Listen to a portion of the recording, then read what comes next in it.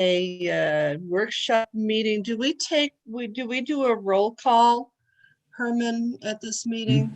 No. All right.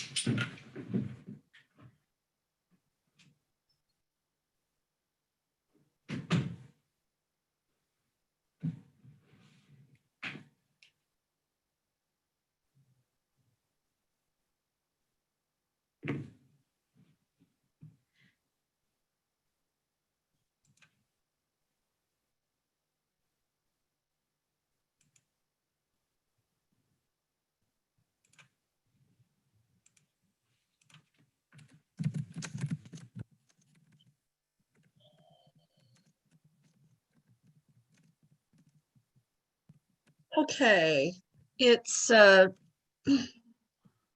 noon and we are meeting today to have our January workshop.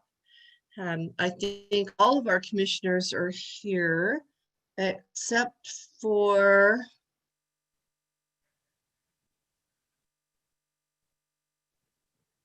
Commissioner Stanton and Commissioner Gifford. But we can get started. We've had a request from Commissioner Brackey to do a pledge of allegiance to open our meeting today. I'll turn it over to Commissioner Brackey and she can comment on that.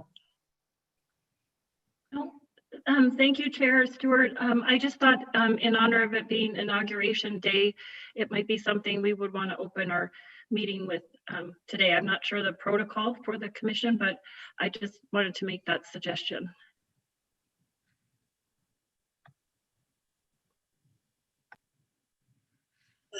Thank you. It's up to the commission if you want to do that. Certainly is an exciting day to see our government inaugurate a new president, the 46th in the line of presidents that we've had. We don't have a flag in front of us to pledge allegiance to. I'm wondering if everyone's okay with doing that. Oh, there you go. All right, so it's perfect. Sydney, Commissioner Zink's got one for us. So let's do that then in honor of the inauguration today and an uplifting event all around. So Commissioner Brackey, if you want to lead us in that.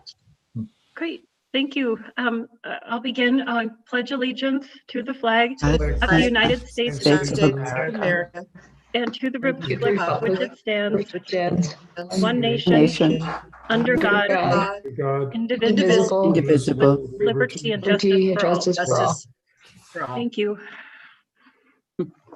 Yay for us. Team effort.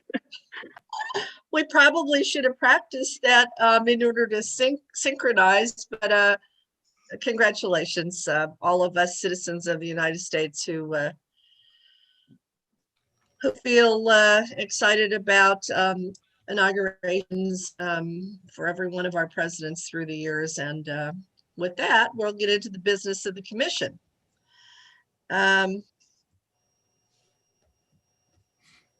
think Commissioner Vasquez said probably the synchronization is due to the Zoom meetings where things aren't, there's a delay on some, but anyway, it was well done. Thank you all. So the first thing we have today, and we have a fairly lengthy agenda, is right-of-way condemnation authorizations from Chief Engineer Steve Harrelson. I'll turn that over to you. Thank you. So pursuant to Colorado Revised Statutes 43-1208, we are seeking approval to initiate and conduct condemnation. We have 3 ownerships today on 2 separate projects. So it's longer than typical. Condemnation information has been provided to the commission. You've also been provided with description of the portion of the highway to be established, opened, added to, or changed, description of the property to be acquired for the project, property address, size of the larger parcel, proposed size of the acquisition, purpose of the necessary parcels, and any other relevant information. There's also a map showing the present and proposed boundaries of the highway project, and valuation of the property is determined by either a waiver valuation or an appraisal, including damages and benefits for a specific piece of property needed for the project. There's one other point to bring up today. Some of the offers that we've provided to these owners are greater than some of the appraisals, and the reason for that in this case is that there's a 30% rule on condemnation authorizations. And what that means is that CDOT is obligated to pay the landowner's attorney fees if the final court award is above 130% of the last written offer and more than $10,000. So that's in Colorado Revised Statutes. Landowner, attorney, and expert witness fees can exceed $300,000.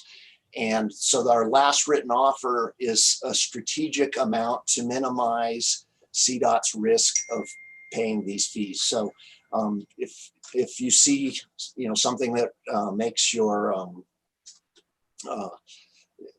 raises your curiosity as to why those last written offers are higher than some of the appraisals, that's the strategy behind it.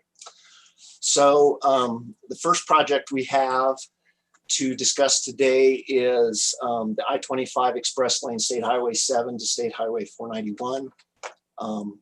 It is up in Region 4. There are 2 ownerships. One is owned by Hank Properties LLC, and the other is owned by Smith Acres LLC. Project purpose is to improve safety and improve connectivity for the community. So next slide. So this is the Hank Properties piece. It is a 2 parcels. One is a remainder parcel from another project, and the other is this AP 565, and it's right on the easterly side of I-25, north of Weld County Road 44. Next slide. The first CDOT appraisal was made September 6, 2019. And we made an initial offer at that appraisal of just over $1 million. We obtained a possession and use agreement on October 10th, 2019 for that $1 million. And the owners made an appraisal that was and a counter offer for $4 million. Because of the large variation in the 2 appraisals, CDOT elected to do a second appraisal, and that one came out at $3 million. CDOT gave a revised offer this last month of the $3 million. Next slide. So there is the, well, no, this is the second parcel. This is the Smith property. There are 4 parcels. One is, or 2 of them are permanent easements, and 2 of them are temporary easements. One is a permanent easement, and then the other is a right-of-way acquisition. It's at the corner of I-25 and Weld County Road 48. Next slide. So CDOT's appraisal was $508,000. The initial offer was at that same amount. We made a last written offer of $585,000. The owner has not provided a counter offer as their appraisal is not finished. The owner and CDOT are unable to reach agreement on language of agreement for possession and use. Next slide. So we did not, what happened to the Highway 13 slides?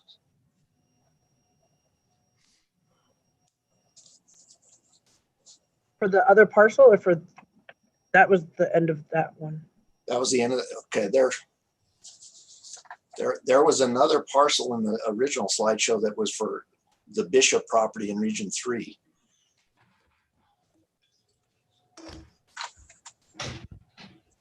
Oh, they sent that as a separate one, so let me get that one up. Okay.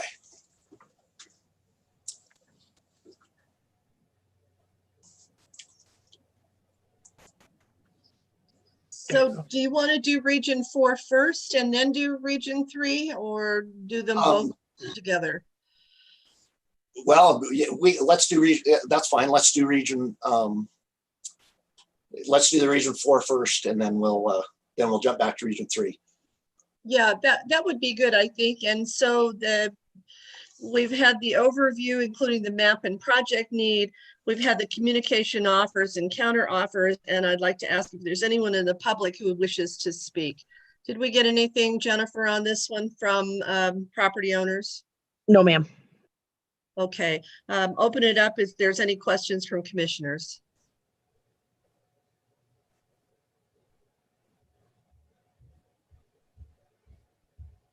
All right, that sounds great. So Steve, if you'd like to go on to the next one, that would be great. Oh, okay, we will go to the next one. It is this project is in Region 3 on State Highway 13, just north of Rifle in Garfield County. The project purpose is to improve capacity, operational performance, and safety for steadily increasing traffic volumes. Next slide. So we've got 2 temporary easements and 2 right-of-way takes on this parcel. It is on the easterly side of State Highway 13 between Rifle and Meeker. Next slide. So CDOT did a waiver valuation of $3,250 last July and made an offer of $3,250. The owner countered with an offer of $250,000. CDOT raised our offer up to $10,000 and made a last written offer of $10,000. On December 28th, we did a last and final offer of $20,000. The owners are concerned about project impacts, including aquifer drainage due to a larger culvert, some aesthetics of the game fencing, and some road noise. Our project engineers met with the owners to discuss concerns and evaluate changes to the project, primarily including regrading an upper road that would link the ranch to the cabin and mitigate rockfall. The owner has not provided support for a counteroffer, and condemnation is required because we need to install utilities this spring. Next slide. So there is again the picture of the project, and that orange road connects the ranch house to the ranch per se along that big road cut there. So that's the upper road that the project engineer has looked at working on to help mitigate some of the rockfall concerns. Next slide. That's it. Thank you very much. We've seen the map, the project need, communication offers, counter offers with property owners. Is there anyone here from the public who wishes to speak on this? Did we receive anything, Jennifer, from the property owners or anyone in the public? No, I have not. Okay, thank you very much. It's appropriate now if there's any questions from the commissioners on this item. This is Kathy. Can you hear me? Okay. Yes. I wondered if Mike had any comments on that. Mike, I know is on the line. Do you have any comments on this, Mike?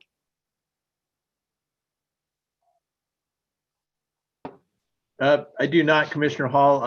Other than the project engineers and our right-of-way folks have been out there a few times to meet with these individuals, and I think the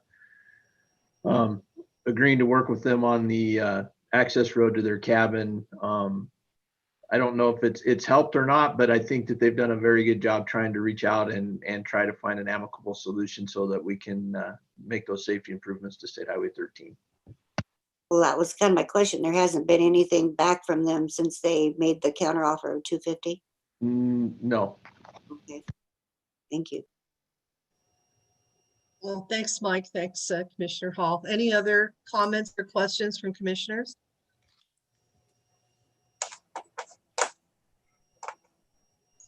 All right, seeing none, this goes on to our TC meeting tomorrow for an action item. And the next item on today's agenda is budget workshop, and that's Jeff Sudmeyer and Bethany Nicholas.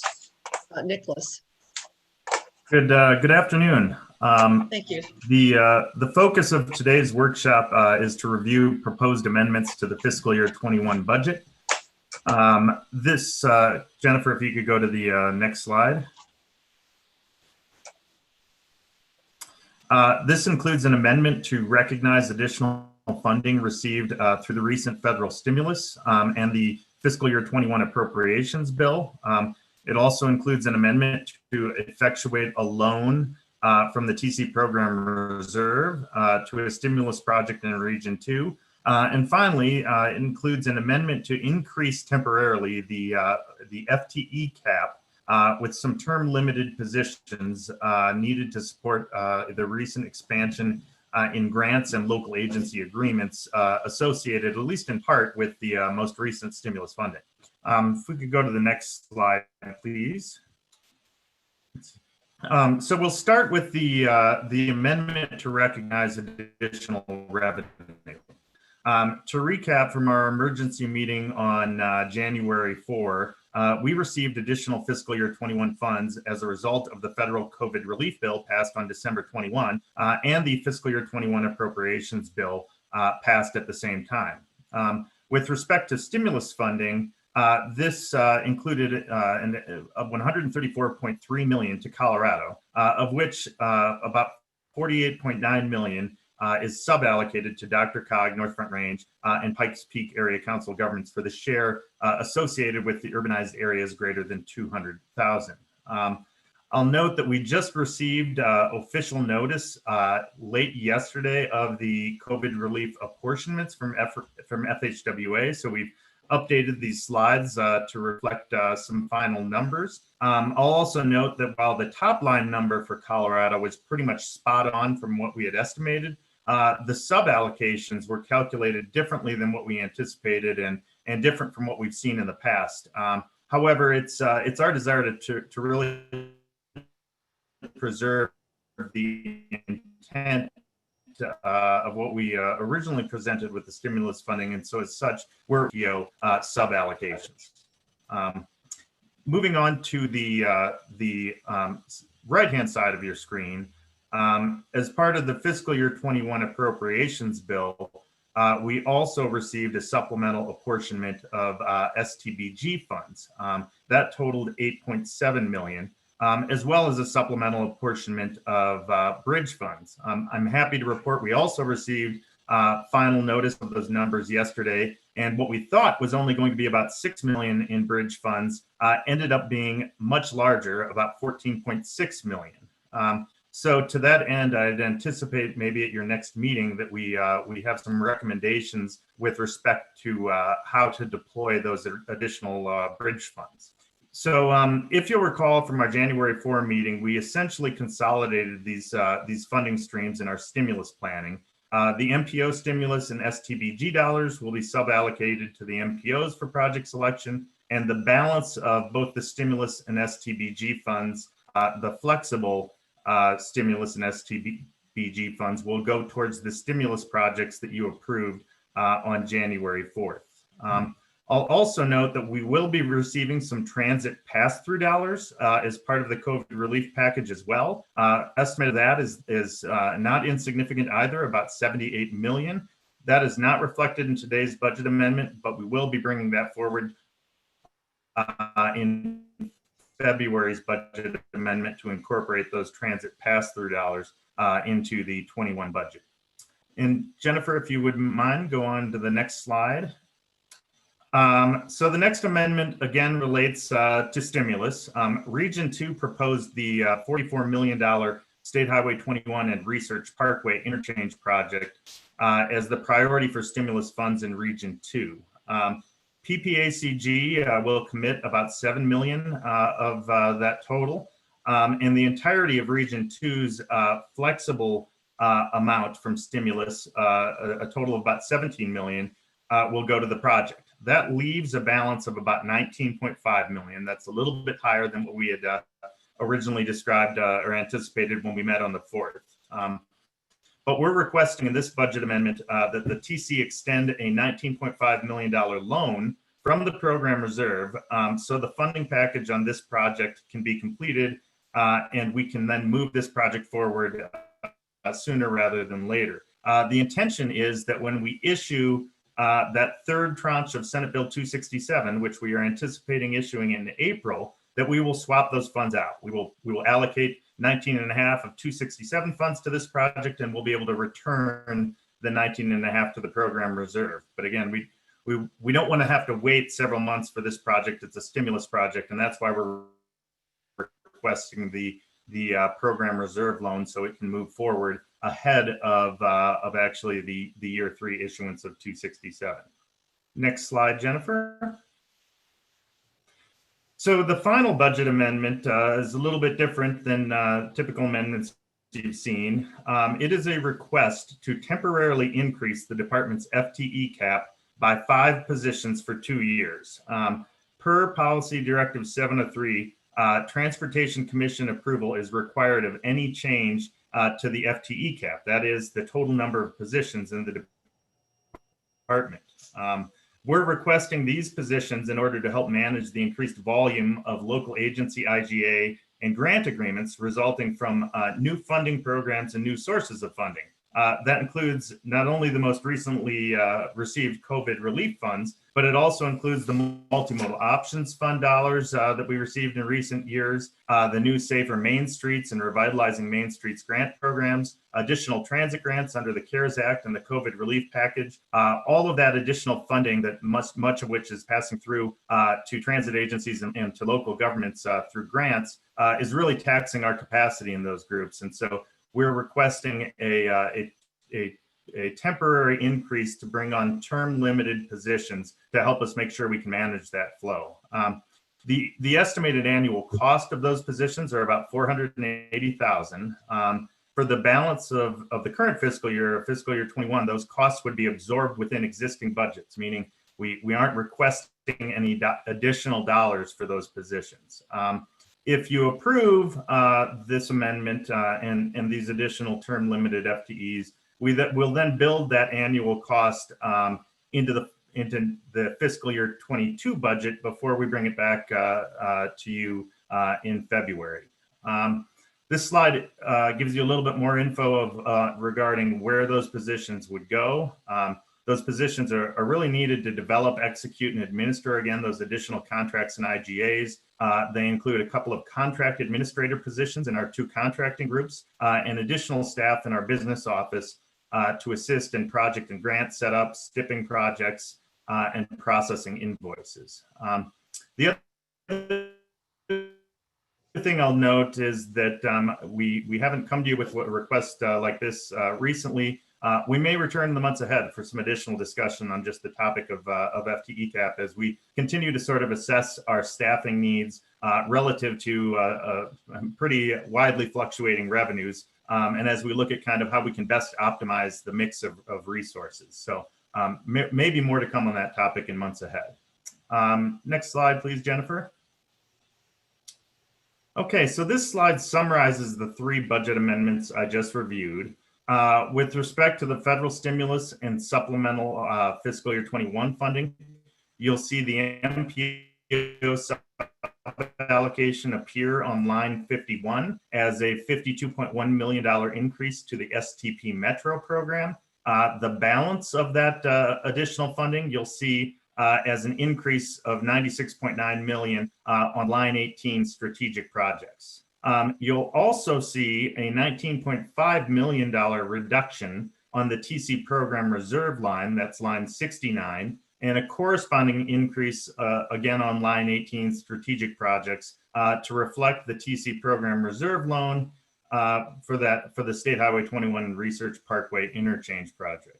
And finally, there's the term limited FTEs, which again, since it will be absorbed, the cost of those will be absorbed within existing budgets in fiscal year 21. It's a $0 amendment from a budget perspective. So that covers what I had for you today. Again, this amendment will be in front of you tomorrow for approval. And I'm happy to take any questions or get any feedback from you. I have a question. Certainly. On the FTE, your budget is so fat that you can absorb $480,000? I would not say that. I think we are now 7 months into fiscal year 21, and it will take time to fill these positions. So I think the only reason we're suggesting that we'll be able to absorb it is because we'll really only have a couple of months in the current fiscal year that we'll have to fund these positions. The other thing I will note is that a portion of these positions are related to some of the transit programs and the multimodal options program.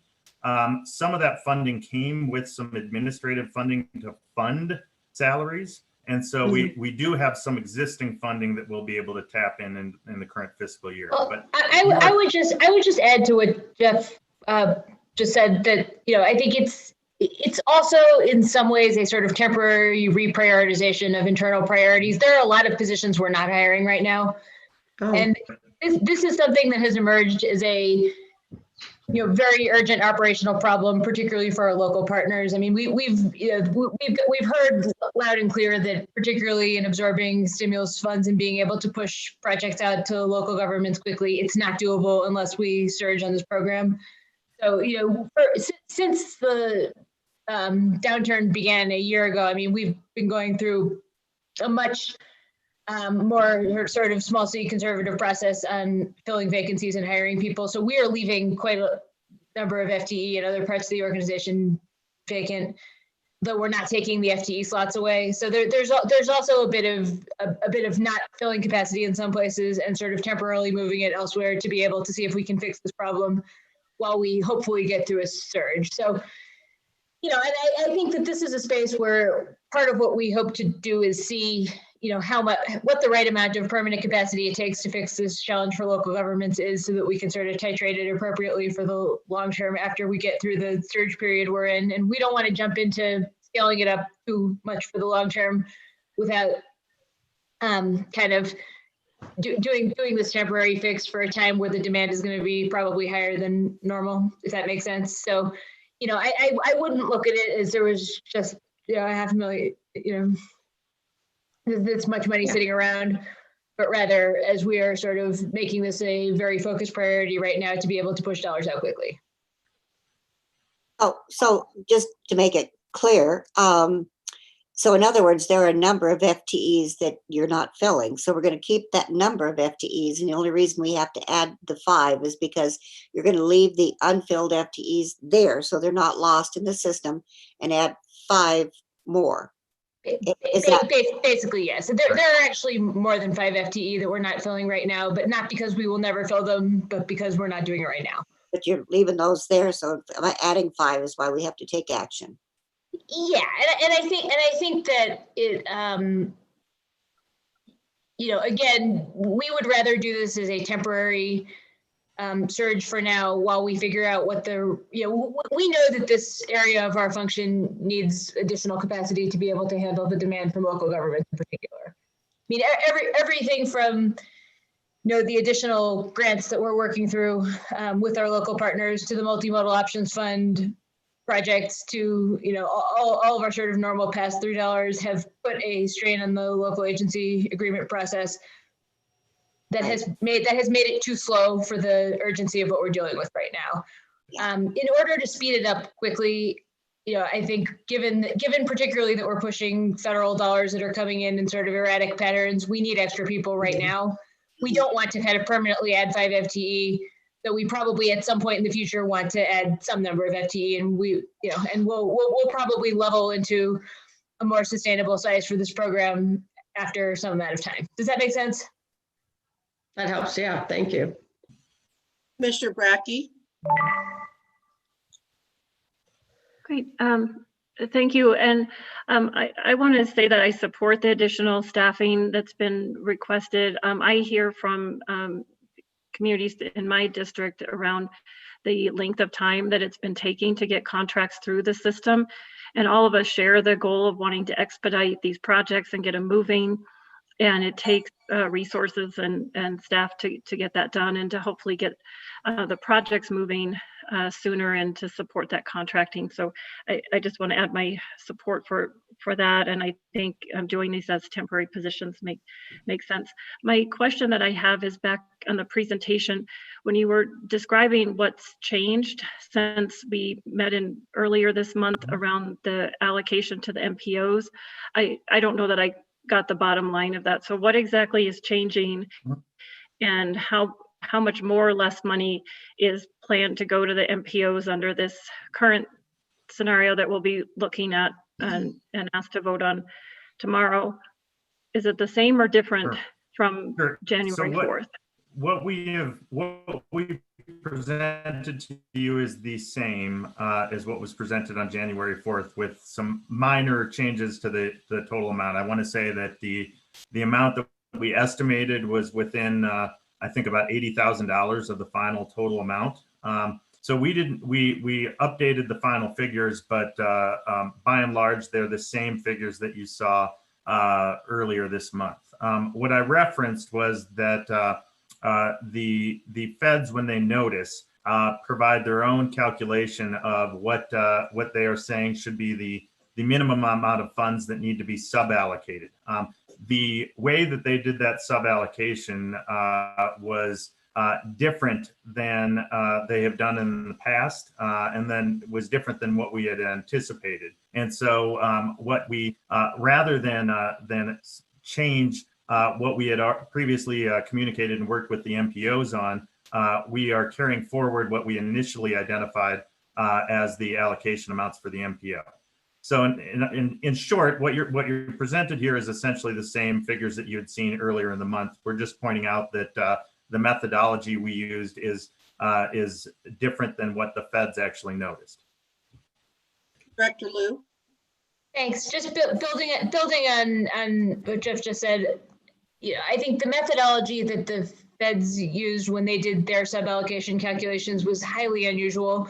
We actually think that there may have been sort of a drafting irregularity in the bill, which was done at the 11th hour, that was translated into the guidance. So, if you followed strictly the way the feds are suballocating it, the MPOs would get much less than would traditionally be the case under this program. So our view is that we should continue to use the kind of traditional ratio to make sure that the dollars are getting into the MPO areas. We're in conversations with DRCOG about how to kind of make sure that their projects include some that are important to the state system given this unusual dynamic. But I think by and large, we don't want any of the MPO areas to sort of suffer because there was an unusual peculiarity in the drafting. I think both us and all of the major MPO subject matter experts on this were surprised by how the calculation worked. So we wanted to share for transparency's sake that happened, but I don't think it affects anything from how we're proposing to move the dollars.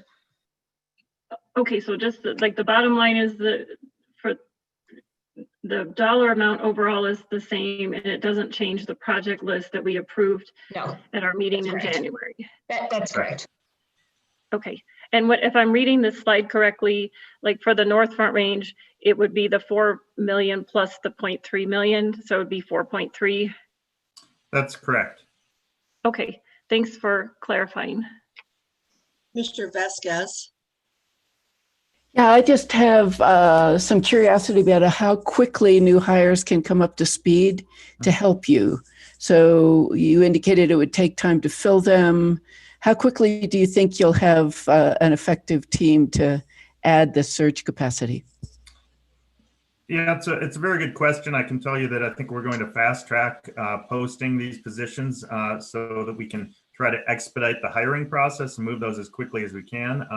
Certainly that, that still takes a period of weeks to get there, probably more than a month to fill those positions.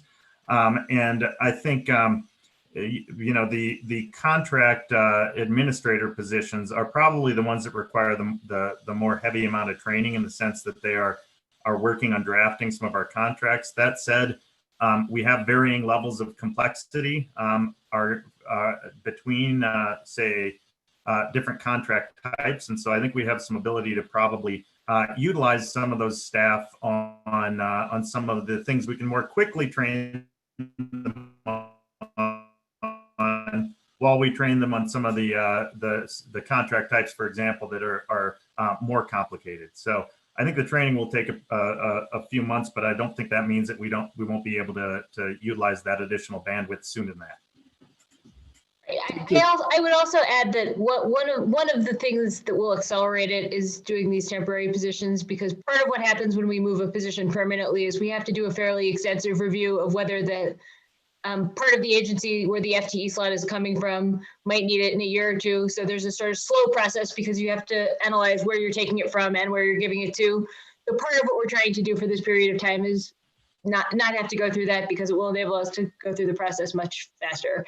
Yeah. I think there's also, one of the things we'll look to is whether these roles might be attractive to internal folks who have familiarity with our system. I think we would encourage people who have knowledge from within CDOT to apply for them. And we believe that there are some places where folks will be quick studies on this topic to be able to move fast. And it won't drain capacity that's critical in those other departments. Yes, that's correct. Thank you. So I want to add my voice to support of this request today. Those of us who sit on the DRCOG RTC are well aware of the frustration of how to get these contracts out the door. All the local governments are really appreciative of the money that's coming in as a stimulus, and have made it clear that they're very eager to get the contracts underway and be able to take this money and use it for the reason it was put into place. And so thank you, Shoshan, and your team for thinking of a way to do this, because I do think that when you have this many contracts going out the door in a very rapid time, you would need more help. So that, I think it's absolutely the right way to go on this. And I think the thoughtful process of how to fill those positions quickly and yet not have them stay on the books if it's not necessary after this big effort is a good one. So just wanted to add my support to what Kathleen said and what you said, Director Liu, as well. Any other comments on this this particular item that Jeff's brought in front of us? All right, I don't see any. So moving on. So that is all I have for the budget workshop today. So we've got a nice cushion of time now. I think next up is the SIB item. Yes, so State Infrastructure Bank loan application. That's Jeff and Dave Ulane from the Aeronautical Board. Okay.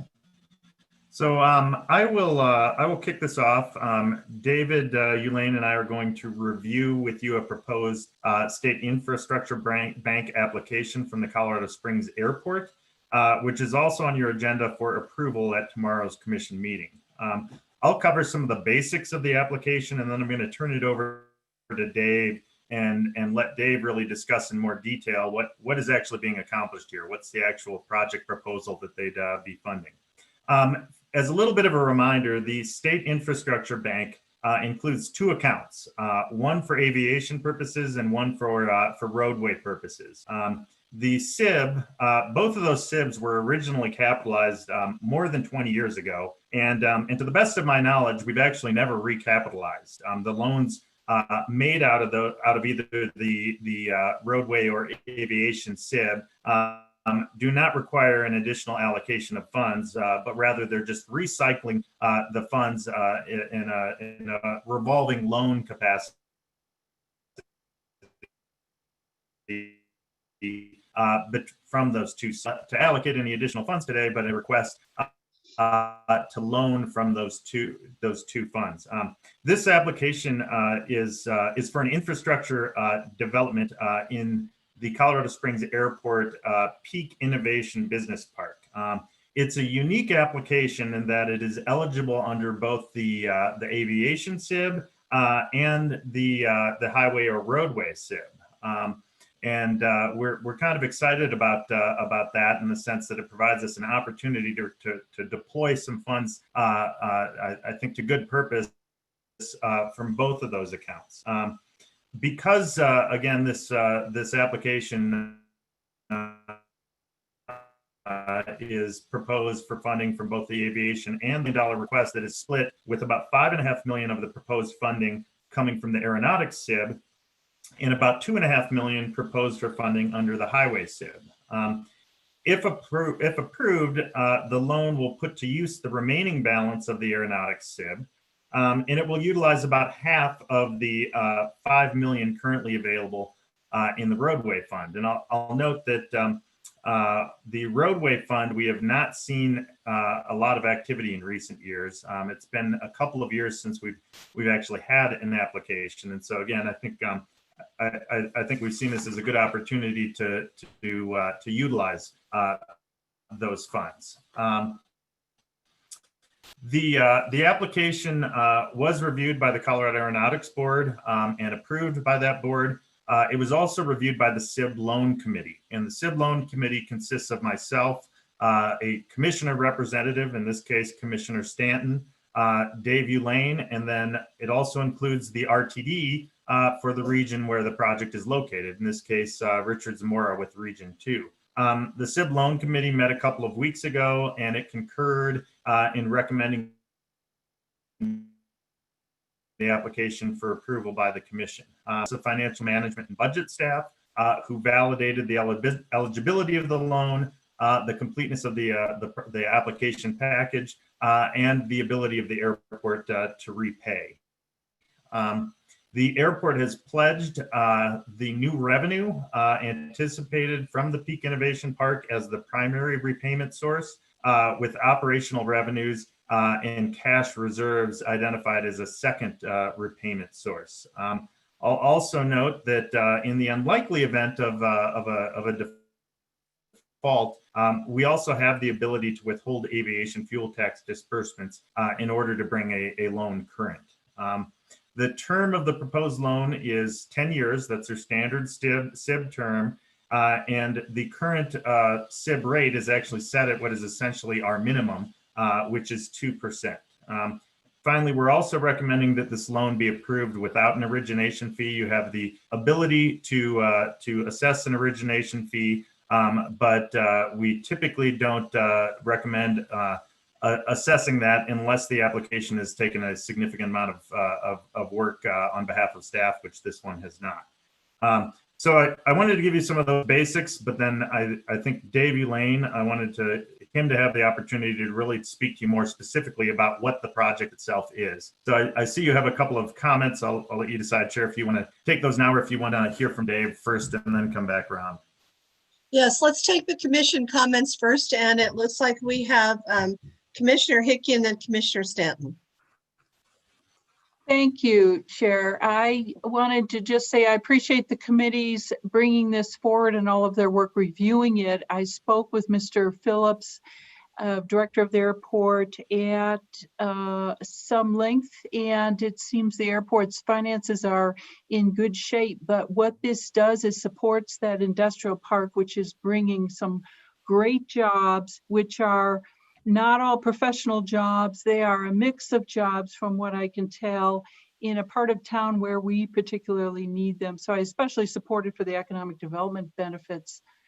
Thank you. And certainly I defer to Commissioner Stanton and appreciate his work reviewing the project. Thank you. Commissioner Stanton. Thanks, Chair Stewart. I wanted to second what Commissioner Hickey said. And as we went through this with Dave Ulane and his excellent staff, we asked a lot of hard questions, and we tried to focus both the highway side and the STIB work loans on infrastructure. Specifically, you'll see Powers Boulevard and highway pieces. And also seconding what Commissioner Hickey said, the economic development goes beyond the business park because it enables Colorado Springs Airport to grow and to bring in low-cost carriers who don't only help Colorado Springs, but they enable people from Pueblo, San Luis Valley, et cetera, to have access to more affordable transportation. Thank you. Thank you. All right, I see no others in the queue, so if you'd like to have Dave come on, that would be great. Thanks, Jeff. Thank you, Chair Stewart and commissioners. I appreciate that. You all have done my work for me in articulating everything that I had to say, actually. But I would just follow on to Commissioner Hickey and Commissioner Stanton's comments about some of the aspects that our aeronautical board was particularly interested in when they offered their unanimous support for this last month. I think obviously a key focus of our aeronautical board is great aviation and aeronautical and airline service across the state. And I think one of the things that really resonated with our aeronautical board was Greg's outstanding articulation of how important non-aeronautical revenue is to a commercial service airport. As a former airport manager myself, that's a mantra we get taught early on in airport manager school.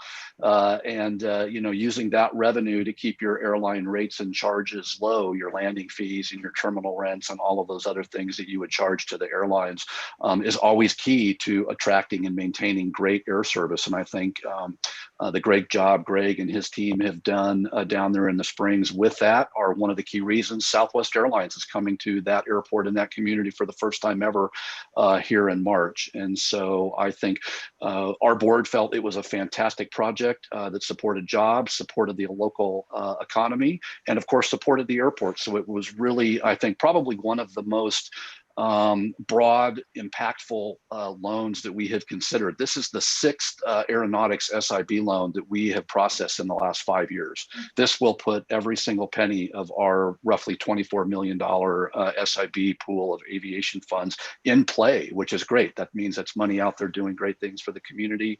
And of course, because it's interest bearing, it makes our account grow every year. And that's money we can turn around and loan to other airports as we move forward. So that in a nutshell, commissioners, was the reason that the aeronautical board was wholeheartedly in support of this application. And I do know that Greg Phillips, the airport director from Colorado Springs, is here. I see his smiling face there. So I'm happy to have him answer any questions that I have not. Thank you. Thanks very much, Dave. Always a good presentation. And I'm looking to see if there's anyone who wishes to make a comment or have a question.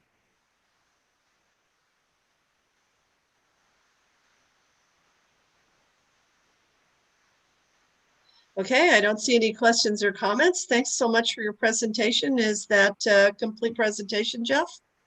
That completes our presentation. There's no further questions. I'll be back tomorrow to request your approval. Chair Stewart, if I may. Yes, please do. There's not much I can add to this other than to say that we're humbled by the support of the state. That the SIB loan program is a tremendous program that is beneficial to airports across the state, I know, and Colorado Springs has been a welcome recipient in the past year. I can't say enough about the support of the aeronautics staff. What I like to say is they think of real practical solutions that meet real needs for airports across the state. And that's exactly what we need from state aeronautics. So to Dave and his staff, they do a tremendous job every year with us, and we appreciate that. In many ways, Colorado Springs Airport has been a victim of its own success lately and of the success and growth of the city.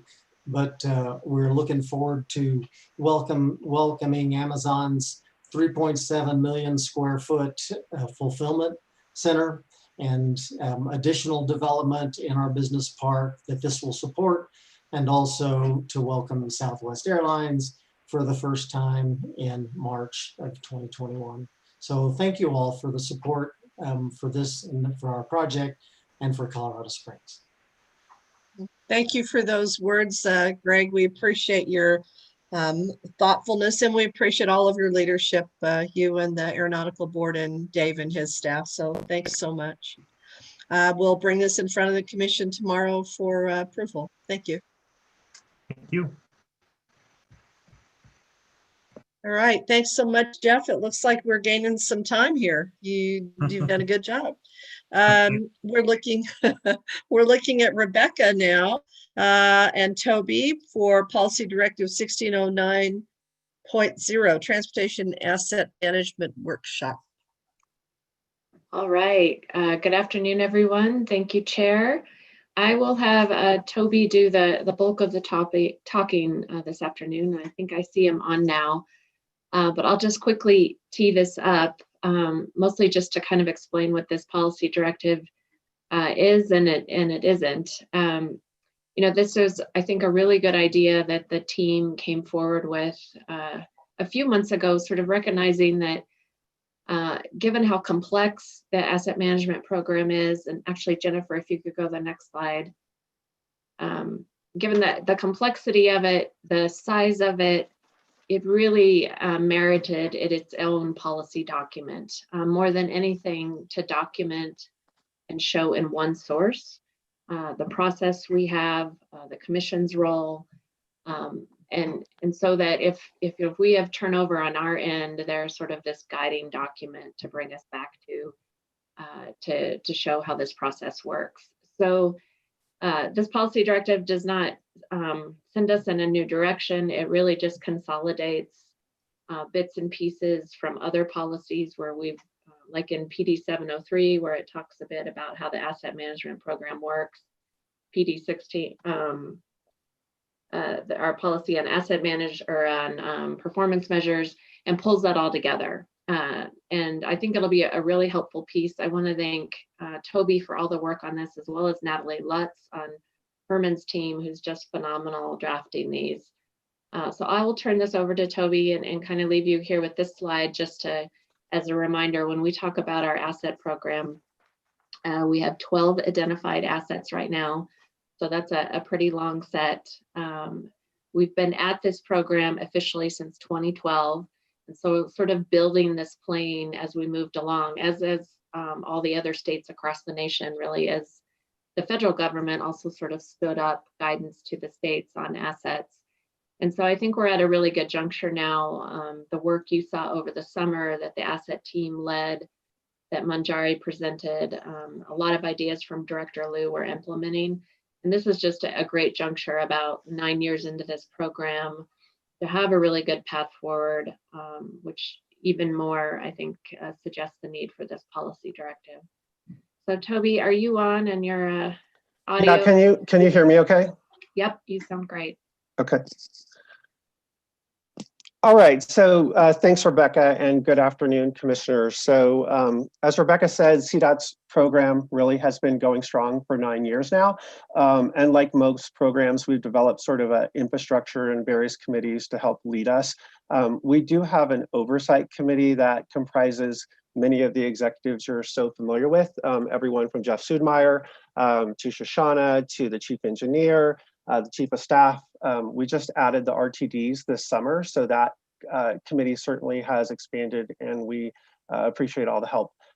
We also have a working committee that is composed of our asset managers, and we have managers for each of our 12 asset classes. So they help us work through items such as developing the project or treatment list that we develop each year for each asset.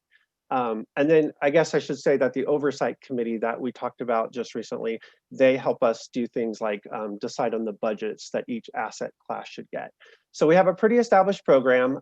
Next slide. And so you may wonder kind of why a policy directive and why now?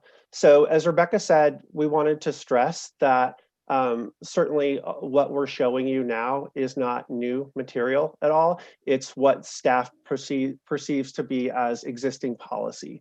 But there are several good reasons to pass a policy directive now. First of all, certainly we want to recognize commission support for this program and how it works. And then secondly, we really want to get on just how does it work? A lot of times we'll have new commissioners, new directors, new staff, and they will wonder things like, how do you get your budgets approved? How do you develop your projects? So this policy really does that. We wanted to define key terms, and we do that in this policy directive. And we also wanted to recognize many of the federal requirements we have for asset programs. Next slide.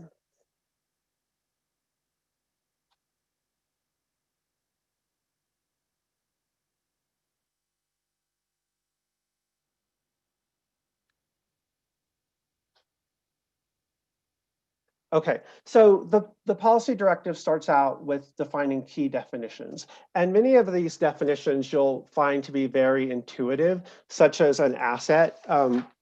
The policy defines assets really in physical ways, such as a bridge, a pavement, a culvert, or a wall. There are many other assets at CDOT, such as a data, for example, that we don't get into this policy directive. So I'm not going to go into each of the definitions we supply, but we do talk about key terms in the program here. Next slide, please. Some of the definitions that aren't as intuitive would be things like our planning budget. So you should understand that we come to the commission each year with planning budgets for each of our 12 programs. We set those planning budgets 4 years in advance. However, they don't become actual budgets till someone like Jeff Sudmeyer comes to you each year with the overall CDOT budget and approves those as actual budgets. So for 4 years, those sort of lie there as planning budgets that our asset managers can use to develop projects and to know really the size of their program. So that's a key definition. Another key definition would be our TAM cap. And our TAM cap really represents the sum of all those planning budgets. So it's the total money we devote to the TAM program each year. That is the TAM cap. Next slide. The directive continues from there to go into the principles and purpose of asset management. And really the purpose of asset management is to keep our assets in a good condition for as long as possible at the least cost. So we talk about that a little. Then we go into requirements for an asset class. So you can see up here one by one, we have several requirements for each class. So assets must maintain an inventory. So we really need to know, for example, where our sound walls are or where our retaining walls are. Each asset class must be able to rate its asset in a performance measure, a quantifiable performance measure. So bridges we need to know how many bridges are in good condition, how many are in fair condition, how many are in poor condition. They need a performance target. They need a system or model that we use to sort of help set budgets. It helps us know how much money we need to achieve our targets. And it also helps us to really pick our projects. These models that we have will recommend the best projects to do based on a cost-benefit analysis. Finally, our program is dedicated to taking care of the existing system, not to expanding the system. So each asset class must be able to distinguish between what's a maintenance activity versus what's an expansion activity. So we list requirements, we talk about our purpose, and then we also list the asset classes in our program. So those 12 assets that Rebecca showed you, everything from pavement to culverts to walls and tunnels. Next slide, please.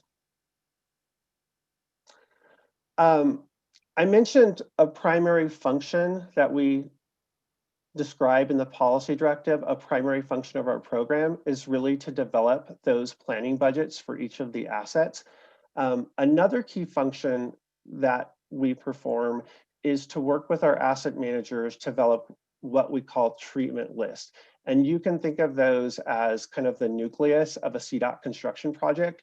So every year we generate 4 years in advance, we generate treatment lists for assets like pavement and bridges and tunnels.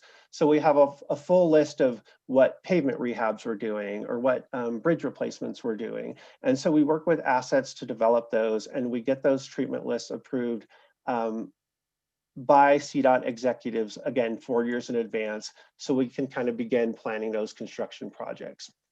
Next slide.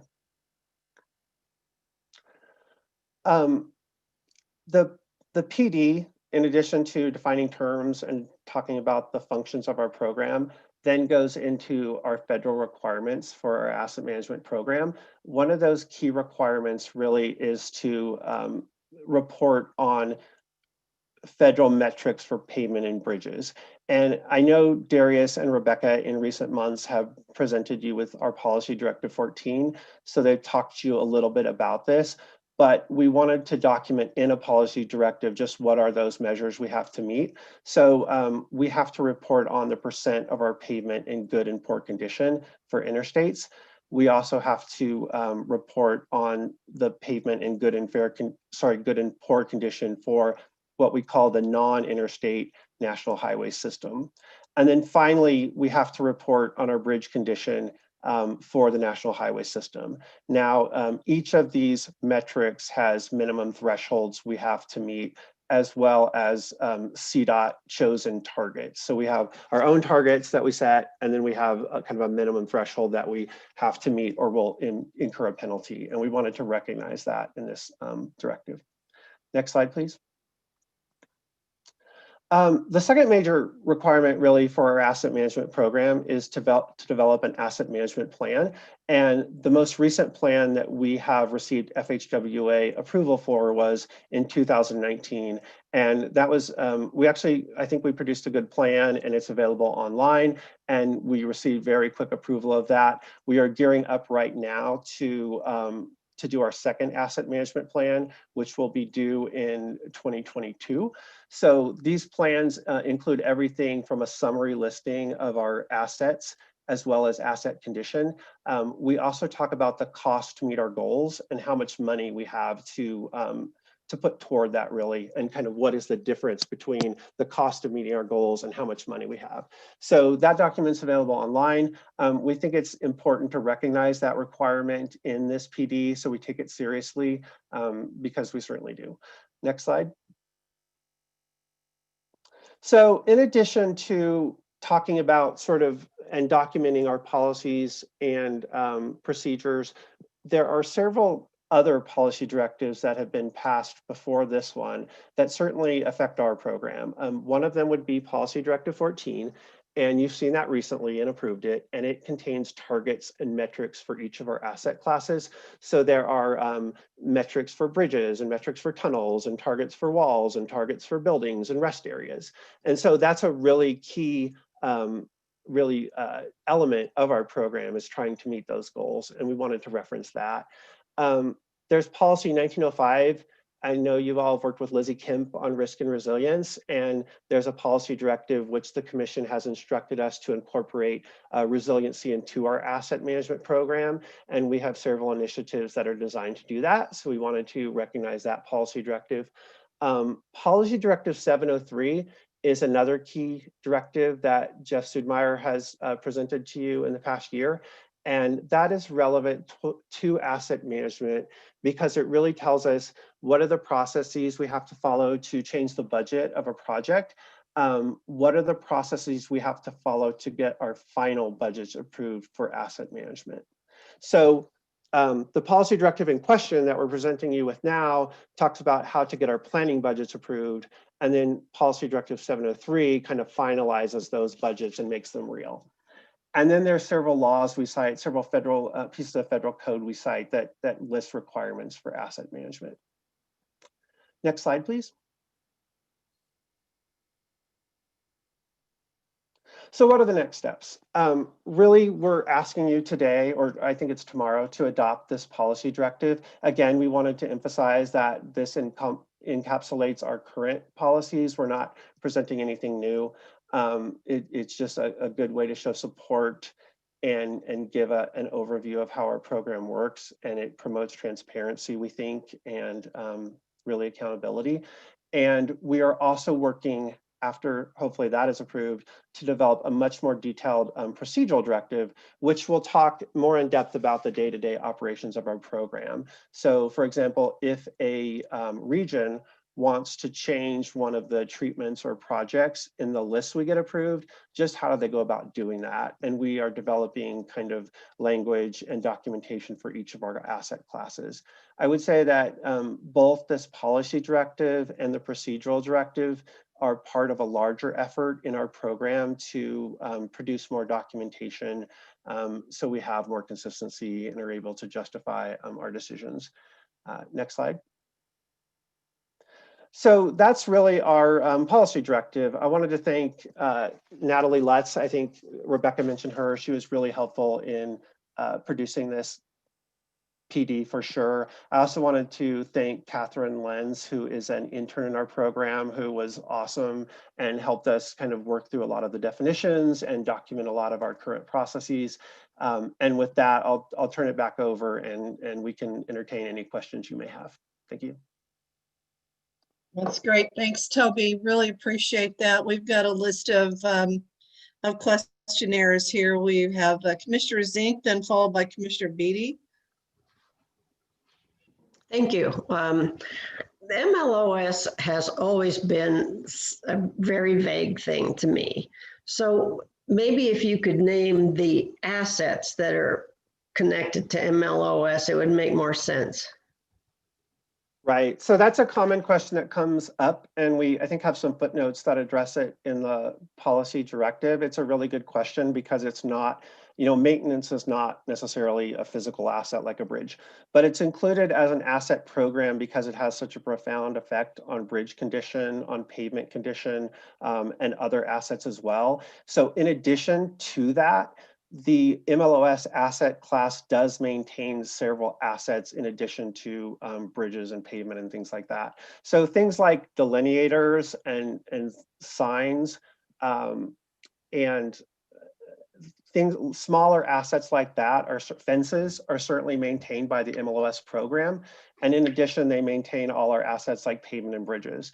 There are 9 areas in maintenance. And so it's everything from clearing snow to striping the roadways to maintaining some of our, you know, picking up trash and all that. So MLOS is kind of an odd duck, certainly in our program, and it's a combination of maintenance activities, but they also have physical assets that they quote unquote own, like the fences, like the signs and items like that.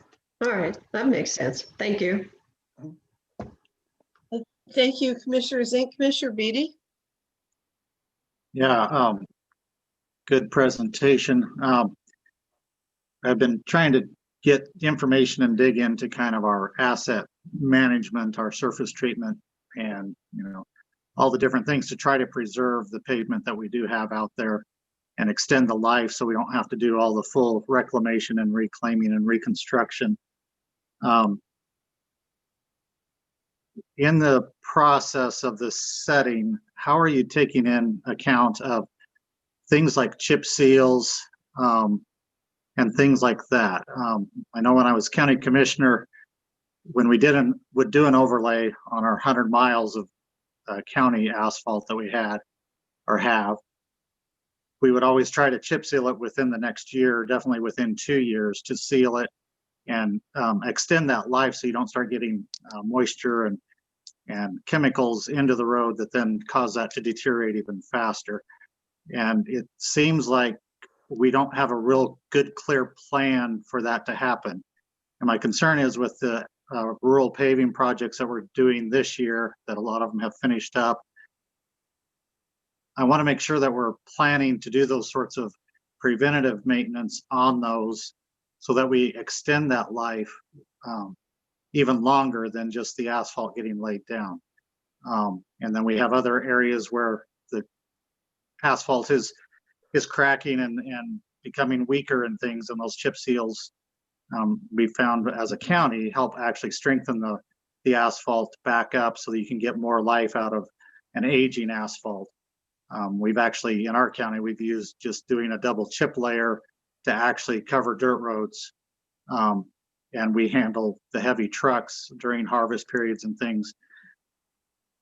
I'm wondering how you evaluate and bring some of that data on how we can prevent some of those higher cost issues down the road by spending more on that short-term, much lower cost things.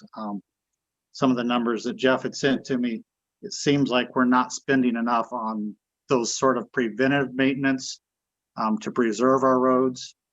And it seems like even going back to when I was involved with Tom Norton and things, it felt like we were always, well, we're just going to go get it rebuilt. So we're not going to spend money on maintenance or some of those preventative things that would have extended the life on some of those. So just kind of want to, the whole team, your engineer, John Lorme, all of them, how we work that into this process to make sure when you're setting those budget totals, we're looking at that preventative maintenance that can help reduce a lot of those reconstruction costs that we're starting to have to really face on a statewide basis now.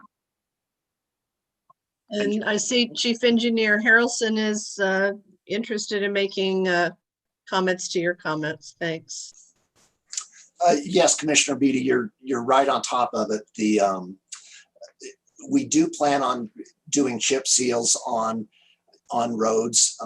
You know, depending on the road and the climate condition, you know, where it's located, we try to get out there and do some chip seals, you know, 4 or 5 years after we do an overlay. The other thing that we try to do is the mill and fill treatments before those surface cracks extend down more than an inch or two through the pavement surface, because the idea is to keep the water out of the subgrade, because that's what makes the pavement deteriorate. So we have 2 ways to do the chip seals. One is to have our maintenance forces do them. The other is to contract them out. So we do both. Because of the statutory limits on how much work our maintenance forces can do on a single project, we can't, maintenance forces can't chip seal long stretches of highway. They're capped at $150,000 worth of value per year. So that limits that, but we do contract that out. And we also try to mill and fill asphalt roads prior to them deteriorating so far that they need to be completely reconstructed.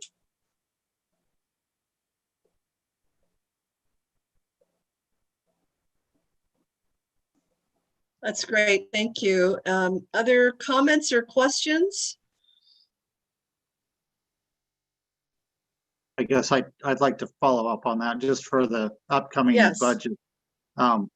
With the larger amount of new asphalt resurfacing that's been done with the current investment, the 300 million, is there a plan in this 4-year plan to increase the amount we're putting into chip seals so we can try to preserve that new asphalt that's gone out? And then again, just how are you trying to increase some of that? Because just like I mentioned, looking at the budget numbers and comparing to what our county spends on 100 miles on the materials, I don't see enough in our state budget to try to maintain what we have. And that's a concern as I've looked kind of more at the granular things. I know as a commission, we approve the big general budgets, but this has been a concern of mine. Partly why I got on the commission is trying to figure out how to extend the life of what we have so we don't have to spend so much reconstructing. Craig Whedon, who is our materials engineer, would probably be a wonderful person to give a summary of our pavement management model, but it is designed to weigh, climate conditions, age since the last primary treatment, expected or remaining service life, and how best and most economically to extend that. And chip seals are a very important part of that on our rural roads. I know just this last season we did one up on Highway 24 near Buena Vista. So it's one that we do, and I think Craig would probably be better suited to discuss that model and how those projects are prioritized. But we're not just a purely reconstruct and resurface. The chip sealing is a very important part of our program. The model does weigh a cost benefit of treatments, those preventive type treatments and rehab versus reconstruction. So it certainly takes into account the cost and benefit and the cheaper cost of those preventive maintenance activities. Great, thank you, Commissioner Vasquez. And then, oh, if you don't mind, Commissioner Vasquez, let me ask Jeff Sidemeyer to jump in here on this particular issue, and then you'll be right after him. Thanks, Commissioner. And just a quick comment. I think too, Commissioner, one of the things you get to is sort of a trade-off that we have to make between our maintenance program, MLOS, and our asset programs, right? And an additional $1 to our asset surface treatment program is $1 less to our maintenance program, and vice versa. And I think one of the things that actually we've discussed recently as part of this TAM PD discussion and the discussions of the TAM Oversight Committee is taking a closer look at how we establish an annual recommendation that ultimately becomes a planning budget and then an official budget for the MLOS programs. And so we don't have the answer to that right now in terms of how we might change that, but that we actually are kicking off a process to look at, is there a better way for us to establish what we think is sort of the optimal level of funding on the MLOS side, recognizing that there's trade-offs between the asset side and the MLOS side. So I think you'll probably hear more on that subject in months ahead after we've had a chance to develop some thoughts on that more. Thank you. And I have Mike McVeigh, I think, who wants to comment on this before I go to Barbara. She's said, please let Mike go first. Thank you, Barbara.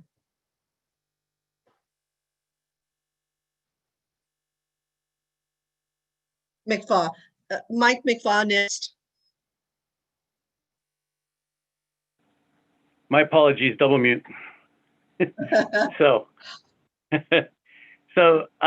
I was materials engineer a long time ago, pavement manager, and our surface treatment asset management program, it's a performance-based model. And there's several things we can do with it. We run the model for the larger engineering projects, and it prioritizes those projects. But in the same breath, a lot of times, and what we'll do in Region 5, and some of the other regions will do this also, is we'll ask it to run with a lower dollar value. And what this model will do is if you're doing $1 million or more, it's going to recommend chip seals, surface treatments, et cetera. But if you say, hey, I want to do $150,000 projects and less, it's going to start recommending crack seals. It's going to start recommending other little treatments, cape seals, surface seals, et cetera. And so we try to use that and manage that program. And then within Region 5, much like you're talking about, Mr. Beatty, we actually take a portion of our engineering surface treatment money and we put $500,000 aside from engineering each year for our maintenance sections just to buy chips and oil so they can come back within 3 to 5 years of a new overlay and put a chip seal over it to help seal it off. The other thing that we did this year, which is a little different dynamic, and we're expanding our asset program in Region 5, is this year we set a standard that if an overlay is going to occur on a roadway or if a chip seal is going to occur on a roadway, that maintenance must also crack seal it within 24 months of that chip seal or overlay occurring. So it's really kind of a 3-tier asset management process, and all the regions are using that model to make determinations on what the best movements are depending on the funding levels they're working in.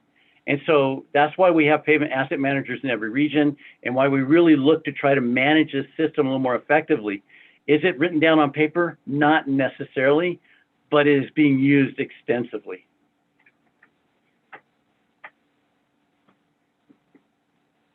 Well, thanks very much for that additional comment, Mike. Appreciate it. And I'll now go to Commissioner Vasquez. Thanks. I want to zoom out and ask a broader question. I look at these 12 asset classes, and having just sat through this right-of-way condemnation presentation makes me wonder where real estate and right-of-ways fit, particularly with some of the large price tags associated with that. I had actually sent that question privately to Rebecca, but it occurred to me perhaps, Jeff, you might have an answer for us. I was trying to figure out whether this list had to do with useful life, and that's why real estate isn't in it, or if there's some other reason. And I guess to maybe clarify your question, are you asking how we budget for right-of-way or how we manage right-of-way in general? It's a general question why it's not considered an asset on this list. Good question. And you are correct. We don't have like a right-of-way asset. I think we consider the right-of-way to the extent as essentially part of the project or the transportation, the underlying transportation infrastructure itself. Similarly, we don't independently budget for right-of-way costs. We budget for a surface treatment project typically doesn't have a whole lot of right-of-way costs, but we budget for a surface treatment project, and if there's a right-of-way cost associated with that surface treatment project, the right-of-way cost comes out of the surface treatment budget. But you are correct that we don't separately manage a right-of-way asset. And CDOT has other real estate besides right-of-way, correct? We have our various facilities, right? So we have say real estate associated with our headquarters offices or with a maintenance facility out in the field. We certainly have I think we have, when we have remnant parcels of right-of-way, I think we attempt to dispose of those parcels. So I think our property management staff could give you a more detailed answer, but I think the short answer is probably that the majority of our right-of-way is directly associated with the system and the projects on the system, or CDOT support facilities. Thank you.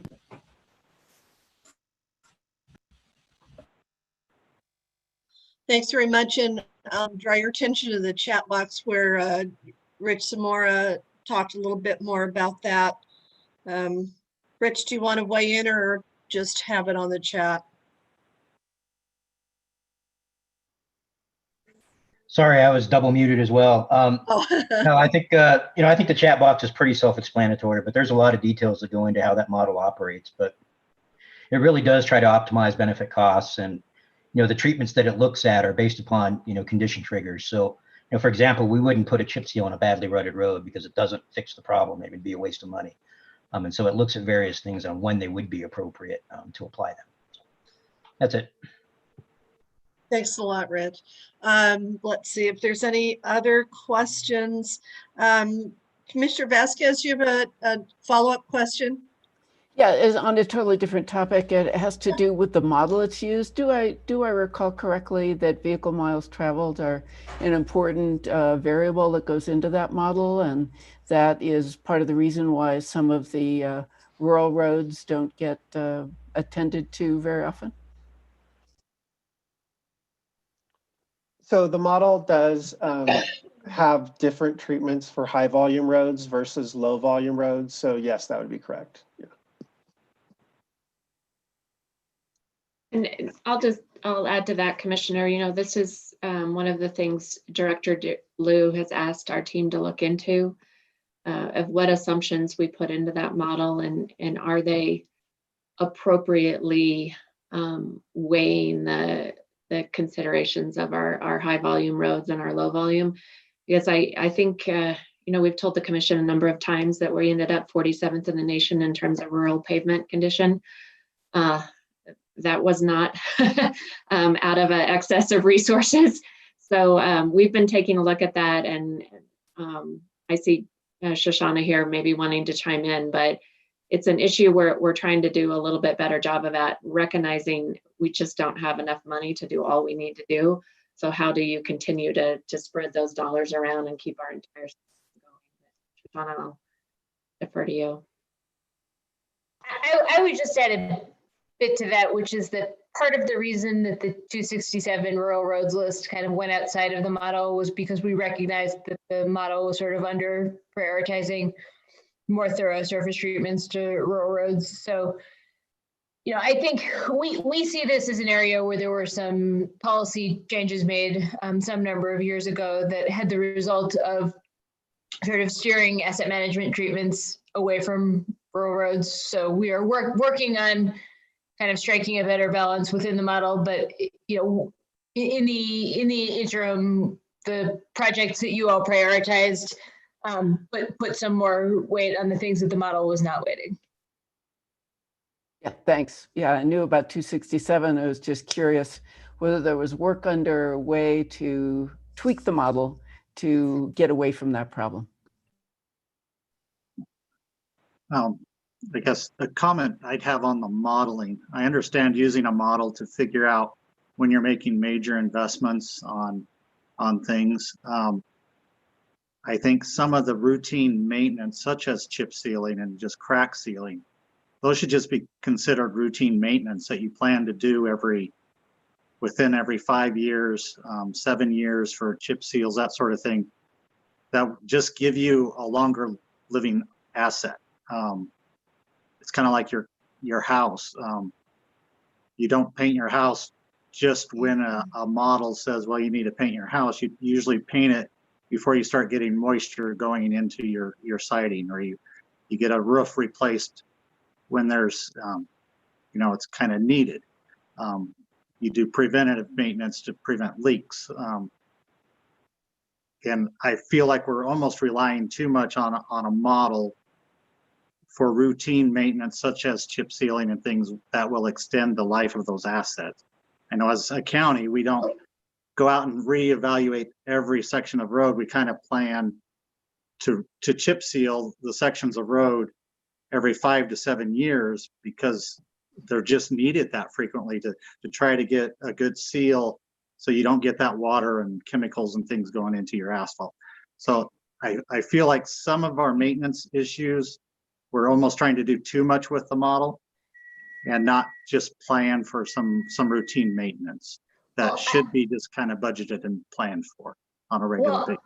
I think this is where there's perhaps a bit of conflating of two different parts of the budget. I mean, we talked a few minutes ago about what's carried within MLOS versus what's carried within asset management. Sort of typically the things that you're describing, which are the more kind of routine, fix the hole in the roof kinds of fixes, are actually carried oftentimes in the MLOS budget. So the thing, like for the work that maintenance does in-house, largely, your model, and you're correct about this, is not going to perfectly predict exactly where there's going to be a crack or a pothole, right? I mean, we all know that best laid plans don't, identify exactly where it's going to happen. We know the phenomenon is going to happen, but we have to be a bit responsive in that respect. So those will typically be done in-house by maintenance, and that is part of the MLOS budget, not the asset management budget. The asset management budget being the things that are a little bit more sort of preemptive.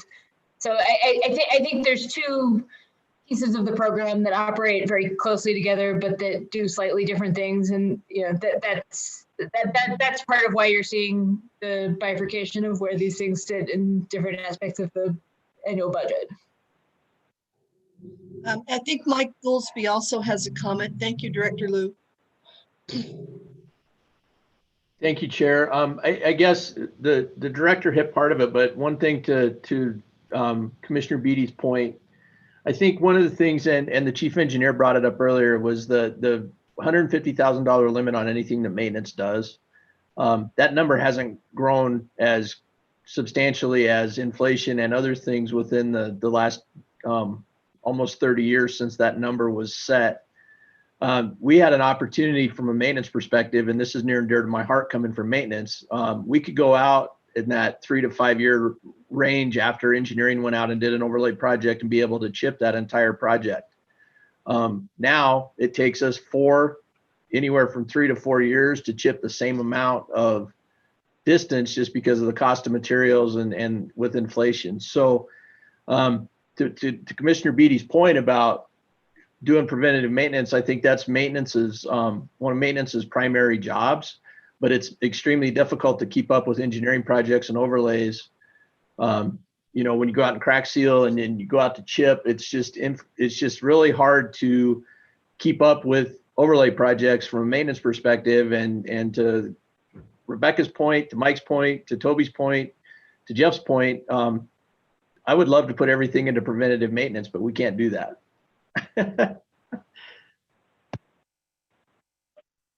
Thanks, Mike. And then I see that John Lorme says the same thing. It's same for crack sealing. And then Shoshana says, Mike, can you flag our legislative request to change this? One of the things I can talk briefly about that if you'd like. That'd be great. That'd be great. So currently we're working on a legislative proposal to increase the amount that maintenance could be able to perform up to $500,000. There's some back and forth right now. Specifically, that would allow maintenance to go out and perform these preventative maintenance treatments. We'd get about the same bang for our buck we used to for $150,000. It would afford us the opportunity to be able to go out and do a 10-mile chip seal, or do our larger crack pour project, or some of those things that would actually hopefully turn the tide a little bit on some of this preventative maintenance stuff. So all the support you can give us from a legislative perspective, that would be awesome, because it would afford my maintenance folks to go back out and be able to actually do a chip seal. Thanks, Mike. This is what's so frustrating about doing a Zoom call, is in a room, we used to be able to really do this back and forth pretty rapidly, and we'd have all this extra information in front of us and it would stimulate the discussion. And this has been a pretty good discussion and so important, but gosh, I wish we were in the same room so we could have this interaction in a more organic way than putting your name in the box. Speaking of names in the box, I've got Herman Stockinger here who has a comment, but Herman, why don't you just give it to us in a verbal comment? Sure, just wanted to point out every other agency in the state, their limit is set at 500,000 and has been for something like 15 years. CDOT's the only agency in the state that has their limit set at 150. So can we just ignore our limit and go up to the 500 and say, oh, we thought all state agencies were at 500? No, the statute's pretty clear. What's the penalty? They're going to come take our HUTF funding away from us that's dedicated to transportation. I mean, and say, oh, we're not going to allow you to maintain your roads. I mean, who's going to come back and say, no, you can't go out there and maintain our roads? I mean, it's, I get a little frustrated that we can't get this to move.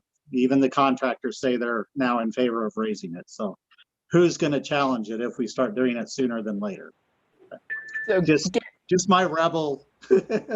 Gary, I can appreciate the problem your mother had. You're the kind of kid that would ask for forgiveness later, not ask for permission. I love it.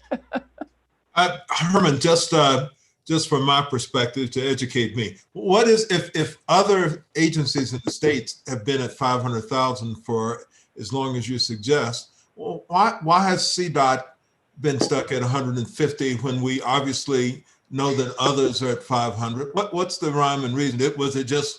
We just neglected to do it? Because go ahead. Because 15 or so years ago, the contractors pushed back on CDOT getting the same ability that the other agencies had, because they thought that it would hurt their business. So the legislature didn't increase ours when they increased everybody else. So we're going to have the same problem today. It may be, it's not pushed at, say, 150 or pushed back to that level, but their lobbying group will have the same resistance to CDOT that they've had in the past, and I would imagine. Potentially, and that remains to be seen.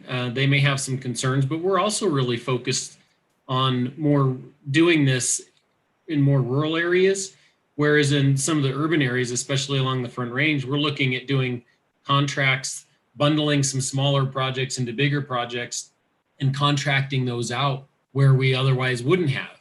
And I think it plays to where the resources are and where the the employees are, we feel like this is going to be really important for rural Colorado to get our limits raised up, and we may not access that opportunity that much in the urban areas. No, it makes practical sense to me. The contractors' issues are real issues from their perspective too. So, as a business person, I certainly understand their perspective. They don't want to see the CDOT all of a sudden doing things that they could do themselves. That's a standard kind of argument.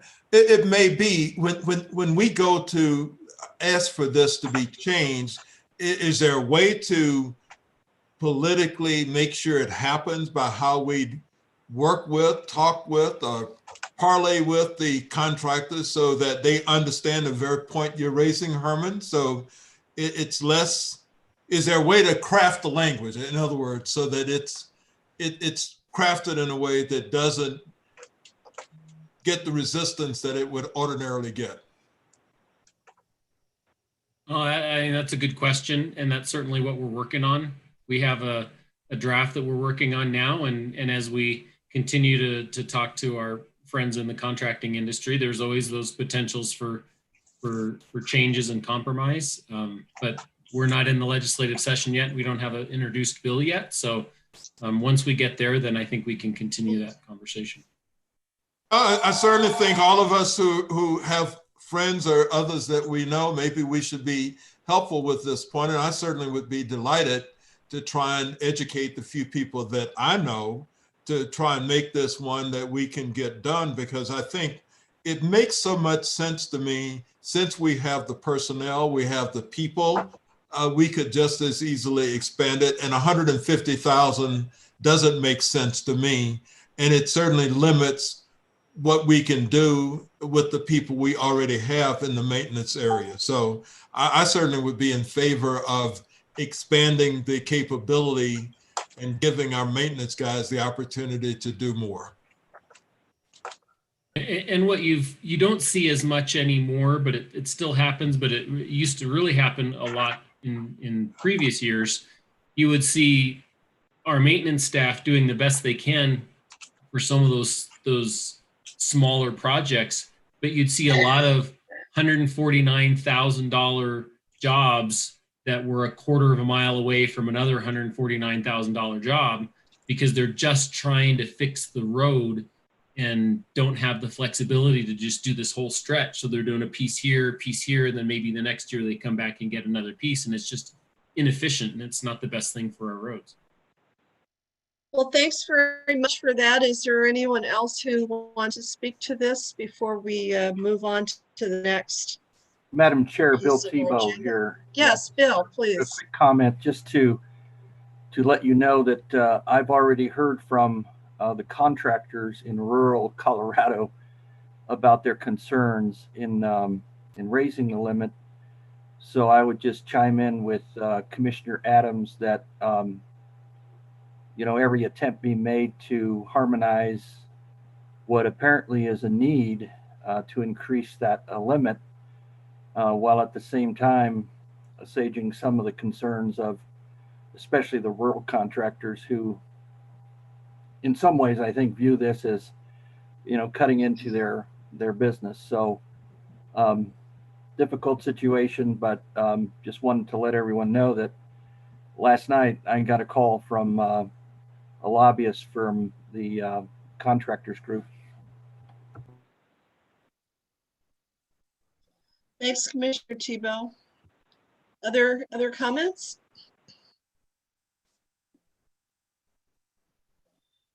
All right. Does this conclude the Policy Directive 1609 conversation?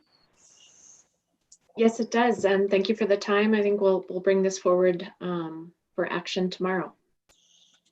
That's great. Thanks for doing this. And as you could see, there was a lot of interest in this. And I think one of the things that occurs to me is the importance of the amount of money that's necessary to do the kinds of things that we're required to do and the kinds of things that we should be doing with the relation to what Commissioner Beatty is talking about. And I know he talked about the community, the counties process, and that was very similar in our city process as well. We did a asset protection rollover every couple of years, and we did the same kind of thing. And so really appreciate those comments. Thanks very much, Rebecca and Toby and everyone else who weighed in. And I think if you don't mind now, we'll just move on to Policy Directive 1601, which is the interchange approval policy revisions. And that's Aaron Willis.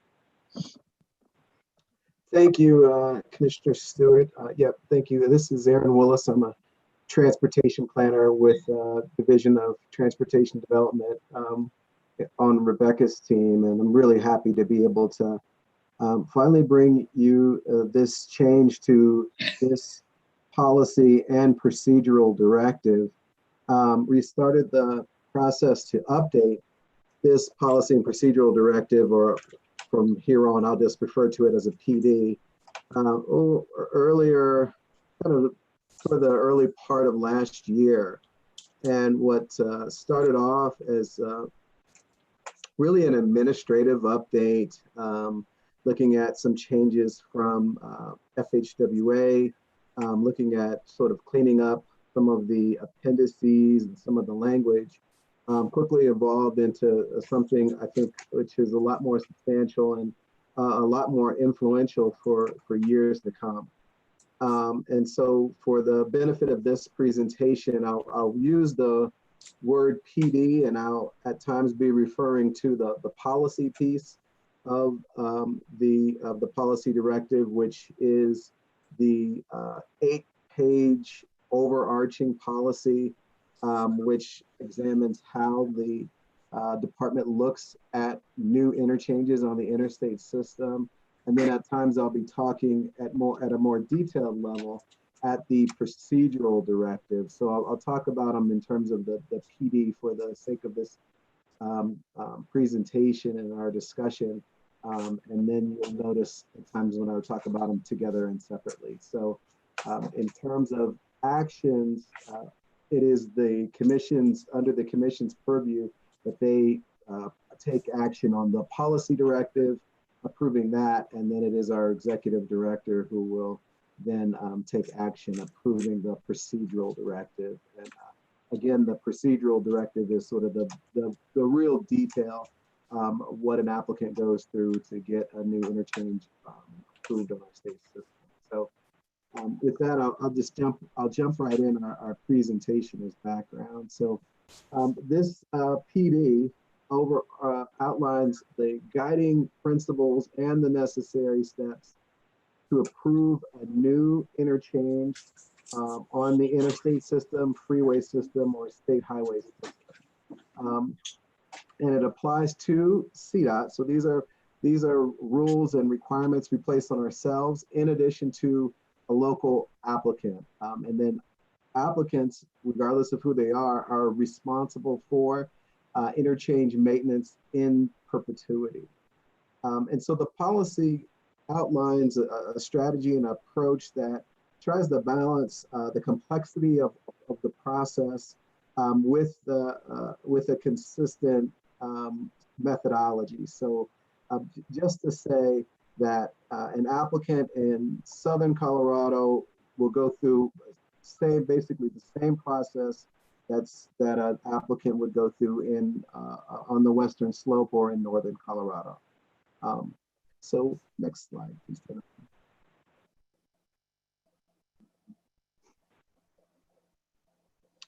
So the purpose of the PD is to preserve the state highway system's level of service in our operations. And again, it's important for us to have a policy that is fair, is consistent, and treats each interchange in that same manner.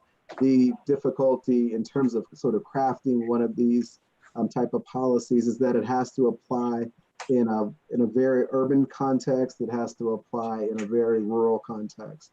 And so the policy also outlines providing with the commission and decision makers with a sufficient amount of information, and it serves as an overarching policy. So it also includes and tries to reduce duplicative analysis. It includes the MPO processes. It includes FHWA policies, all under one overarching umbrella. The next slide, Jim.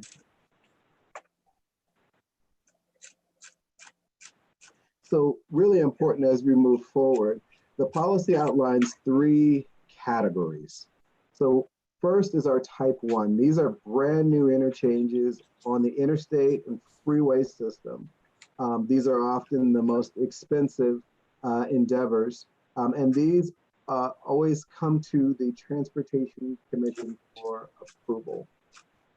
Secondly is our type 2. These are new interchanges on the remaining state highway system, and it also includes interchange modifications. And these can be approved by the chief engineer. And lastly, what we call our type 2A. These are minor modifications. There isn't a lot of analysis required for these, and these are delegated by the chief to the RTDs for approval. Next slide, please. So broadly speaking, when I talk about the procedural directive, which is the 70 or so pages with a lot of appendix and references, these outline the steps that an applicant will go through. An applicant, when I say applicant, I'm talking about a local government or a quasi-governmental organization that they would go through to obtain approval for an interchange. And that includes a pre-application meeting. There is an initial IGA that's used to recoup staff costs. And then the applicant engages in what's called a systems level study. So that's a study that looks at the exact interchange location, looking at safety, looking at projected traffic on that, looking at the impact of things around, and making a determination on how that interchange will function. So that step number 5 is where commission takes their action in terms of approving that systems level study. And then there is usually an MPO or board or TPR board action for consistency with the regional transportation plan or inclusion in a transportation improvement program or TIP. Oftentimes the NEPA process is in there. Sometimes it isn't necessarily sequential, but the overall process outlines where that would or could take place. And then all of the commitments, final design, any funding related items, all those type of things get wrapped up in a final IGA. Once that final IGA has been approved, then the applicant can then move into the construction phase after receiving an access permit. Then they can move on into construction. And next slide, please.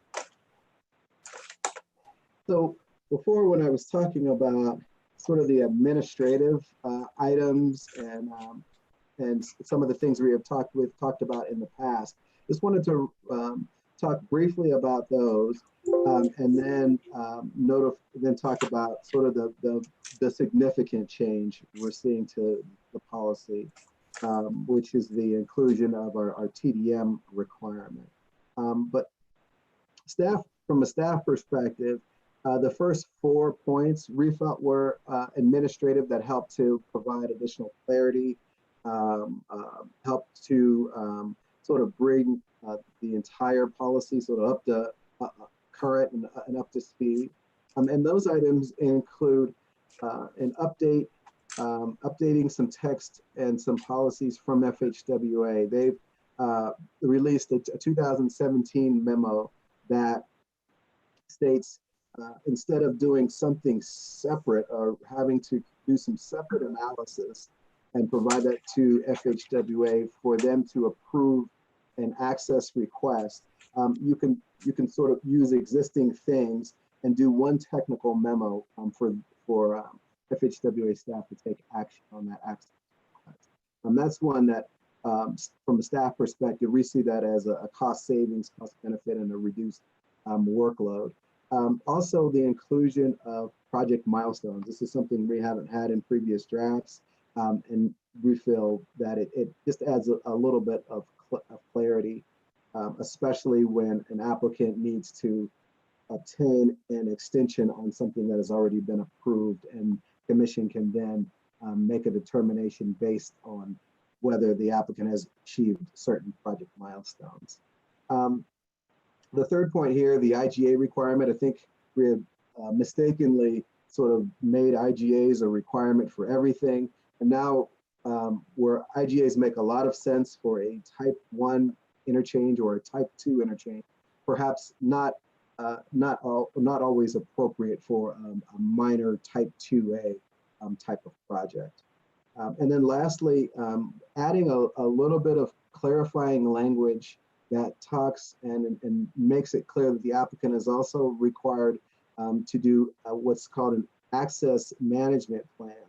And so if you think about your systems level study, which I mentioned previously, that looks specifically at the interchange location, your access management plan looks at everything adjacent to that particular site, just making sure that things don't back up on ramps and that the interchange is able to function within a slightly larger context. And so we feel that this additional clarity just helps to strengthen the policy and address long-term system functionality.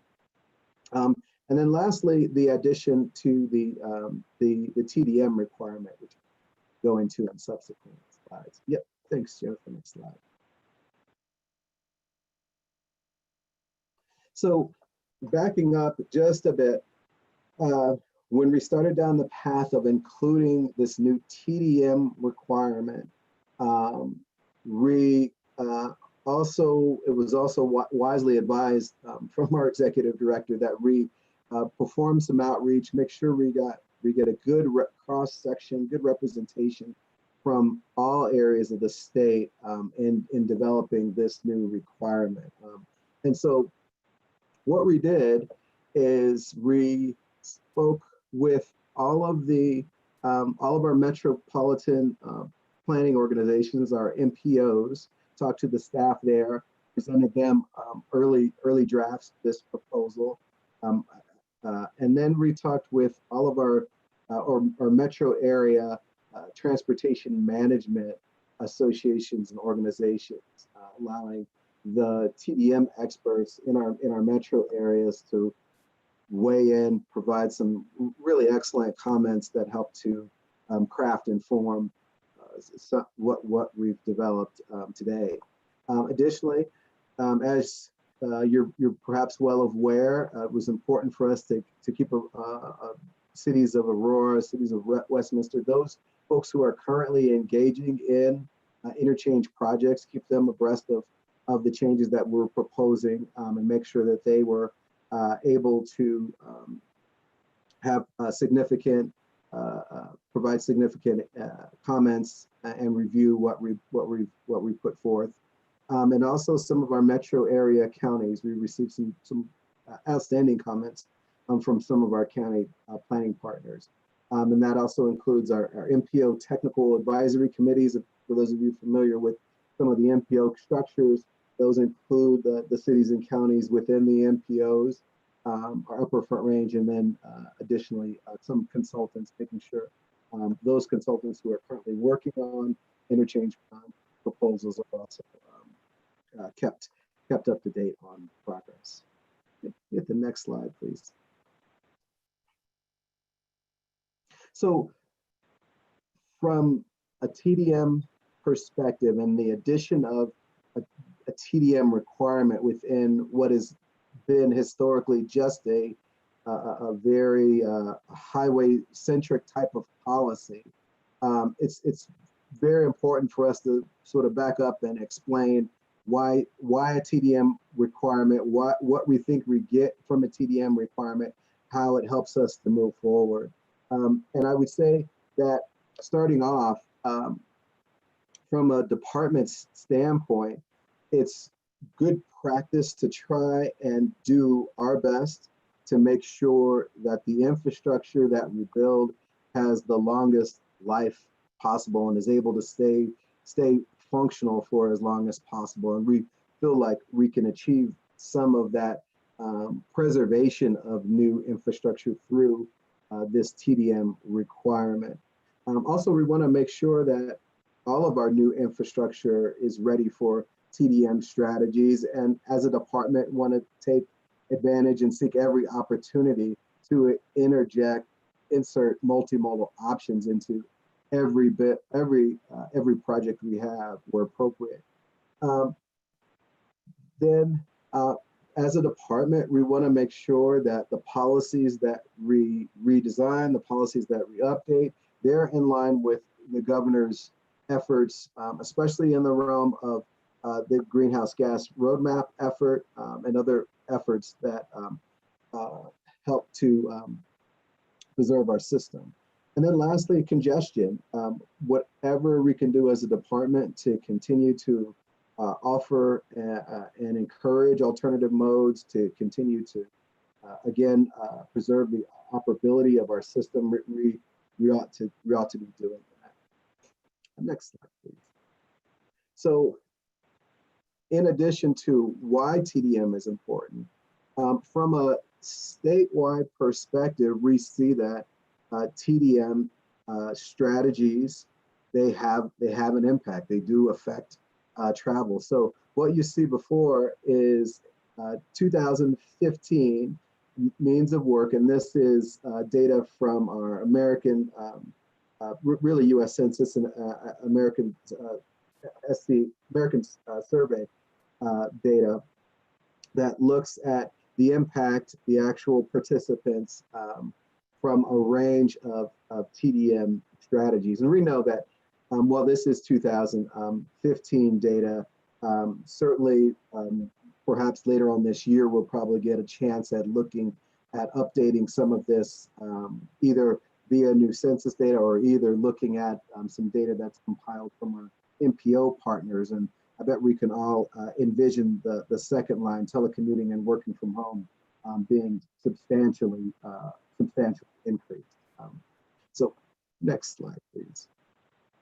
So again, in terms of TDM success, just wanted to tout some of the projects, both urban and rural, that really do, again, have an impact on trips, help to address congestion, help to preserve our system. Those range from RTD's work in terms of station pilot projects to shuttles to transit-oriented development efforts to corridor-based efforts along the US 36 corridor. So next slide, please.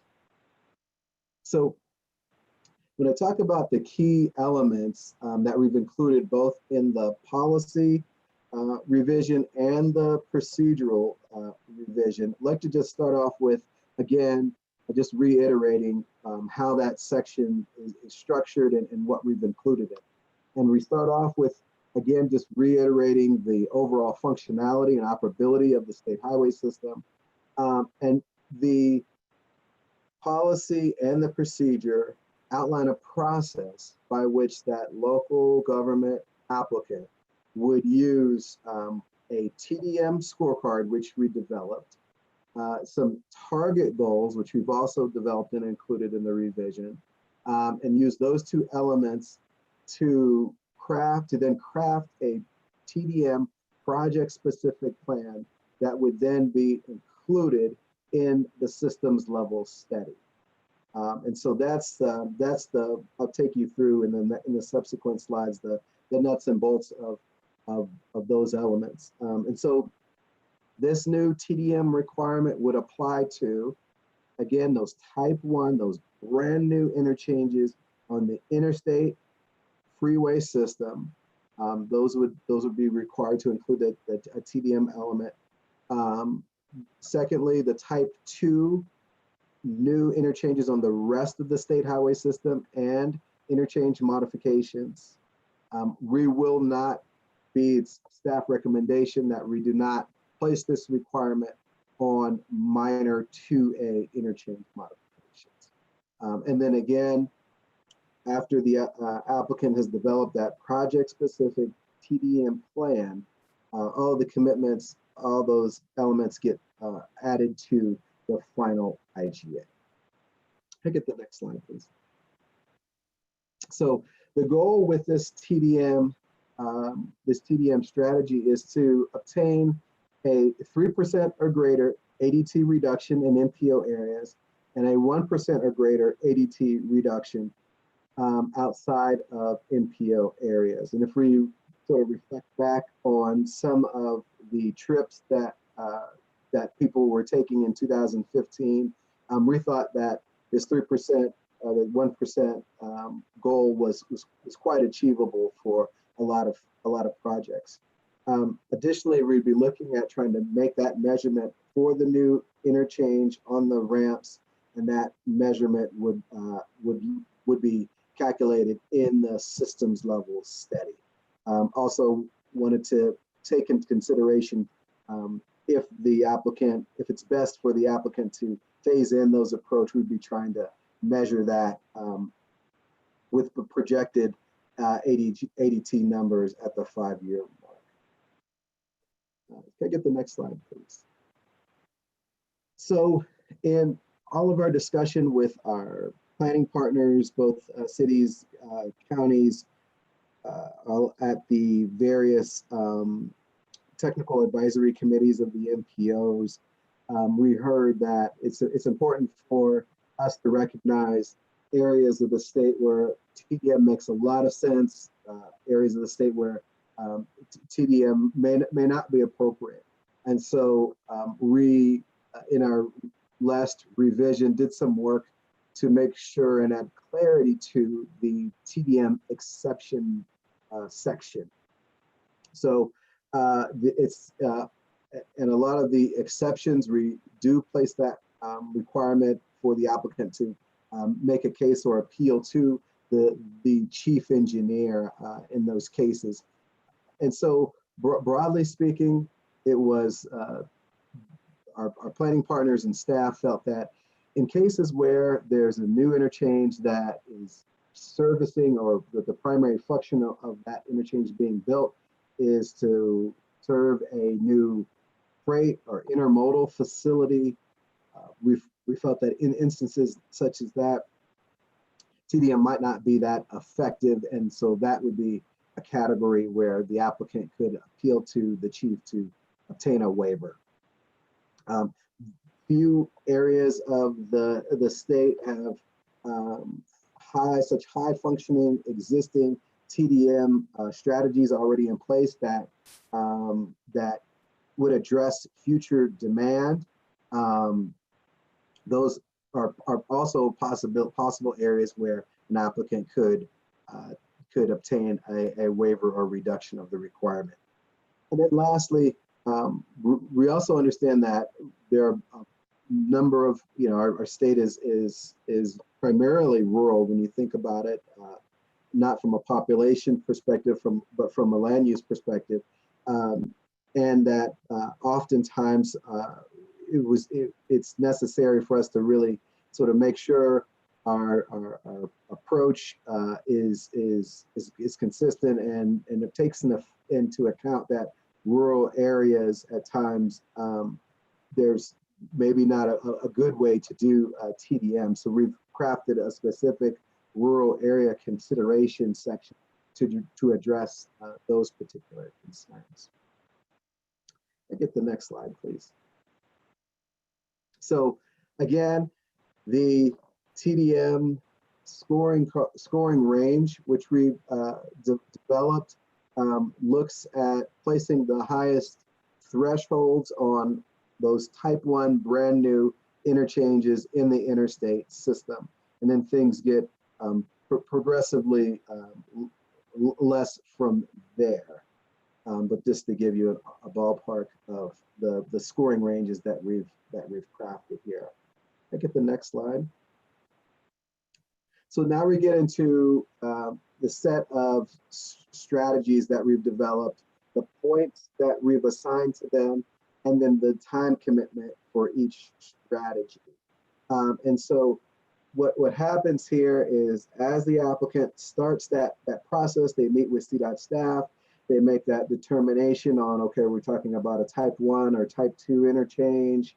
And then that is at the point where we'd be beginning that discussions on what TDM strategy would best complement, the best solution for the interchange that's being proposed.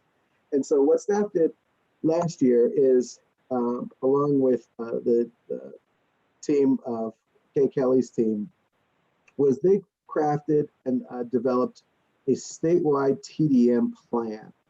And so this statewide TDM plan looked at all of the possible TDM strategies that are implemented throughout the state at a national level.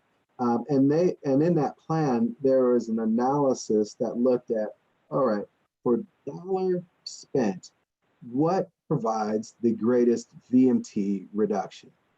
And so what we did is we took all of that great work and used those as the starting point for our TDM strategies, and then scored them accordingly, according to that cost benefit analysis. And so what you see here is our first group of 80 points for dollars spent. These are the strategies that provide the greatest VMT reduction. And we've also included the time commitment as well. And so this includes mobility hubs, shuttles, van pool programs, mixed use development, intercity transit, comprehensive ITS strategies. And so it's important for me to note, especially with the first strategy, that members of our Division of Transit and Rail team are currently in the process of looking at a tiered system for our multimodal hubs. And oftentimes there are different ranges of multimodal hubs. And so I think the thought here is that this strategy would also, and in the policy would also reference that multimodal hub category work that DTR has done. So the applicant has a really good gauge at what's meant by a multimodal hub, and so that they can fall in line correctly. So again, this is just a sample of the strategies that we've included, but just to really give commissioners a flavor for each one of the strategies. Can I get the next slide, please?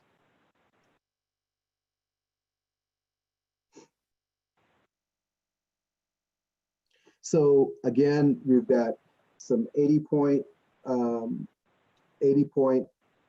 strategies, some 60 point strategies that include parking management, bus only lanes, local transit, creation or financial participation in a transportation management association or organization. Can I get the next slide? Bike and pedestrian facilities, regional ride share, car share, micro mobility services, transit services, and again, just providing a flavor. We have a few more that are included in the full proposal. And again, just a quick recognition that we did include strategies that are what would be categorized as market driven, and we'll make a note of that as the applicant is moving through the process. Aaron, can I stop you there before you go to the next one? We have Commissioner Stanton who would like to make a comment. Absolutely. Thanks, Chair Stewart.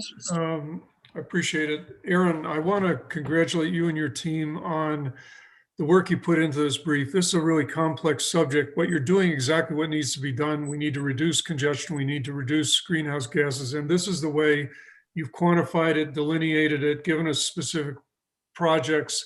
And I really like the way you reached out to stakeholders at the regional and local levels, because this has to obviously fit the whole state. So thank you very much for your effort.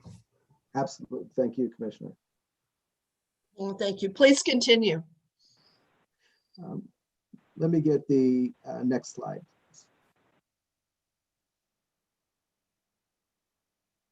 So taking the point range into consideration, taking the possible, the various strategies, the point values that we've developed, the time commitment that we've developed, the thought is then that the applicant would take all that information, coordination a lot. Coordination is also sort of a big piece, and they would put forth in a good faith manner, a good faith effort, a project specific TDM plan. And I do emphasize good faith effort.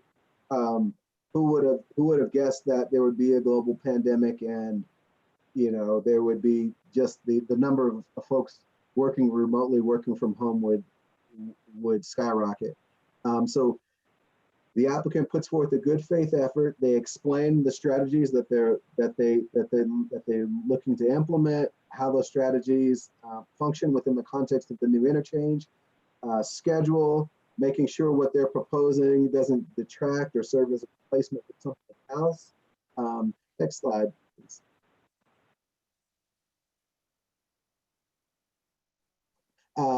They will do an analysis.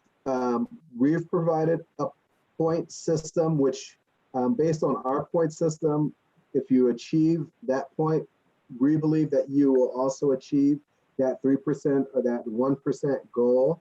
But we're also asking the applicant to show us that either through traffic modeling or an estimate developed by a traffic engineer. And then they'll include cost, if there's marketing and promotion. If applicable, they can discuss or include TDM strategies that are during construction.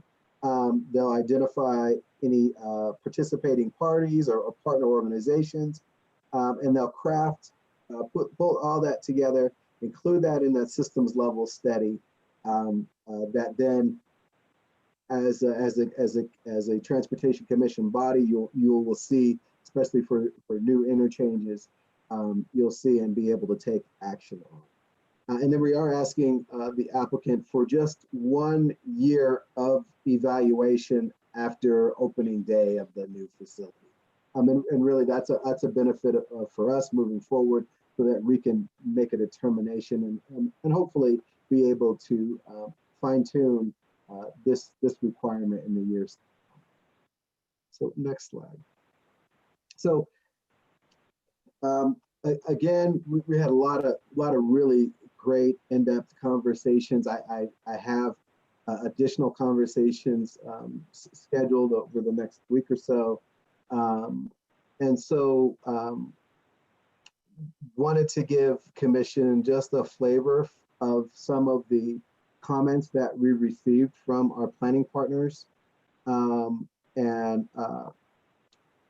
through the next the two last slides here. One from our planning partners was, especially if in MPO areas, especially on the interstate system, the exemption, what we had earlier, the exemption for type 1, type 2 modifications isn't always appropriate. So we've broadened that and addressed that to include the requirement for interchange modification on the interstate in MPO areas. The second concern was echoed by a lot of our county partners who really wanted us to make sure that we continue to address congestion.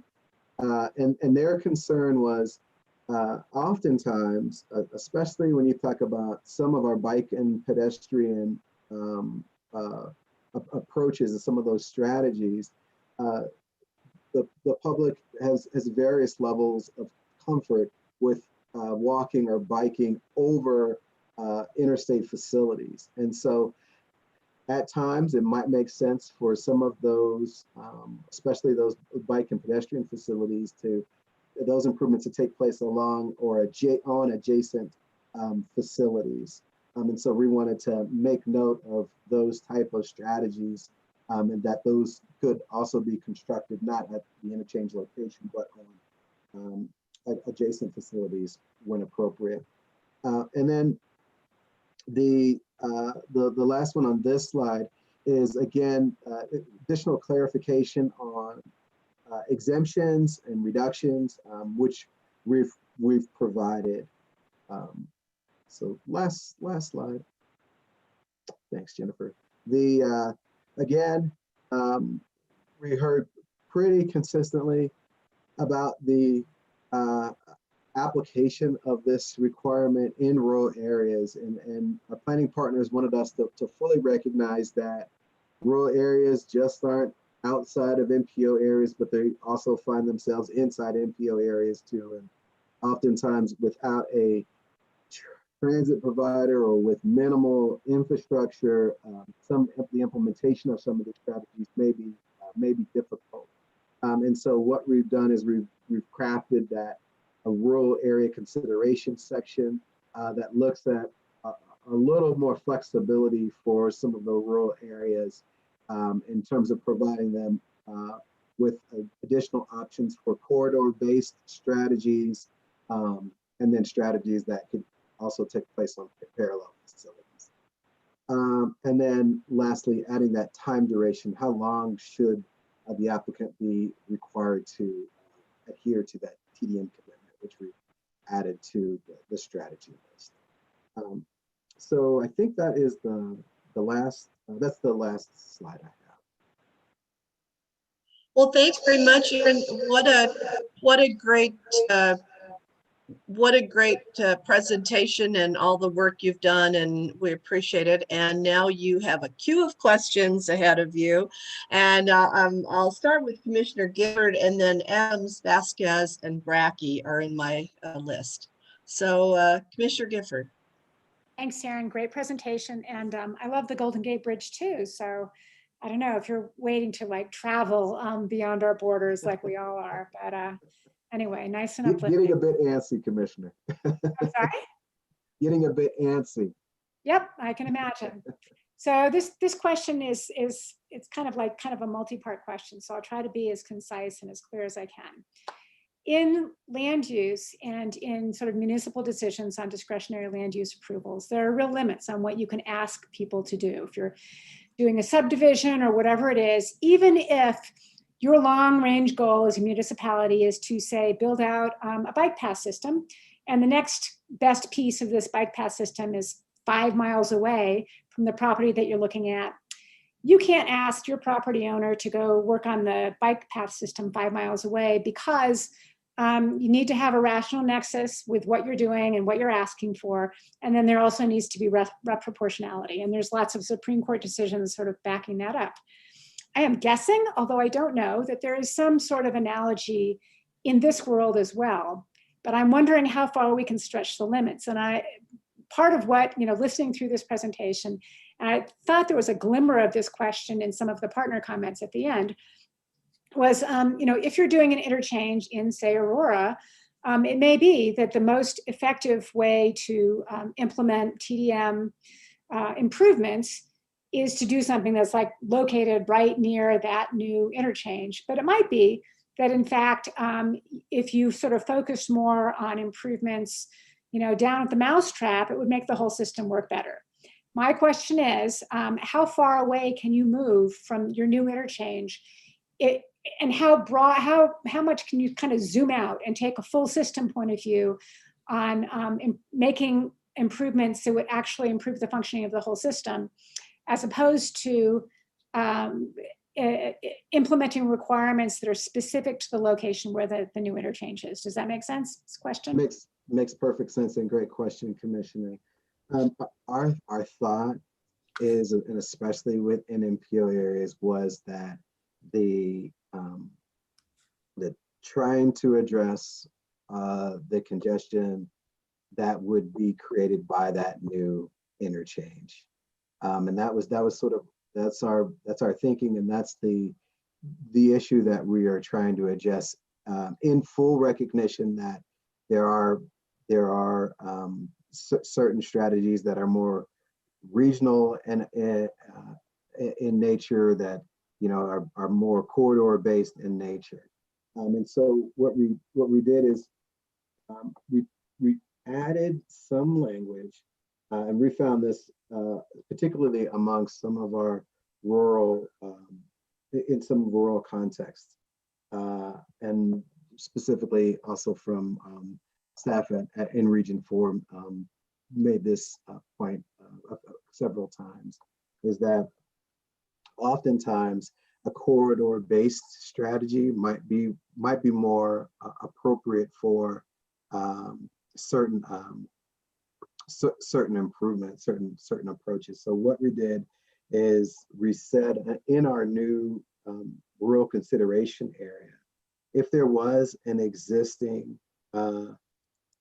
planning and environmental linkage study, a NEPA study, a corridor-based study, that the applicant could also, in lieu of what we've provided, they could also implement one of those strategies. If there's a TDM strategy that came out of that corridor-based study, they could implement one of those in lieu of what we've recommended here, and that then staff would go on, would move forward with scoring that appropriately. So we found that was a particularly important thing to address within a rural context. And so you're absolutely right. There's applications in urban contexts, and again, our emphasis was to try and address the congestion that was created by that new facility. So if I could just add one more thing, sometimes like if you have a facility over here, where the new congestion is happening is not where this new facility is, because the traffic there just isn't that high. But the congestion is going to happen, could be a couple interchanges downstream. And I note that Steve has put in the chat box, he says that historically it's been one interchange upstream and one interchange downstream when looking at the highway impacts. And it just seems to me intuitively that it could very well be that when you add more traffic to a system, you're going to get the congestion impacts where you're almost at that level anyway. And so I'm just trying to understand how much broader a point of view we are allowed to take, and to understand what kind of limits are on that. So thank you. Thanks for the answer. Thank you. It looks like Mike McFaw has something to say on that. And then if you look at the chat box, you can see that Steve Harrelson also said historically it's been one interchange upstream and one interchange downstream. And you just commented on that. So if I could just go to Mike McFaw before I go to Commissioner Adams. Thank you. So per the Highway Access Code, when a developer comes in and they want to develop a property and it's an access, so an interchange would be an access or an at-grade intersection or a traffic signal. If their development is going to generate more than a 5% increase, not just, so they're doing the traffic analysis for their access, but if it's going to increase traffic by 5% or more at downstream intersections, we can require them to do that analysis out as far as that is necessary to when that is reduced by less than 5%. So it could be the next interchange, it could be 3 interchanges. And under the Highway Access Code, we can require that based on that 5% rule.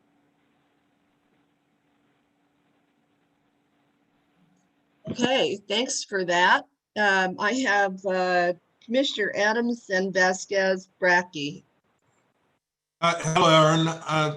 Very excellent work, by the way. And thank you. I think very clear to me and very understandable. My question is this. I really don't have a perspective on this as a commissioner in the last year of how many transactions do we really look at in a year? And I can see the importance of this. Can you just at a high level tell me, before we institute the changes you're suggesting with this policy directive, how many transactions were we looking at?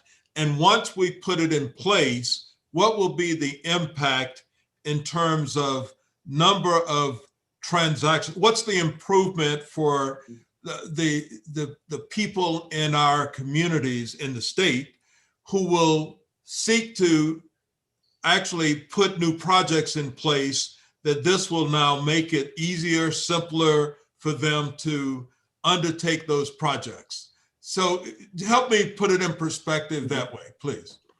Yeah, Commissioner, great question. So one change that we had proposed early on, I think it was Commissioner Beatty that requested us to keep in the policy directive, is an annual report to the commission on all interchange proposals for the year. So I think that requirement was actually something we hadn't been following closely, but something that we as staff needed to start doing to make sure that all commissioners sort of got that high level. Here is sort of all the new interchanges that will be coming, or something that we've discussed in the previous year. I think that reporting is actually pretty important, especially with a new requirement like the TDM piece. And then two, to your second point, I think you've heard, I think last month or month before last, you've heard about some of the efforts that are being put forth by the city of Aurora. There are some pending interchange proposals that should be coming down your way from Region 4 and Region 2. There was some action that, as a part of the Senate Bill 267 effort, there were interchange proposals also included to be funded with those dollars that were CDOT sponsored. And so I think what you have is sort of in the past, there has not been a lot of new interchanges being built. When there's new funding and that sort of thing, you're seeing some more. There's another it's a stimulus proposal coming forward. So I think you're starting to see more moving forward. And then I think from the impact perspective, it's staff's desire, and I think again, just to stay consistent with the governor's greenhouse gas roadmap efforts, that you'll begin to see more TDM programs statewide. I think we're looking at trying to increase those numbers that I was showing of folks who take alternative modes in 2015. See those numbers go up. So I think the impact, the everyday impact from a system user perspective, is seeing a new interchange come being built, but also seeing something else being built that complements that new interchange, that helps that new interchange last longer and have some level of congestion. No, I can see where the improvement here comes about in terms of the transportation demand management part. I'm trying to understand the policy issue from a commission standpoint of what are we delegating here and why is it significant for us to make the change. I do agree with Commissioner Beatty that the information here of, if I looked in 2019 and prior, did we have 10 of these a year or 5? And the commission had to look at 10 of them. And now with this change, the commission looks at 1 or 2.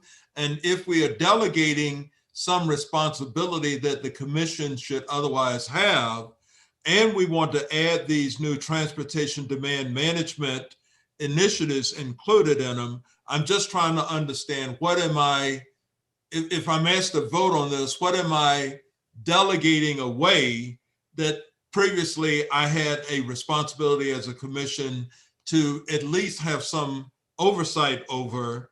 But I love the initiatives on transportation demand management, all the multimodal stuff that you suggested in there. I just don't know what I'm asked to give a vote on, the quantity of, or the reduction in the quantity of, the things you're suggesting, I'm all in favor of. I just don't know at the end of the day, am I throwing more work onto the staff that the commission, the people who put me here would love to see me have a voice on?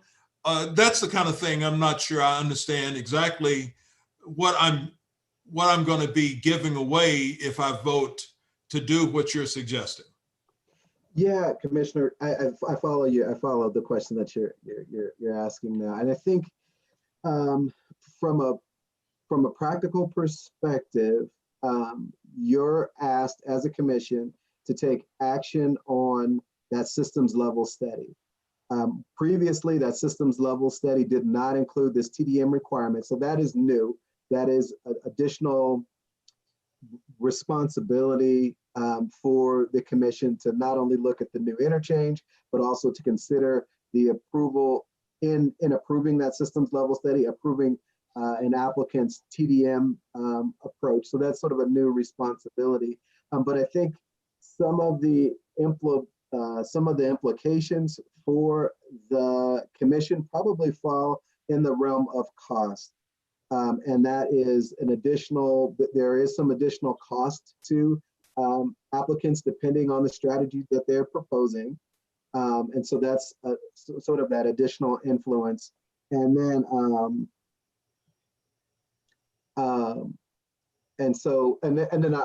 I'll pause there and let Herman or Rebecca sort of chime in as well to my response. Yeah, Herman does have a note in here that I think does answer it answers my question, which is, I'll let you comment on it, Herman, since you're making it, please. Yeah. Sure.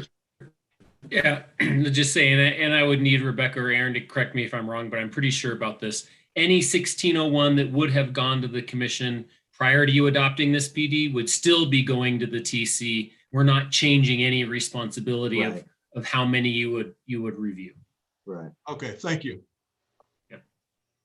It's just I love the initiative, though. I think it's terrific, and I'm totally in favor of it. But I just didn't understand what I would be giving away or discharging that I currently am expected to do. So I think it clarifies it for me. Thank you. Aaron, this is coming back to us, is it not, before we're not going to have to take action on this yet? When do you anticipate this coming back to us? So my thought, Commissioner Stewart, was to take the month of February to follow up with a lot of our planning partners. There's some talk about a possible workshop with members of the DRCOG MPO. Wanted to give them the opportunity over the course of February to do that. I owe drafts of the version to various planning partners throughout the state who wanted to take a really in-depth look, wanted to give them a lot of time to really comb through the details of that. And then my thought is after having compiled all of those comments, was to bring it back to the commission for action in March. Well, that's great. Thank you. I have Commissioner Vasquez and then Commissioner Brackey in the queue.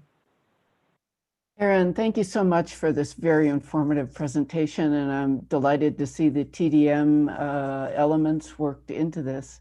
I have a different sort of question, however, and that is, how do you define an applicant? Would you accept an application from a warehouse owner who wants that interchange and put them responsible for perpetual maintenance? Yes, so an applicant is spelled out pretty specifically, and it's really a determination that's made from our agreements, folks.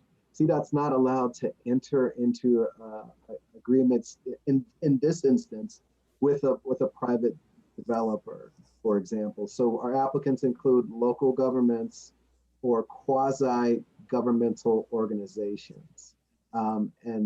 Namely, for example, cities, counties, but also highway authorities, think E470, Parkway, those kind of things. And I think also special districts. So they have to be a government or a quasi-governmental organization. Thanks. I just thought it would be helpful to get that clarified, since there's a lot of responsibility that goes onto the shoulders of the applicant.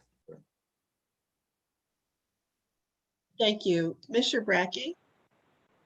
Great, thank you. And again, echoing the other comments, excellent presentation and information. I really appreciate you sharing with us the outreach that you've done with the stakeholders, and then not only sharing what you did in terms of outreach, but sharing with us what you heard from people, and then how you've been incorporating what you've heard into the proposed approach. So I think that's been great to see. And I personally support the staff recommendation and how you've laid this out. I really like the scorecard idea and the evaluation steps that you've incorporated, and that you've come up with a way to make it context sensitive to address the different needs of the urban and rural and freight. So I thought that was fantastic. I do think we need to be doing everything we can to create transportation efficient land use.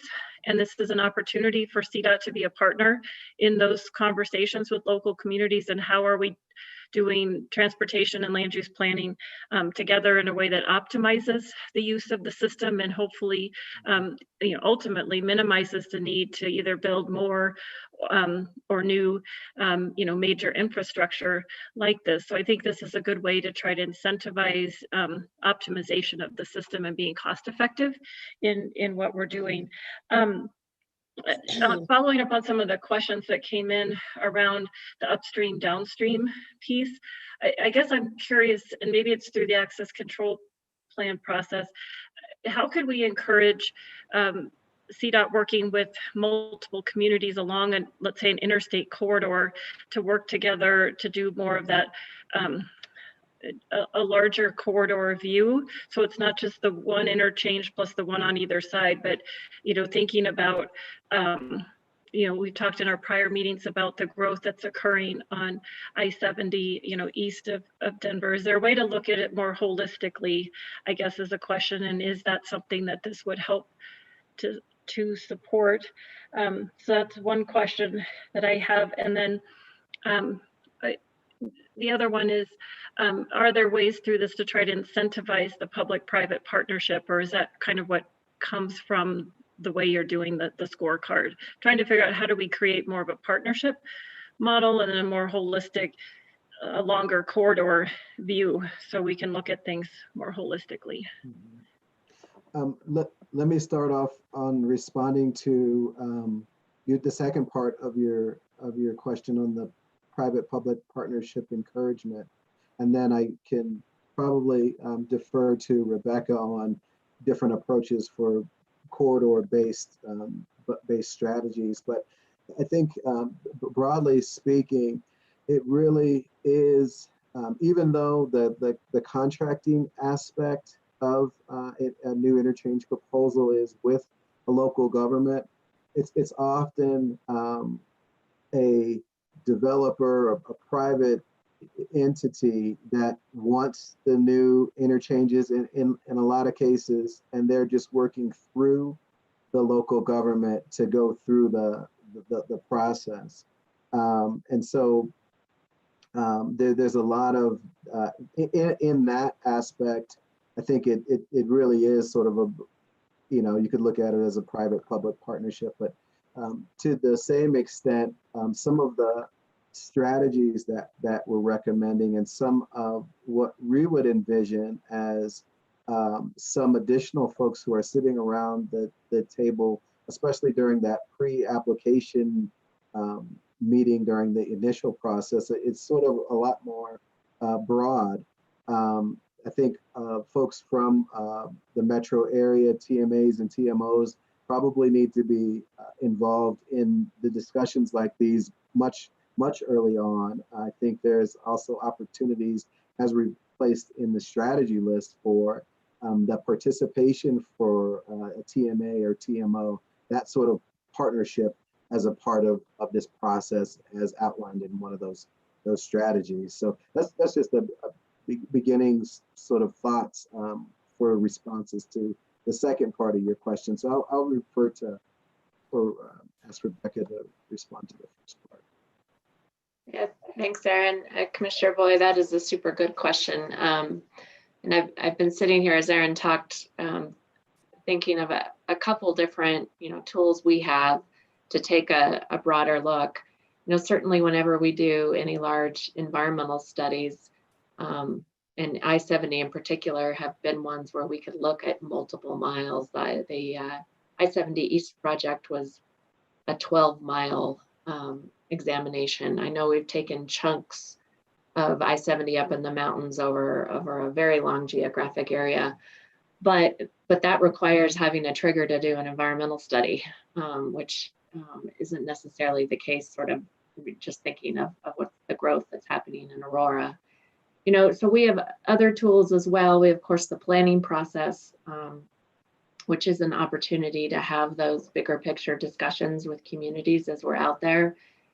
And, in earlier versions of the plan, we had more corridor-based plans, and we moved a little bit more into project-based planning, which I think it was a really good move for us to make. But this causes me to think, could we do a little bit of both through the planning process, where we're looking at corridors and projects at the same time? So those are a couple things kind of off the top of my head. There's also the PEL process and kind of some environmental studies that we've used that I think have been helpful in other situations to look particularly at growth and what the long-term community vision is. And I see Mike McVaugh was chiming in here too, so I'd look to my colleagues if they have other thoughts, but do appreciate the question. That's a good one.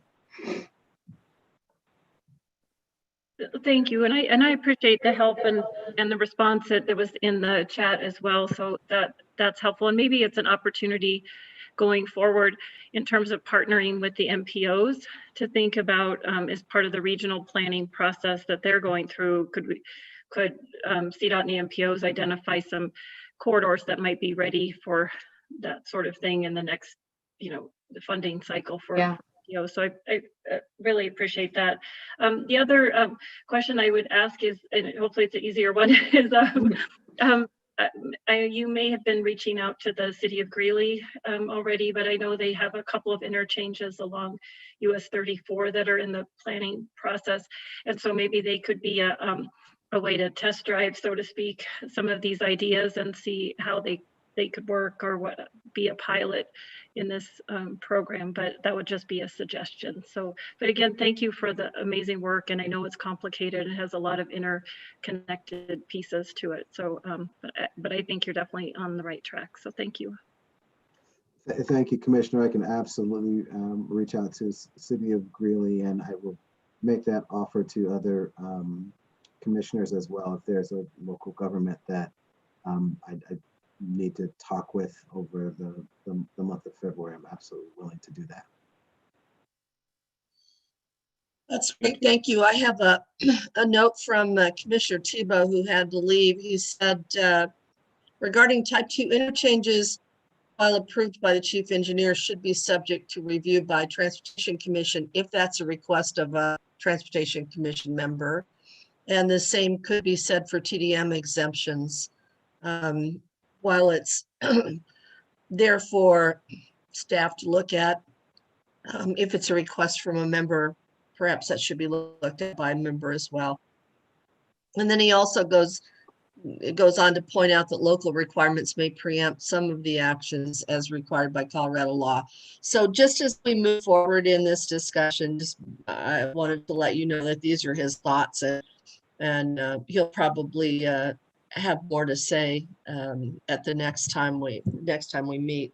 And then I wanted to just ask one more time if there's anyone on the commission who wants to make a comment or have a question for Aaron before we go to the next agenda item. Thanks, Aaron, for all the hard work that you put into this and the outreach that you've done. It's been considerable. And I think I told you this earlier when we looked at this, pretty impressive stuff. So thanks for doing that. So one last call for comments or questions.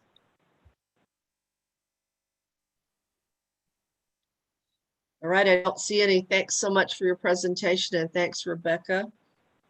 Looks like unless you have anything else, we'll move on to the next agenda item. No, just a thank you to Aaron. He's done a tremendous amount of work on this. Yes, he has. The next agenda item is a joint budget committee presentation that Shoshana and Steve Harrelson and Jeff Sudemeyer gave.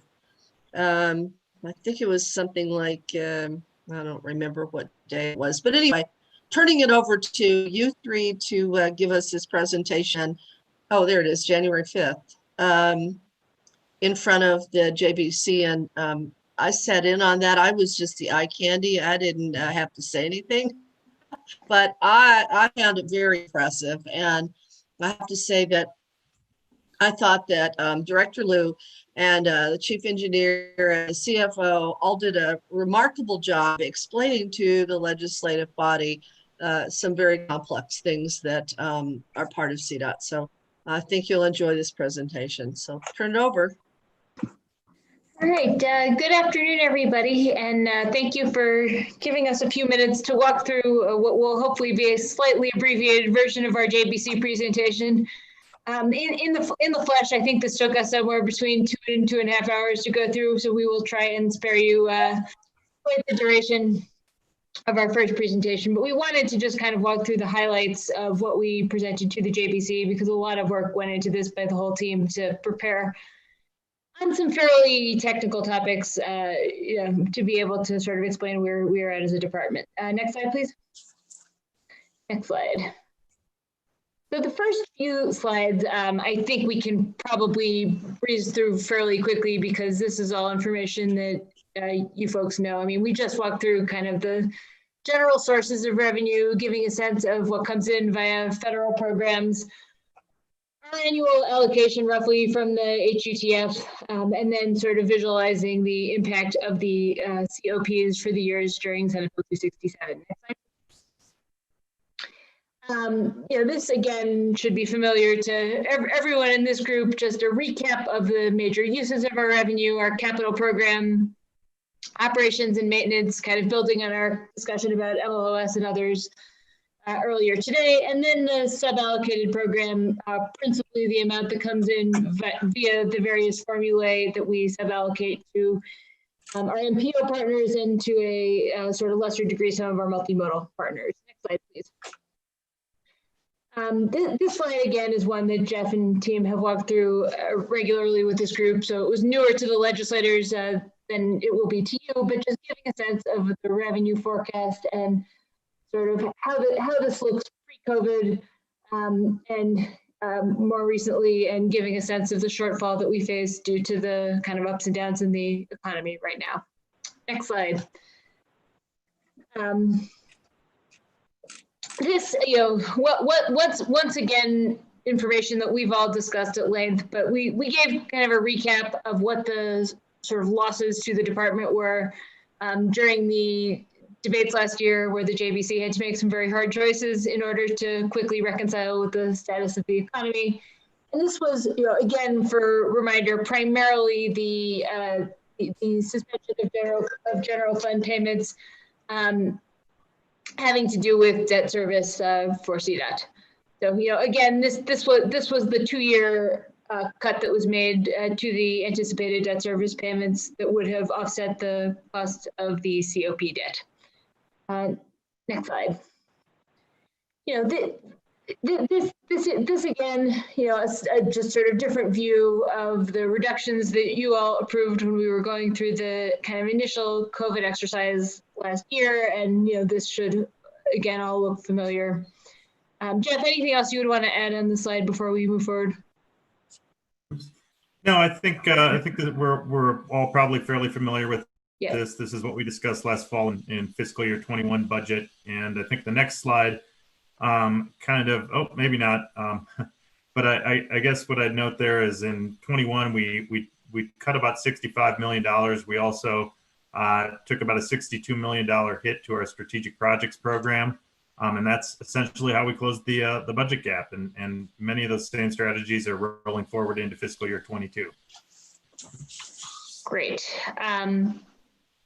This is a picture that was just intended to give the legislators a sense, of our budget history and to allow for the visualization of some of the ups and downs and the kind of rocky trajectory of how many dollars we're dealing with in our budget each year. So, you can see the kind of impacts of the COP period being much higher than anticipated before and after. You can also see, and this was, I think, an important point of this chart, the steadiness of the FTE count relative to a rapidly changing budget. So, one of the things we talk about often, including just earlier today, is the kind of challenge that comes with staffing to the right level when our budget fluctuates rapidly. So, what you can see is that our FTE count has remained basically unchanged since 2010 or so, while the funding level has fluctuated much more sort of precariously than that.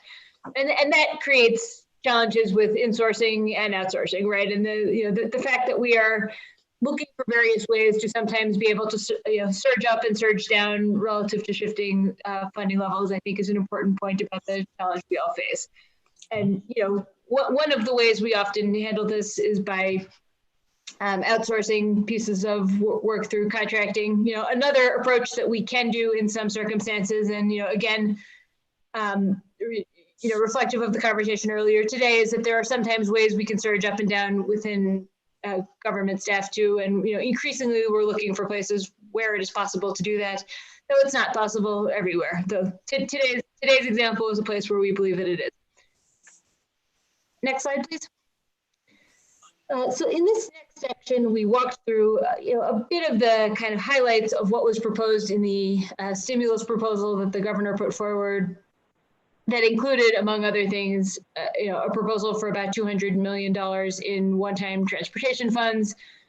About $130 million of that was kind of identified for sort of key projects that fall within either asset management or the 10-year plan, and were kind of identified on the basis of being able to do shovel-ready projects that really help us with some of the core challenges of our system. So, repairs to the Eisenhower Tunnel, you all no doubt know that the problems with that have gotten significantly worse even in the past year or so. So, we believe that taking the urgent backlog of EJMT repairs has to be at the top of our list. This is something we talked about at length with the legislators. I think this provoked a really good conversation about what keeping the system in good repair means, and particularly Senator Hansen really got into the conversation about EJMT. Fixing some of the most badly decaying bridges in Denver on I-70. A number of these are on the 10-year plan, but again, kind of structures that are very critical to the sort of life and movement of the Denver metro area. Shovel-ready rural road rehab projects, these better than anyone. And, we lifted up the work that we're doing around wildlife migration corridor enhancements, usually as part of other projects where we have the opportunity to really deal with the safety and environmental issue in one. Next slide, please. The other third of the transportation proposal, builds on the success of our various Main Street programs that we've, I think, really seen come to fruition in a moment where they are extremely salient, given the challenges we're facing with the economy in COVID-19. We proposed a program that was intended to kind of amalgamate the best of Safer Main Streets and Revitalizing Main Streets. So it's proposed for $70 million, knowing that the projects that rebuild a crosswalk or build a sidewalk are much bigger in scale than the excellent small scale projects we've been doing over the course of this past year.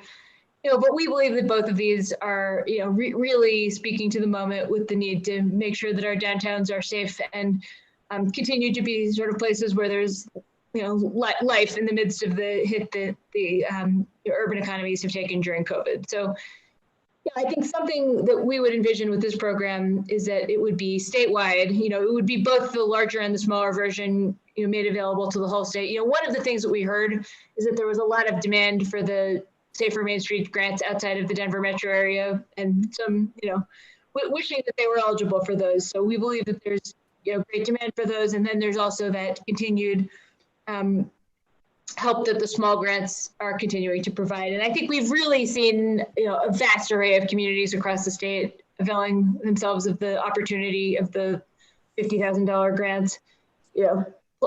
Places in every corner of the state have found ways to, put that money to work. So I think we're excited to be able to continue with both of these programs in the course of the COVID-19 recovery. Next slide. This is just a recap of the Safer Main Street grants that we've all talked about. Next slide.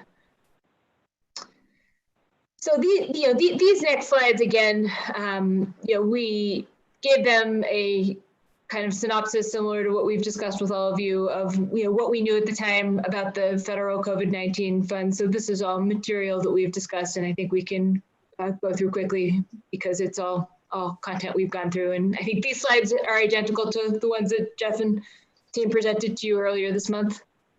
So skip one.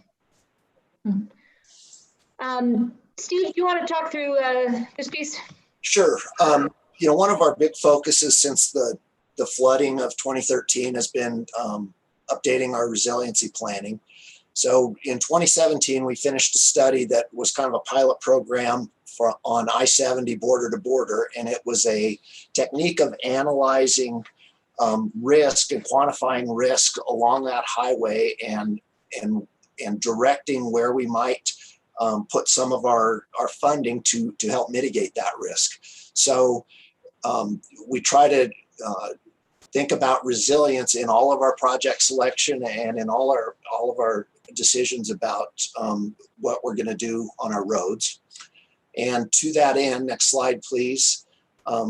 We've got a couple of projects that we're working on to address the risk on I-70, and it's kind of like the asset management approach where we do benefits and costs, but the part of the benefits that we're analyzing are benefits and resilience.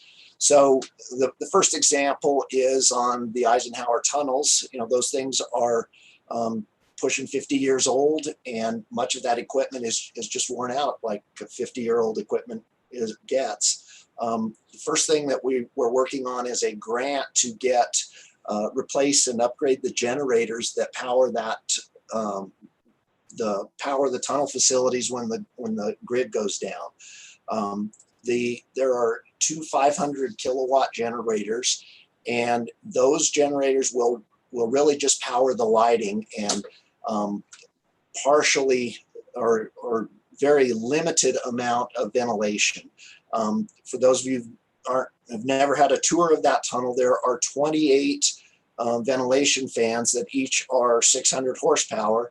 If you convert horsepower to kilowatts, it's just shy of 500 kilowatts. So one generator will run one fan at 600 horsepower, and we've got 28 of them. So we need to upgrade that to make it more in line with what ventilation we would need.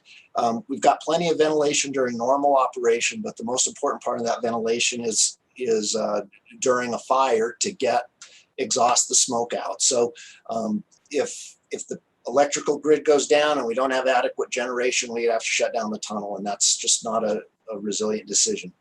The second project we've got up there is an expansion of our remote control avalanche systems. I don't know, 5 or 6 years ago, we started deploying the GasX system. We built, we set them on, I think initially on the Seven Sisters on the east side of Loveland Pass and on the Stanley Slide up on Berthoud Pass. This avalanche guard system is on the west side of Loveland Pass. The view you see there is from the top of A Basin. The slide to the right is the Professor. The slide to the left is the Widowmaker. We've got this these new equipments, which allow the avalanche crew to press a button, and it deploys an explosion up on some permanent equipment at the top of the avalanche slide, and gets rid of the need to use howitzers or avalanchers to do avalanche work. It's safer. We have less worry about duds going up there and backcountry skiers getting into the duds. But the best thing is it allows us to control those slides and keep the road open. Loveland Pass is critical because that's where hazmat travels over the pass. And if Loveland Pass closes, then hazmat has to go through the tunnel, and that slows down traffic up there, as well as introduces that hazmat risk into the tunnel. So those are two resiliency projects that we've got cooking. Next slide, please.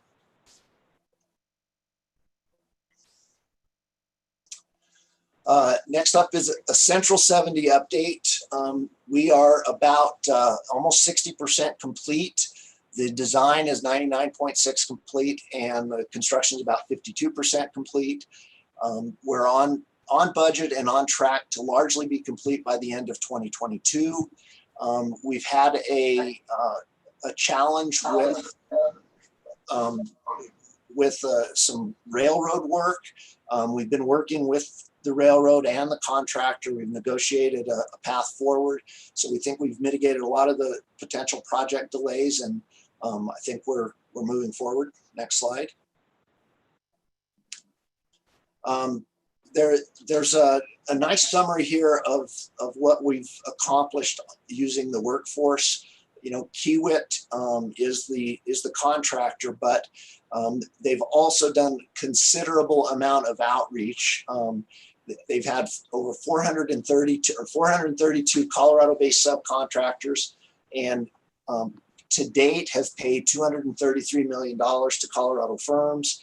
Of the 432 subs, there's 33 of them have substantial contract values, $274 million, and also 135 Colorado DBE firms being paid $75 million, and 11 prime Colorado-based DBE firms with substantial contract values with another $78 million. So lots of money is flowing through Kiewit into other contractors. We've also we're well on track to meeting our on-the-job training goals and apprentice goals, and the local hire goals where we're nearly done. We're halfway done through the project, and both of those numbers are above 90% of where we need to be. So next slide. One other thing that I would add in relative to the Central 70 discussion is that there was a pretty lengthy back and forth at the hearing that kind of continued into this next section about alternative delivery and about what kind of the risk sharing arrangements on a P3 project look like. And folks may have seen that there have been a couple of articles in the paper recently about the cost of the Central 70 project. And one of the things that is kind of technical to communicate to the general public is the difference between what costs the contractor may incur outside of the amount that this sort of state owes due versus the amounts that are in the public sector budget. And I think by the end of the discussion, most of the members of the committee sort of got the nuance of that, which is that the fact that and you all know this, the fact that the contractor is refinancing some of their debt for amounts that exceed the project budget doesn't mean that the state is liable for those costs under the risk sharing agreement. And I think we talked a lot about what the difference between those two things means, and I think we were able to make progress with most of the folks who were listening in terms of just kind of explaining what it means for the private partner to assume more of the risk relative to the total project cost. So I think that remains something that makes just the kind of communications around these projects a little more technical than some others. But it's as we've discussed with you, the fact that the resolution of the claims is within the project's budget contingency is extremely important to us. These next few slides, and I'll turn it back to Steve momentarily, is that explaining sort of the progress that we've made in our accountability agenda over the past year. And this is, as you know, a place where we have tried to really lean in terms of putting, more of our time and energy and kind of public priority around establishing, tightened controls in a whole host of areas to make sure that we're providing the best return on investment for the dollars that come in through CDOT. So, everything from the response to the audit, which, as you know, we embraced all of the recommendations and are nearly finished implementing them. Two things that we've done outside of the audit, because we believed that it was just the right thing to do to be more transparent about project budgets, is something that's been a major focus for us. So, I think one of the things that we were very pleased to be able to show at this hearing is some of the kind of performance measures that are coming from that, and we'll get to the specifics in a few slides. But we're really starting to see major reductions in overhead because of the heightened attention to project tracking and tightening overall administrative budgets both across the department and for each project. And we believe that this is the direct result of it being just elevated as much more of a departmental priority. So next slide, please. Steve, you want to take this one? Yeah, sure. So, I've talked about this with Commission before. We've set up these dashboards, and they're publicly facing. So we started out using the Senate Bill 267 project, so people can track certain projects throughout regions of the state or individual projects they're concerned with, know where they are in terms of design, know how much money we're spending on design, on right-of-way, on utilities. Once it gets into construction, how much we're spending on construction management and how much money is going to the contractor. So we're just really opening up our books so that people can see those Senate Bill 267 projects. We're also trying to expand that beyond the Senate Bill 267. And one of those techniques is we're deploying the OnTrack system, which is a project management system on some software called PMWeb. It's already being deployed in Region 4. We're going to roll it out to the rest of the state. It's going to simplify, I think, a lot of our data collection to feed into these dashboards, and it will allow us to expand those dashboards beyond the Senate Bill 267 projects and make it program wide. We're working on showing where every dollar's going, and in areas where maybe we're spending more than we should, we're trying to tighten it up. And the best way to tighten it up is to increase that visibility and that transparency. Next slide, please. So in the past year, we've identified $25 million in cost savings that we just sharpened our pencils when it was even prior to COVID. We were looking for ways to kind of remove spending on our non-core initiatives. We've taken $16 million from operating budgets from fiscal year 20, and we've further reduced 21 by $2 million. So we've reduced our administration budget by 5.8% and carrying them forward into into fiscal year 22. And our capital construction indirect expenditures, which is kind of our overhead for construction, we've dropped by 7% over the last year, and quarter by quarter in fiscal year 21 versus fiscal year 20 quarter one, we're down 28%. So we've made a lot of progress in that, and trying to squeeze every dollar and putting it onto the roads. Next slide, please. So this is the next slide, the information that Shashawn was talking about.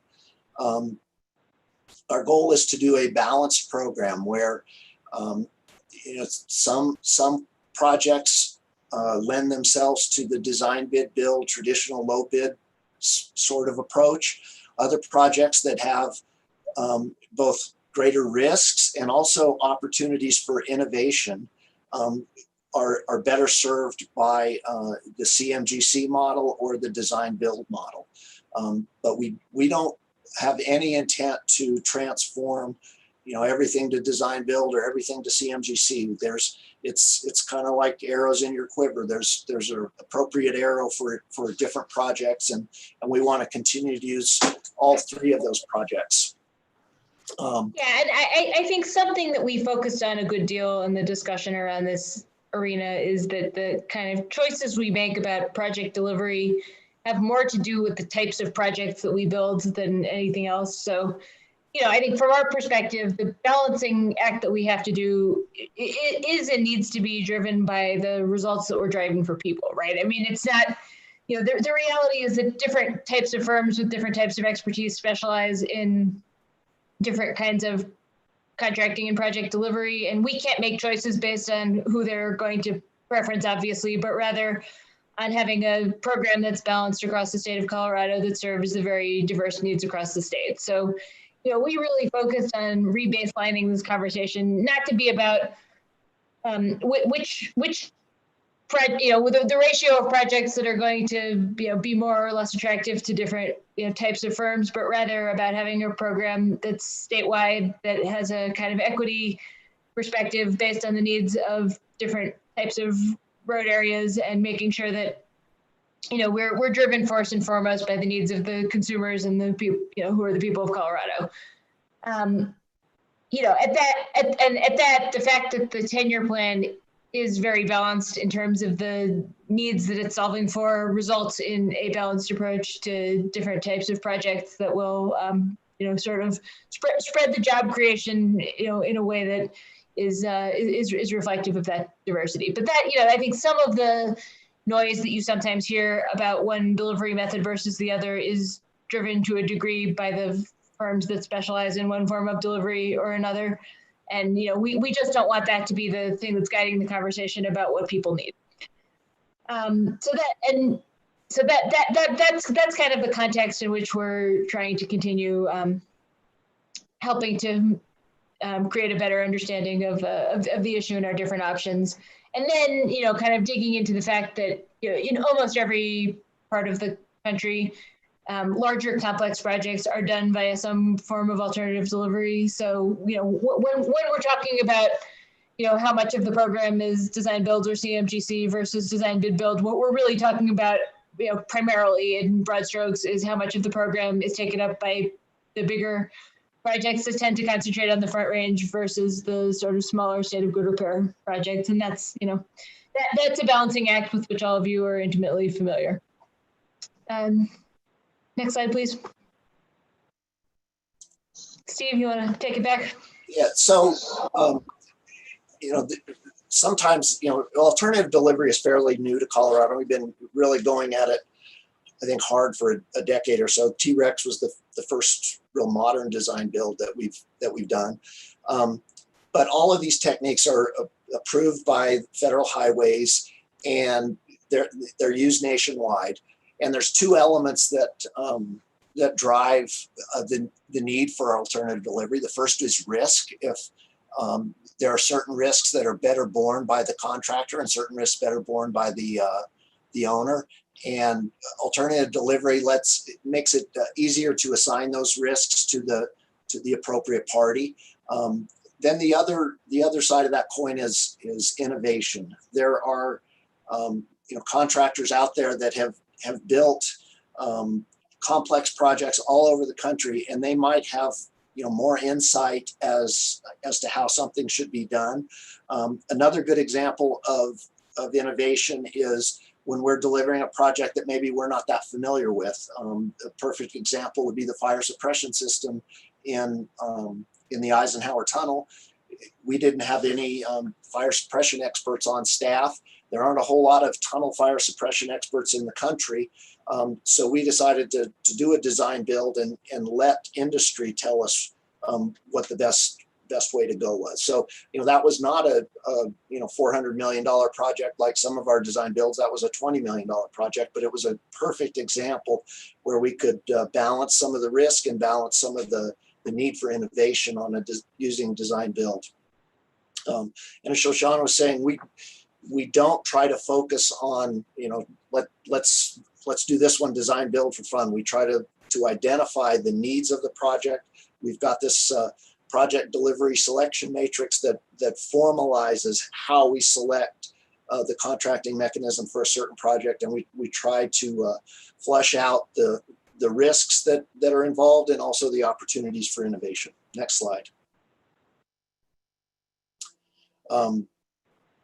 So alternative delivery, there are two major types. The first is design build. That is where a contractor partners up with their own designer, and we have a request for proposals, and we identify the goals of the project and what we need to be built, and then the contractor, in partnership with their design team, gives us a proposal. We compete them and select them both on price and best value. So if they're bringing us value and design, that will be the winner.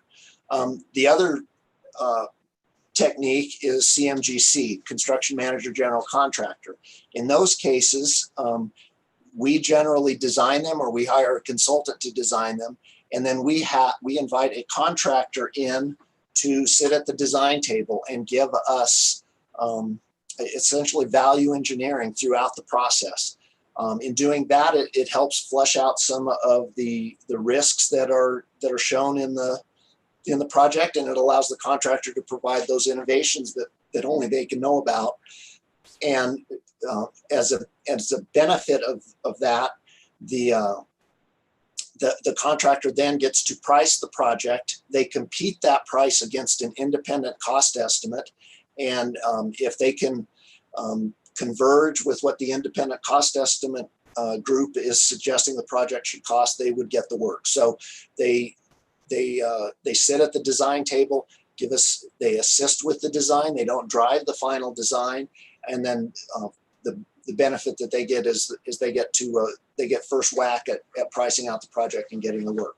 So both of those techniques allow the risk and the innovation to be identified in the project and provide a good value to the taxpayer. Next slide. So it works well on large, complex projects. It works well on projects where there's a lot of uncertainty, or projects that CDOT does not have a whole lot of experience with. Design bid build works best for simple projects. The run-of-the-mill bridge deck replacements, the run-of-the-mill resurfacing projects.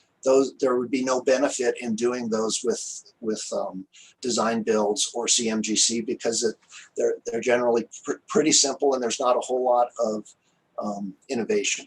Right. And part of what you're getting with all of these alternative delivery mechanisms is kind of complex project management. So, for the projects where the sort of project management elements for various reasons are much simpler, it tends not to make sense. For the more kind of dynamic projects where there are moving parts for one reason or the next, it can provide a lot of efficiencies, because it allows for us not having to go to as many different components and have them amalgamated with one another. So I think that it's none of these methods are without downsides, and really the challenge is to match the right tool to the right job, and that is that has continued to be the message that we focus on. All right, next slide. So here's a graph of the last 10 years.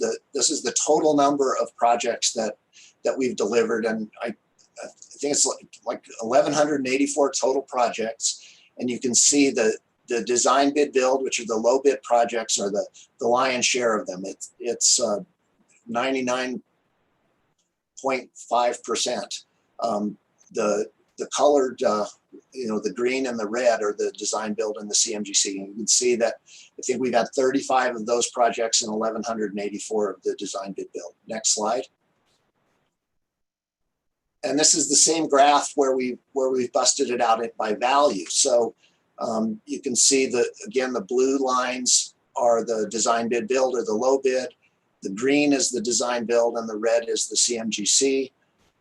Some years, 2010, we just had one design build. As years go by, 2017 was when Central 70 was deployed, and we advertised more design build that year because Central 70 was the elephant in the room. But in more recent years, in 2019, it was well over 80% of our work was design bid build. So. And what you're really seeing here is, what you're really seeing here is the impacts that one large project has on the annual budget. So, the kind of intuitive story is that on a year where we take on a very big project, that one project, even if it is sort of one of many, absorbs a large part of the budget. And that, again, is really a narrative about being careful about which big projects we pick to make sure they're the right ones, and less about what procurement method we use. So in all of these cases, the green and the red are projects that you are very familiar with because they're the big projects. What you're seeing this year is that our focus on getting out of the backlog of state of good repair meant that the ratio of smaller projects to larger ones was heightened relative to the years prior. The next slide gives us a summary of the different types of alternative delivery.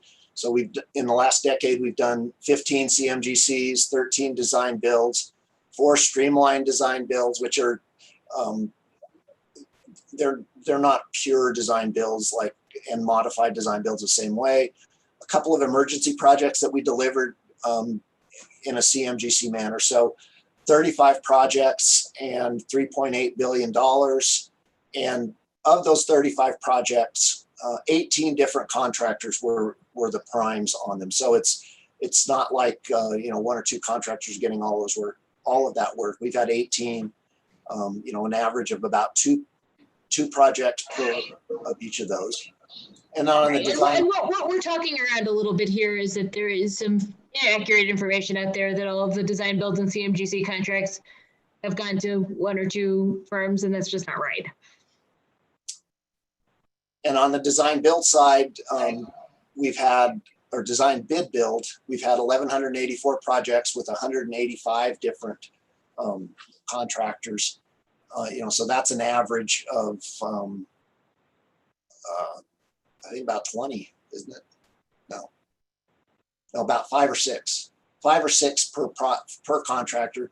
We have one contractor who's had 77 projects, a couple in the 50s, but most of those, 185 different contractors in the design bid build space, and 18 in the innovative space.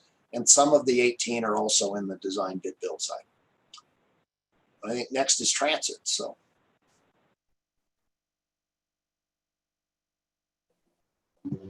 So this slide came from some questions about the relationship between the RTD budget and the CDOT budget. There was specifically an inquiry about whether CDOT funds parts of the RTD budget, to which the answer is no.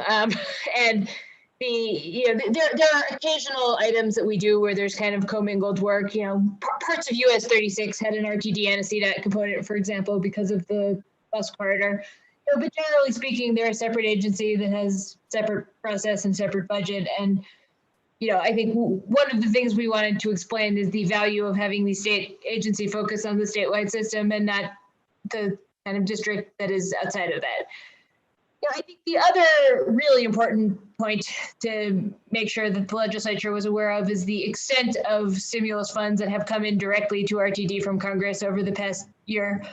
The CARES Act resulted in $232 million directly to RTD, and the second round of stimulus, where we received $134 million, they're receiving close to 200. So there's a lot of money going directly to RTD, and I think our view is that it is we are hopeful that there will be a kind of clear, transparent process around how that money is getting allocated, much like we did with our fund. Yeah, I think the other point that we raised was just to explain the relationship that we have to the smaller transit authorities being different than RTD because of the nature of the federal pass-through funds. That we are the direct recipient for the smaller transit authorities' federal allocations, meaning that they don't get the money directly from FTA, they get it via us. So, for the CARES Act, we were responsible for sub-allocation to the smaller transit authorities across the state. That was not the case with RTD. They got the money directly.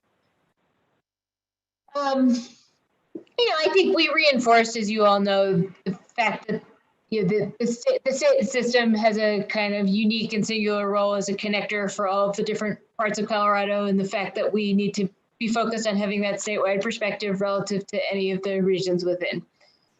Next slide.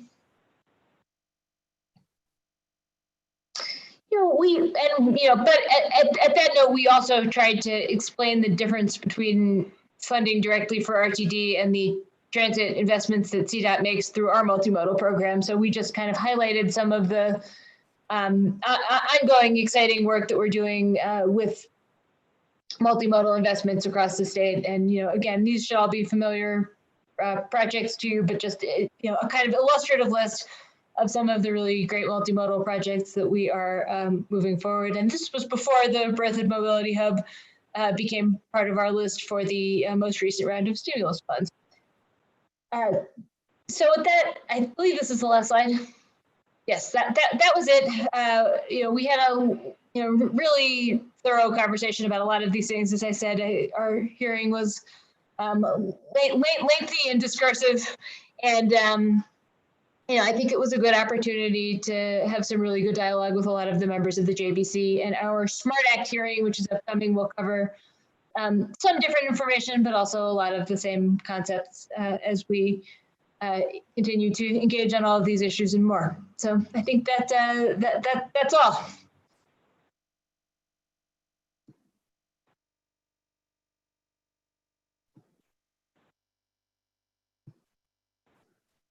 Looks like Commissioner Adams has a question. Well, first of all, Director Luke, excellent job in terms of the comprehensive nature of what you presented. So all of you are to be congratulated for telling a great story for CDOT. Thanks. So my question is, as a result of this, what to-dos that they offer up to us? What did you guys walk away with as an expectation about either next meetings with them or specific things they'd like for you to get back to them with, or other things they want you to do? It's a great question, and will be a test of how I'm doing on the do-outs list. There were a few specific issues that a number of the legislators asked for more information about. Representative, actually Senator now, sorry, Senator Hansen asked for a follow-up related to the Eisenhower Tunnel and the kind of urgency of needs around state of good repair in the tunnel. We also talked at some length about the kind of impacts of, degradation of the purchasing power of the gas tax over time. And I believe that we owe him some charts sort of showing, nominal versus actual purchasing power of gas tax revenues. Oh, Lord, there's one more. Jeff or Steve, what's the item that's escaping me? There was considerable talk about more data regarding design bid build versus innovative contracting. And well, there's an outstanding questionnaire that predated the hearing that we are working on completing that kind of elaborates on some of those answers. But there was one more. But yes, I think writ large, those were sort of the no questions about. We're going to talk about EV in just a few minutes, I know, but no questions about climate or EV or the governor's goals regarding that, or charging stations, or nothing along that line of direction? Not as much from JBC, but I expect that that's going to be the focus of a lot of our SMART Act hearing. And specifically, I know that the committee, the transportation committee, I believe, has also invited Director Tor to speak with them for a few minutes the same day as our Smart Act hearing. So there's going to be a specific discussion related to electrification that happens next week. There was one other, the other item you couldn't think of, I think, related to resiliency on yes. and Cottonwood Pass specifically. Yes, that was it. With apologies to Senator Rankin for that one escaping me. That's great. I have more questions in the queue from Commissioner Stanton and Commissioner Vasquez.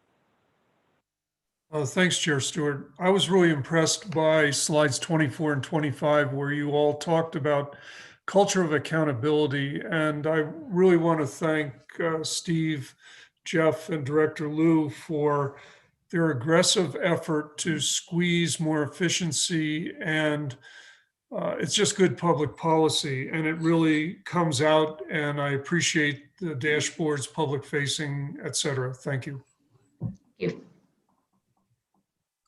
Mr. Vasquez. Sorry, go ahead, Shoshana.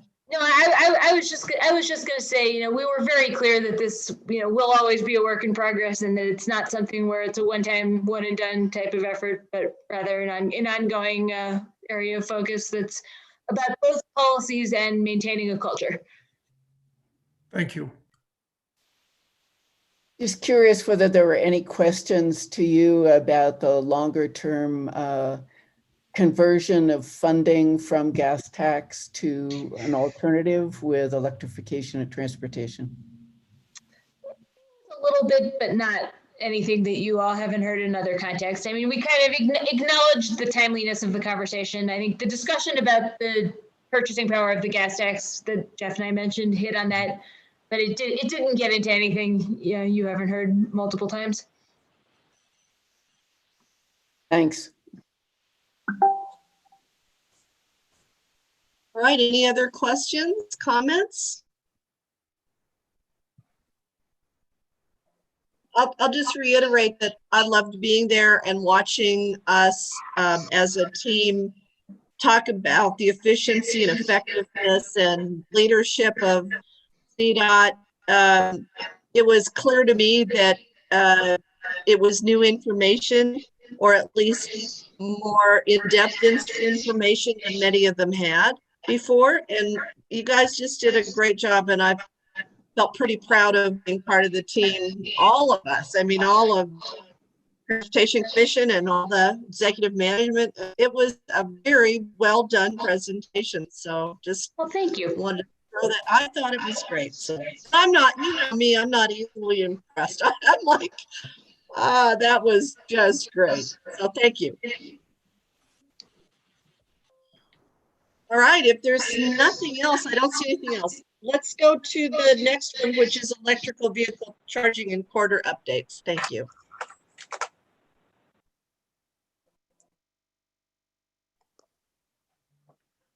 Thank you, Chair Stewart. Should I go ahead and take it from here? Yes, please. All right. So good afternoon, commissioners. A few months back, there was a request to provide a briefing on the status of electric vehicle corridors in the state, and we're pleased to provide that update to you today. I wanted to point out that the presentation today is going to be focused on the light duty market and the charging infrastructure needed really more for the traveling public. There's a ton we could talk about just on this topic of light duty, more than enough to fill the time that was allotted to us today. So we'll concentrate on light duty today. And we'd love to come back in a few months when our medium and heavy duty strategy is complete to talk more about our findings there and how we should be planning to meet the needs of that sector, which has a very different profile, right, than light duty personal vehicle travel. In fact, you know, medium and heavy duty vehicles have many different profiles because there's just so much variety in that sector. So we'll come back and talk about medium and heavy duty later. But we'll take one bite at the elephant today and talk about light duty. So Mike King, the Assistant Director for Electrification and Energy in the Office of Innovative Mobility, is going to do all the heavy lifting for the presentation today. So we'll plan to have him go through the slides first, and we'll take questions at the end. And I'll turn it over to Mike from here. Thank you, Kay. Good afternoon, commissioners. Speaking of heavy lifting, I wanted to let you all know that my upstairs neighbors have decided to move a piano this afternoon. So I apologize if you hear any of that, but my wife just went upstairs with some pie to try to ask them to hold off for the next half hour. Jennifer, if we can go back a slide, I'd just like to let the commissioners get a good look at that that concept illustration of the Ford 150 electric that we anticipate being released within the next year or so. And, you know, this I think is indicative of the transition that we're seeing, not just the increasing adoption of electric vehicles, but the increasing variety and performance of those vehicles. So next slide, please. As I think you all recall, those of you who have been around since last year, that there was recently an update to the PD14 goals, objectives, and targets that was completed last year, and that there was a lot of discussion about these 5 items related to sustainability, CDOT's role in participating in these, along with many other state agencies that we partner with, highlighting at a high level, looking to reduce the GHG pollution of the state overall as part of the governor the greenhouse gas roadmap, as well as working to increase electric vehicle registrations as a part of that goal, working to convert our state transit fleet to 100% ZEVs by 2050 with an interim target of 1,000 by 2030. Also working to make sure that we have equitable geographic coverage of the state highway system so that fast charging is available in every part of the state rather than just the densest population centers. And finally, working with our economic development partners in rural areas to electrify scenic byways and promote those byways as an opportunity for rural economic development and tourism. Next slide, please. And of course, it's worth mentioning why CDOT has an interest in this area to begin with. You know, in addition to supporting the goals of our state partners and the governor and the legislature, EVs offer a lot of benefits to the traveling public. They have no tailpipe emissions. They often have cheaper maintenance and operations over the long term. And they also represent an additional consumer choice for the traveling public, just as we support the choice to drive, ride a bike, walk, take transit. Electrification and other alternative fuels give the public the option to choose different environmental impacts, different performance levels of their vehicles. And so this is really something that the department has a role in, and it's a growing role, we think. Next slide, please. A few definitions just to be clear, and I won't linger on this too long, but it can be confusing to talk about electric vehicles. There are different types. There are the battery electrics, which only have you know, batteries and powertrains driven by those batteries. They plug in to charge. There are also plug-in hybrids, which have both an internal combustion engine as well as the electric vehicle battery and can also plug in. And then there are other types that we won't talk as much about today, such as fuel cell electric vehicles, which are fueled with hydrogen and produce their own electricity within the vehicle. Hybrid electric vehicles that don't plug in but have a larger battery than a traditional internal combustion engine, and so can get some of the smaller benefits in terms of emissions and regenerative braking. And then other options like renewable natural gas and other renewable fuels that, while they have air quality benefits and are part of the equation, are really not the main focus at the state these days. Next slide, please. So in terms of the EV market background, right now, a relatively small portion of the overall fleet, roughly 32,000 EVs registered in the state of Colorado. You can see the breakdown there between the battery electrics and the plug-in hybrid electrics underneath. As you can see from this map, there is a concentration along the Front Range, some of the areas that you might expect, the more densely populated. We also see increase in uptick along the I-70 corridor and in other parts of the state. This is one of the tools that we use to track our implementation. And of course, as the variety and the performance of the vehicles continues to improve, we expect that this will become a more viable option in every part of the state. But right now, it is more concentrated in the Denver metro and the Front Range. Next slide, please. The makeup of EVs in the state is likewise, at present, we have a lot of Teslas, as we see nationally that they are the most popular model, but we see new manufacturers entering the space every year. Nissan and Chevy have been in the game for several years now and are showing growth. We also see companies like BMW, Ford, Toyota, etc. And some of the pictures at the bottom of this slide indicate the increasing variety.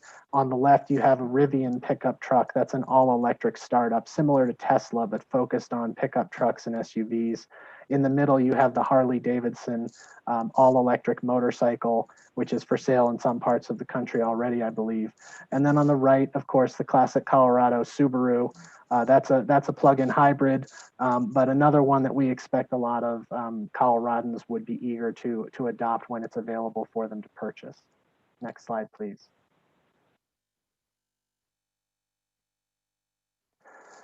So this graph indicates the growing variety of makes and models that are available nationally. You can see over time that in previous years, fewer than 25 models, many of them hybrid electric. But as you get into 2017, 2018, 2019, you see an increase in the battery electric shown there in the red. Still many of those hybrid electric models, and a handful of hydrogen models now available starting in recent years. Part of this in Colorado is because of the passage of the zero emission vehicle standard back in 2019, which impels those manufacturers to make more of those vehicles available to our consumers for purchase if they want them. But also, as we see more OEMs getting into this space, the variety and the options among electric vehicles continue to grow. Next slide, please. Importantly, it's not just the variety of the vehicles that's growing, but it's also the median range and the maximum range. Obviously, this is a big consideration when anyone is purchasing or leasing a vehicle. And so you can see from 2011 up until today that the capability of both the median and the maximum vehicle on the market has steadily grown. One other way to think of this in terms of Colorado's geography is that median range vehicle of between 250 and 300 mile range, that would put you, if you started in Fort Collins, that would put you somewhere between Pueblo and Trinidad if you drove without recharging at all. And the maximum range, which is at this point mostly shown by the Tesla models, would get you well into New Mexico, but not quite to Santa Fe. So you can see that as these ranges improve, it becomes a more viable choice for consumers in Colorado to picture these vehicles fitting into their normal travel patterns and even their less day-to-day travel across the region. Next slide, please. So this is a forecast of potential growth of the sector in terms of the number of vehicles registered in Colorado between roughly today and 2030. This was done a few years back. It accounts, of course, for that increase in range, the increase in variety, as well as the vehicle incentives in our state, and just the general improvement and interest in these vehicles. So you can see that the highest scenario here would put us at over 1 million electric vehicles registered in Colorado by 2030. A less aggressive scenario would put us a little bit under 750,000. But again, comparing to where we are today at around 32,000, this is a significant increase. And of course, the state of Colorado is working to push this towards the higher end of the range rather than the lower end.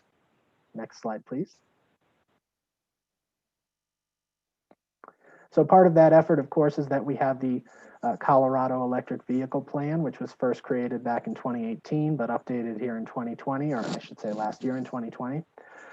It codifies that goal of 940,000 registered EVs that we've had internally for a while. And it looks at how do we support this, both in terms of the incentives on the vehicles themselves, the investment in the charging infrastructure, and also includes some things related to future research on the hydrogen fuel market, the question of EV equity, and other things like workforce development that are important for a self-sustaining economic sector and ecosystem to flourish in Colorado. Next slide, please.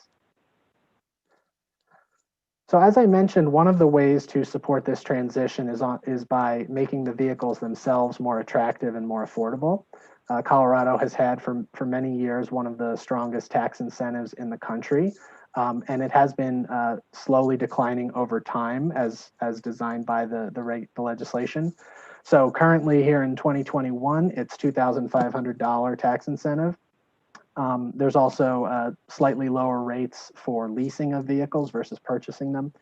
And this will eventually phase out if left alone. There are also federal tax incentives that can be up to $7,500. It can be a little complicated in terms of when and how you can combine those, but they can be combined in some cases for some makes and models. So, you know, that's something that has certainly helped, and research over the years has shown that states with higher tax incentives also see higher EV adoption. We're also now more recently starting to see a number of electric utilities play a more active role in this space. Most notably, Xcel Energy recently had their transportation electrification plan approved by the PUC, the Public Utilities Commission. And so that also helps because a lot of charging of EVs, I think some estimates are 80% of charging of EVs occurs at home. And so having the utility be able to help address some of those costs and some of those installations can really make a big difference for a lot of people that want to get an EV and would want to charge it at their home. Next slide, please.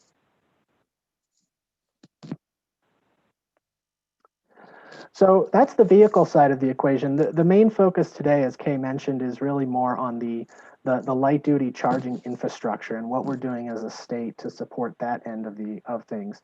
Obviously, even if most people charge at home, even if most charging occurs at home, you need to have public charging available for people to feel comfortable adopting these vehicles. So for several years, the Charge Ahead Colorado program has been a partnership between CDOT, the Colorado Energy Office, and the Regional Air Quality Council. And this has been mostly focused on what we would think of as community level charging. A lot of it is the slower level 2 charging that you might see at a workplace, at an apartment building, or in potentially a retail location. But there's also fast charging in there. And over the years, this program has funded more than 1,000 chargers across the state. You can see the distribution there. This program is really demand driven. The applicants decide when they feel that there is a need for charging. They apply to the program. Their applications are assessed and then potentially awarded. And that works really well. But one thing that doesn't do, it doesn't bring charging to new areas of the state where there are not yet a lot of EV users. So if we go to the next slide, this program, the DC Fast Charging Corridor program, and the next one I'll talk about after this, are a little bit less demand driven and more targeted in terms of filling gaps in the statewide network. This particular program was $10.3 million. It was an award. This program is managed by the Colorado Energy Office and our partners there. It was awarded to the company ChargePoint to build 34 DC fast charging locations across the state. You can kind of get a sense of their locations on that map there, but we'll have a better map in another slide or two where you can really see them better. And this is meant to build that statewide backbone, that network that allows cross-state travel and eventually cross-region travel to our neighboring states. In areas where the state sort of targeted that investment rather than just waiting for somebody in the local area to perceive the need. There are site hosts that we've worked with and that ChargePoint has worked with. Some of these include places like Target, Come and Go, Walmart, and other well-known national brands that see charging as an amenity for their users. There's modular technology that allows for future expansion. So right now we're trying to build that sort of backbone safety net that's required. But in the future, as demand grows, those sites will be ready to increase their capacity when it's needed. And already about 8 of those sites have opened. The locations in Dinosaur, Salida, Pagosa Springs, Fairplay, Estes Park, Montrose, Vail, and Steamboat Springs are already open. The others are all in progress, and we anticipate that all of them will be open by the summer of 2021. Next slide, please. So a sister program to that DC Fast Charging Corridors program that was more recently unveiled is this DC Fast Charging Plaza program, also managed by our friends at the Colorado Energy Office. This is intended to serve a similar purpose, but geographically focused at areas of high volume usage that would support people that live in more dense areas and may not have access to home charging, as well as high volume fleets like transportation network companies, Uber and Lyft, car share, things like that. The first round is getting ready. I don't know if there's a public announcement yet, but they're preparing to award about $2 million to 7 sites across the Denver metro area. As I mentioned, this is more focused on the denser areas.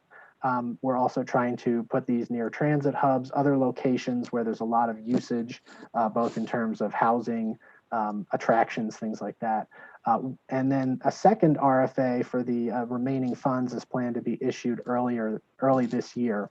One of the sites that's anticipated to be included in that second round would be out by Denver Airport, which obviously is a very high volume TNC area. Next slide, please.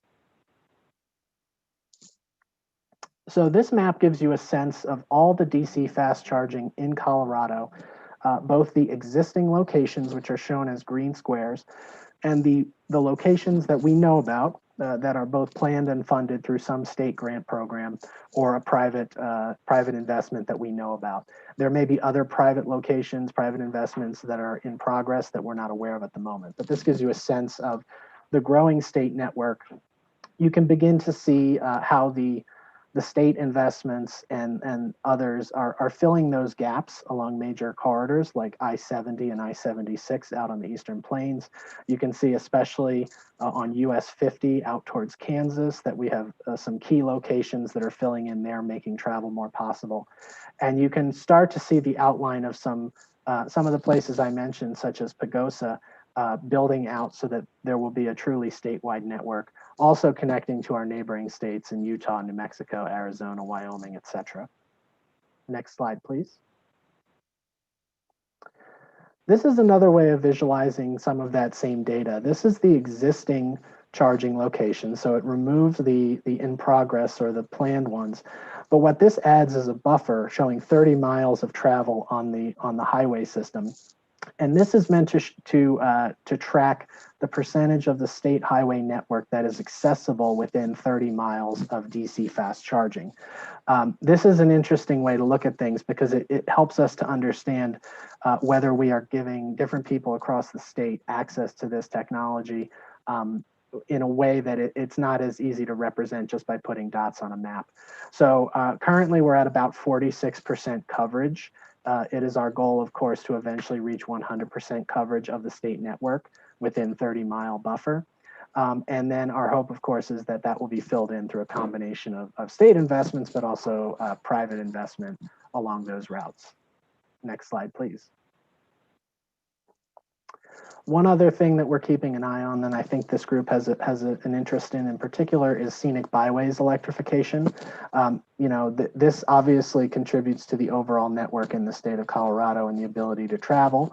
But in particular, the electrification of scenic byways gives us the opportunity to promote economic development in rural areas, bring these vehicles to parts of the state where they might not otherwise be able to go. And we're working very closely with the Colorado Tourism Office, as well as our partners at the Energy Office, not only to build this infrastructure working with the local byways commissions, but also to develop specialized campaigns and promotion to drive traffic, literally, from the metro areas and even from visitors from other states and countries to be aware that this is an option for them, that they can travel to these places in an EV, they can spend time and they can spend money in these communities. So some of the ones that are already completed in terms of having a density of charging that we feel will support this are the Lariat Loop, the Grand Mesa, and the Silver Thread byways. Others that you see there are listed as in progress and upcoming priorities. And the completion of that core DC fast charging network will facilitate all of this because it will allow people to travel from any part of the state to any other part and then access these electrified byways as they come online and are promoted as such. Next slide, please. So this is a complicated and a little bit crude representation of where our funding comes from and how we apply it.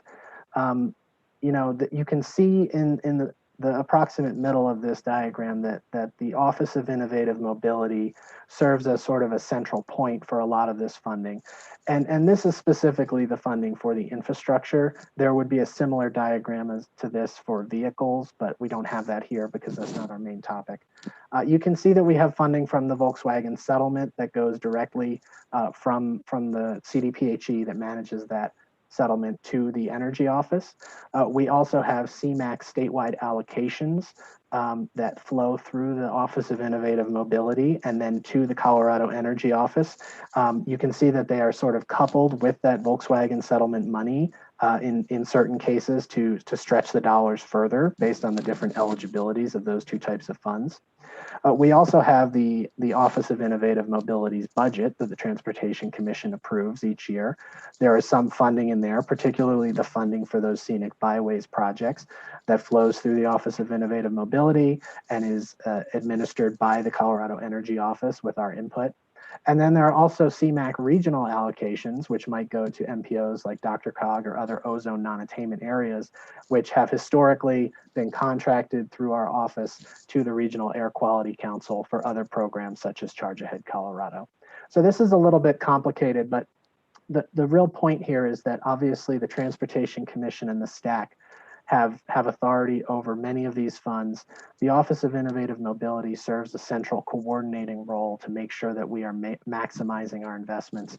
And then our partners at the Energy Office, the RAC and others implement the programs and make sure that individual projects are successful and moving along. Next slide, please. This is a summary of all of the funding that we have historically and currently have available for charging infrastructure. You can see the CMAQ statewide allocation from fiscal year 14 to 17 up there on the top row. That was started out at $15 million and is down to about $2 million left to spend, left to award to projects. The Volkswagen settlement, the portion of that settlement that we're allowed to apply to EV charging was about $10.3 million, and all of that has been awarded already. There's also the regional CMAQ allocations for Charge Ahead Colorado that you can see. That's a contract that we manage with the RAC.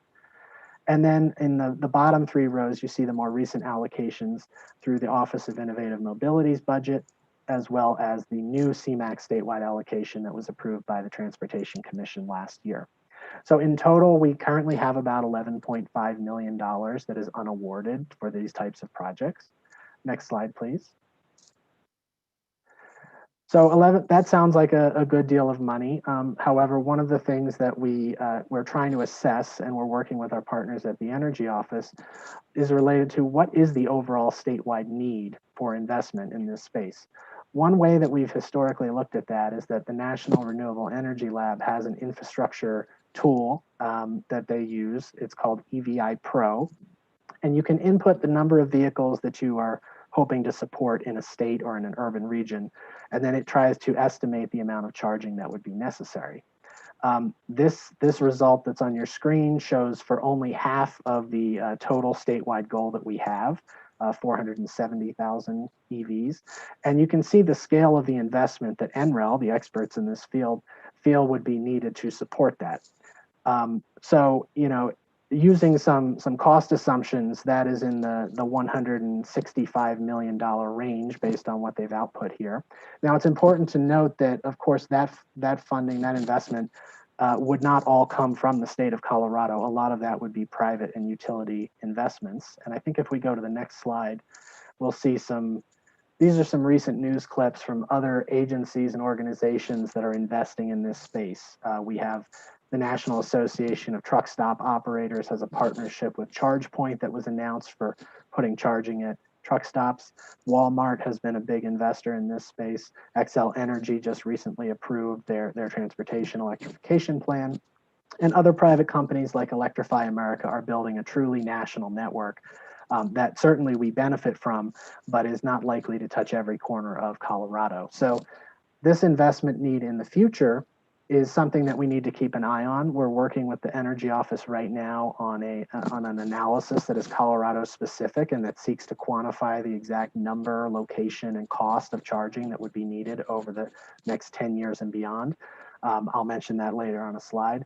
But until we have that, we understand that there is a larger need than what we can currently support, but also that we will not be going this alone, that there are many players in this space and that we need to maximize our investments to mutually support one another. Next slide, please. Oh, if you could go back one. Yep, that's the one. So I mentioned this before. There are other plans and efforts underway that help us to do that, that help us to consider where we get the most impact. The Colorado Clean Trucking Strategy is more related on the vehicle side than the infrastructure that we've been talking about today, but there is, of course, an infrastructure piece there. That will be more focused on larger fleets, less of the public access element there. The EV charging infrastructure gap analysis is what I just referenced, managed by the Colorado Energy Office, working with a group called ICCT. And we're hoping to have results of that in the spring to help us understand what is the overall need, where is it, and how do we address it with our resources.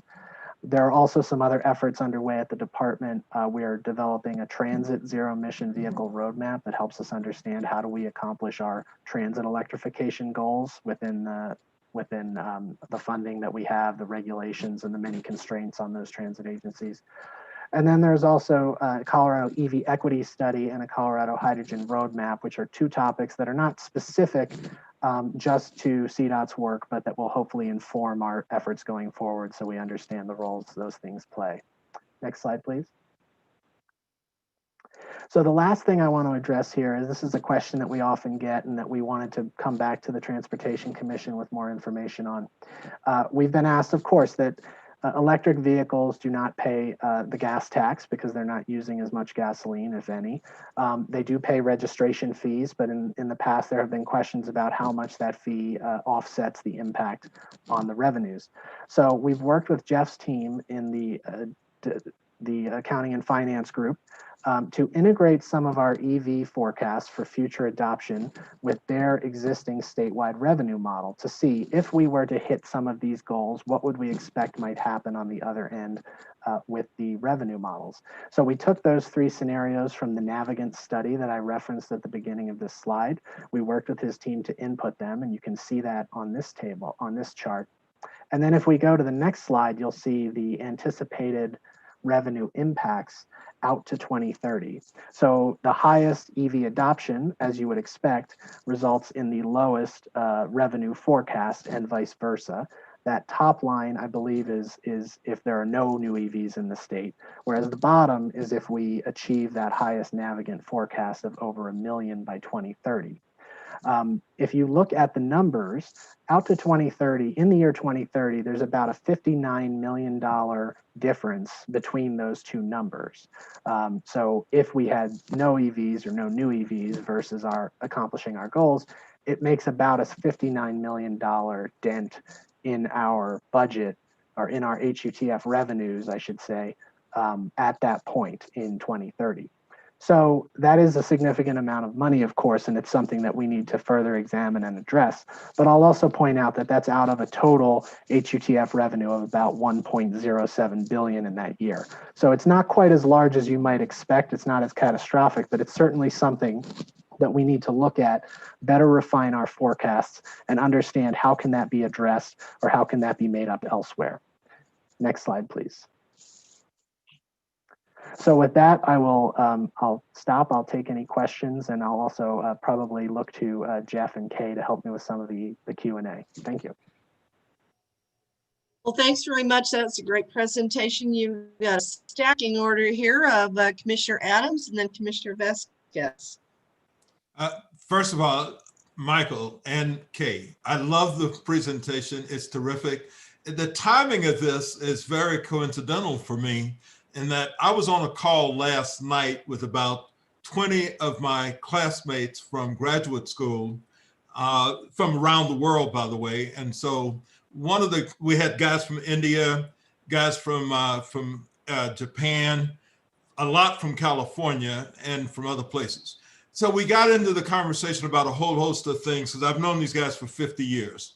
And the thing we settled on and we spent a lot of time talking about was electrification and electric and EV. And the way EV is being dealt with in Asia, in India, it's certainly in California. And one of the interesting things that one of my California friends said was, because I'm getting educated a lot on EV from the conversations here with CDOT.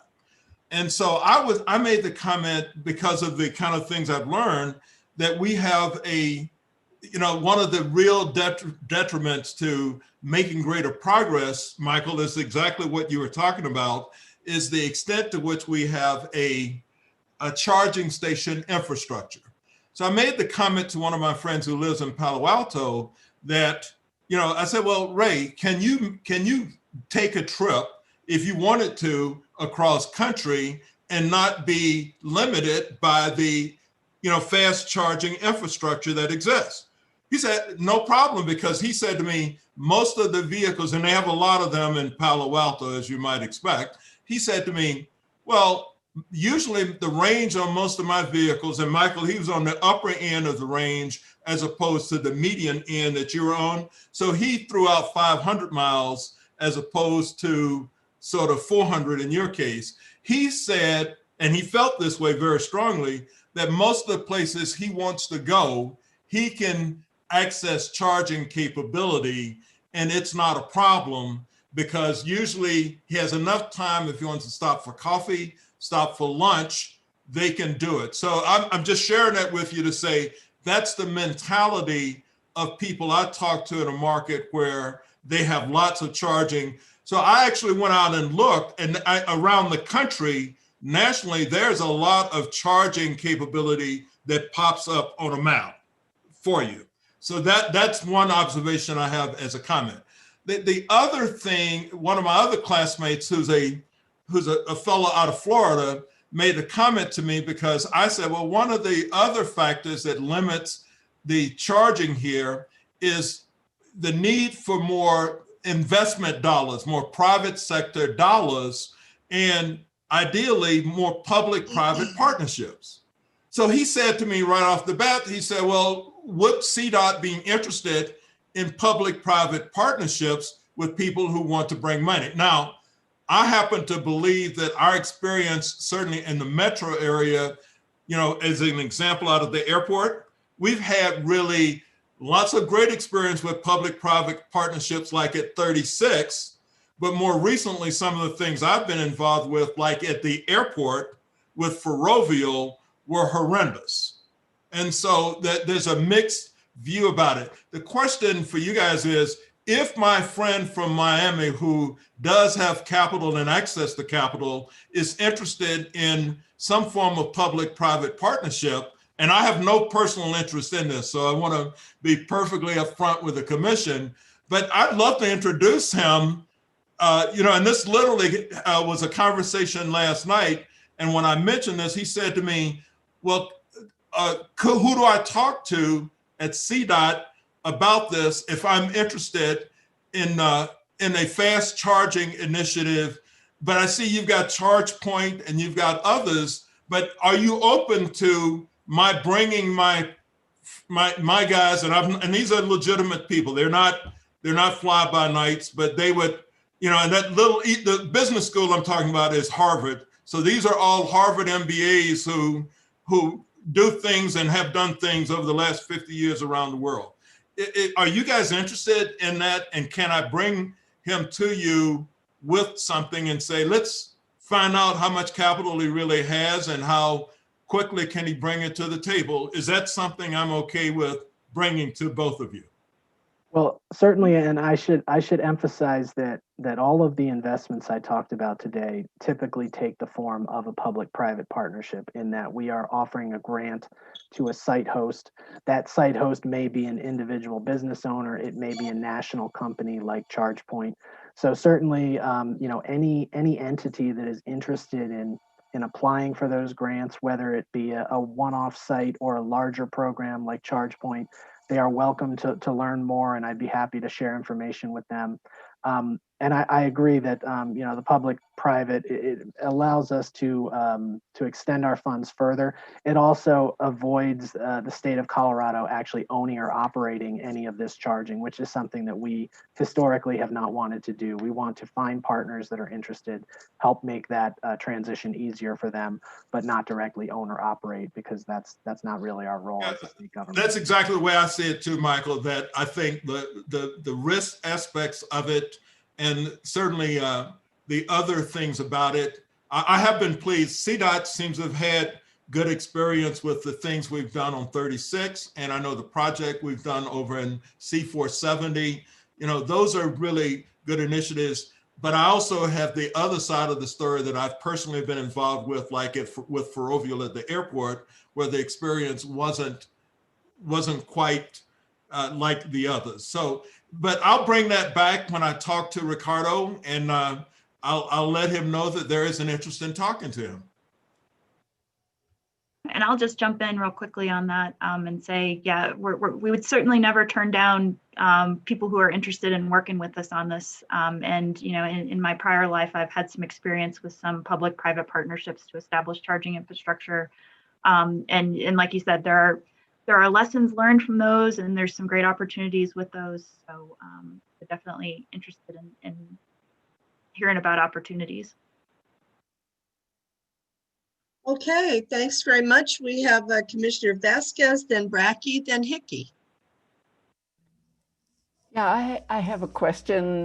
Whenever we're dealing with disruptive technology like EVs, there's an exponential change rate for the technology. And I'm just wondering, with some of the recent information that's come out from the Israeli company coming up with a battery that can do a full charge in 5 minutes, that need for the make ready at charging stations to support the higher charging is a big question.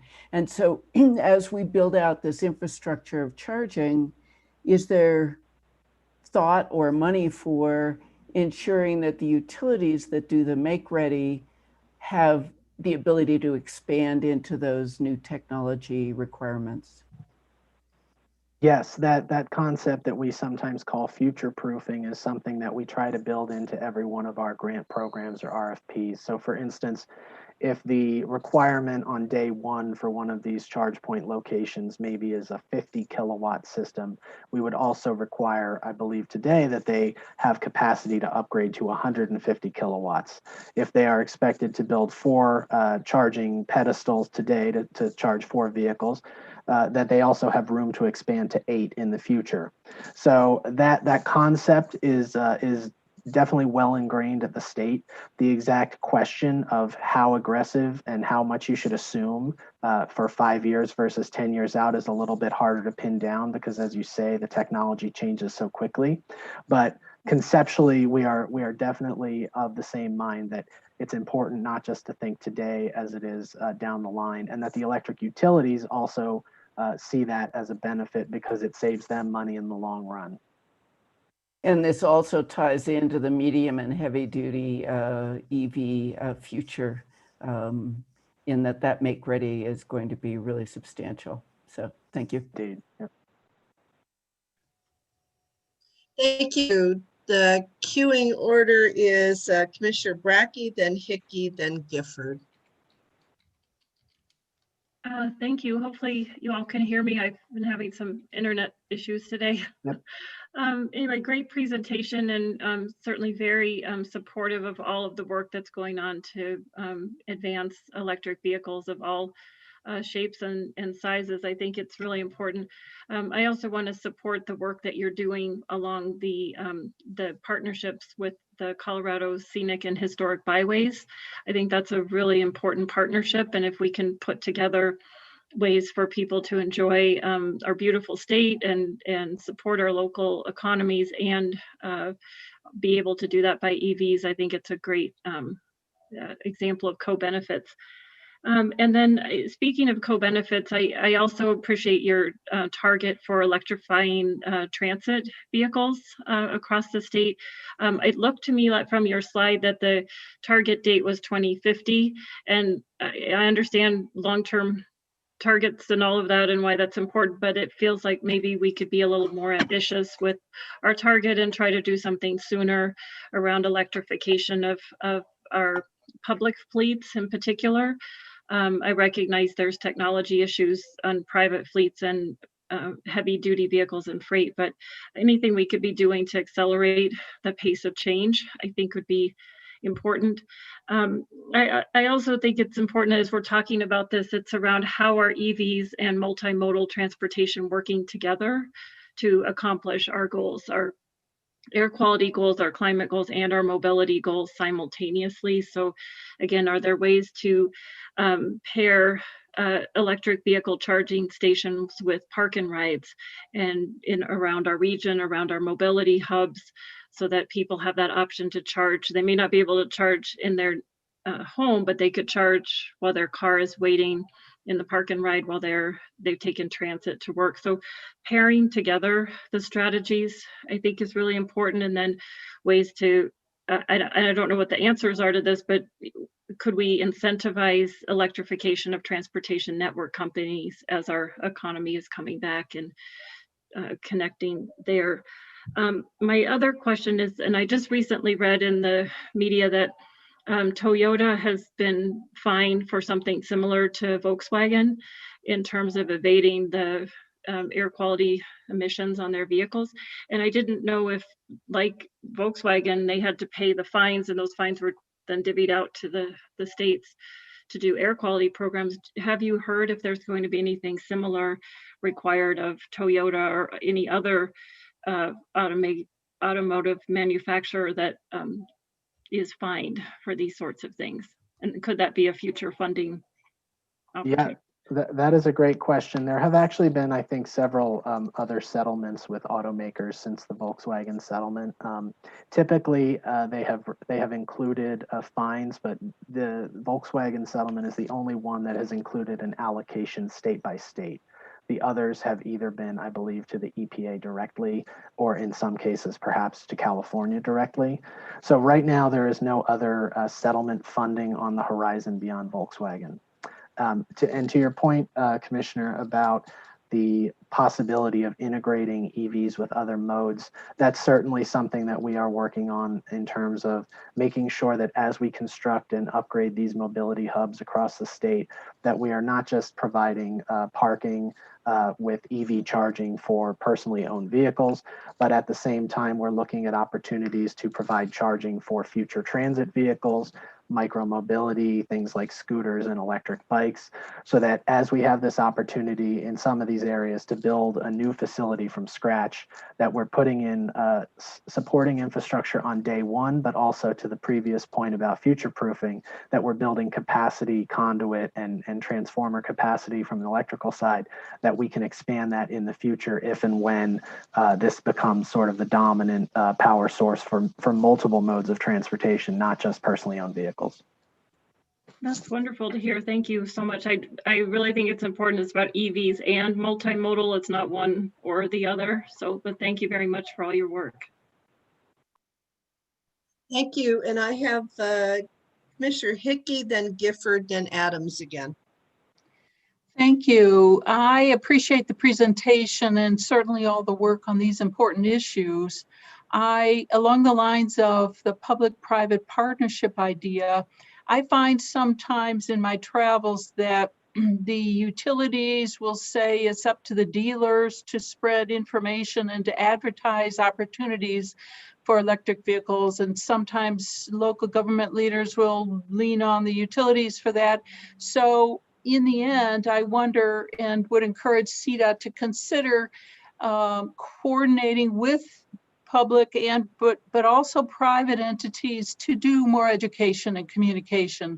I think there's still in some areas that aren't so urban, a lot of misunderstanding and potentially lack of information about how electric vehicles can save money for individuals in maintenance, but also utilities and local governments in some ways. And so more education and communication, and perhaps by partnerships with those already spending their money doing a lot of advertising, again, to mention the dealers that are increasingly interested. But just an idea, and thank you for the great work. Thank you. And just as a quick response to that, I'll mention that we are fortunate in Colorado that our partners at the Energy Office have a group called the Colorado EV Coalition. They meet every other month, and they're representative of utilities, state agencies, local governments, dealerships, private companies, all the like. So there is a good level of internal communication occurring already. And then also we are currently working with them to prepare, well, I should say last year there was a study that was done. It was the first state-specific study of consumer attitudes of Coloradans towards EVs. What did they know? How did they feel about EVs? What were the misconceptions? Who was considering this in the near future? So the results of that survey and that study have been really illuminating for us. And we're actually now preparing to do phase 2, where we would work with the other state agencies, utilities, the Colorado Automobile Dealers Association, and other stakeholders to develop some marketing and outreach that can be consistent across all of those organizations, directly address the misconceptions and the questions that people have, and then really tie that education to the ability to take action, either by finding an available vehicle in their area, going to a ride and drive when that becomes safe again. So we're really working on that piece of it, because we feel that we have the vehicle incentives and the infrastructure are moving along. And the real weak point at this juncture is educating the public, letting them know what's already available, and giving them empowering them to make that decision and go out and change their behavior based on it. Beautiful. Thank you very much. Thank you for your comment, Commissioner Hickey, and that was interesting to me. I hadn't thought about that, so I appreciate that. I appreciate the answer. Commissioner Gifford is next, and then Commissioner Adams. So a quick question. Thank you for the very detailed presentation. That was terrific. On about slide 5, which looks like it came from the Energy Office, there's a map of the state, and it shows where the largest numbers of vehicles, just gross numbers of vehicles are, and that maps fairly closely, not too surprisingly, to where the people are.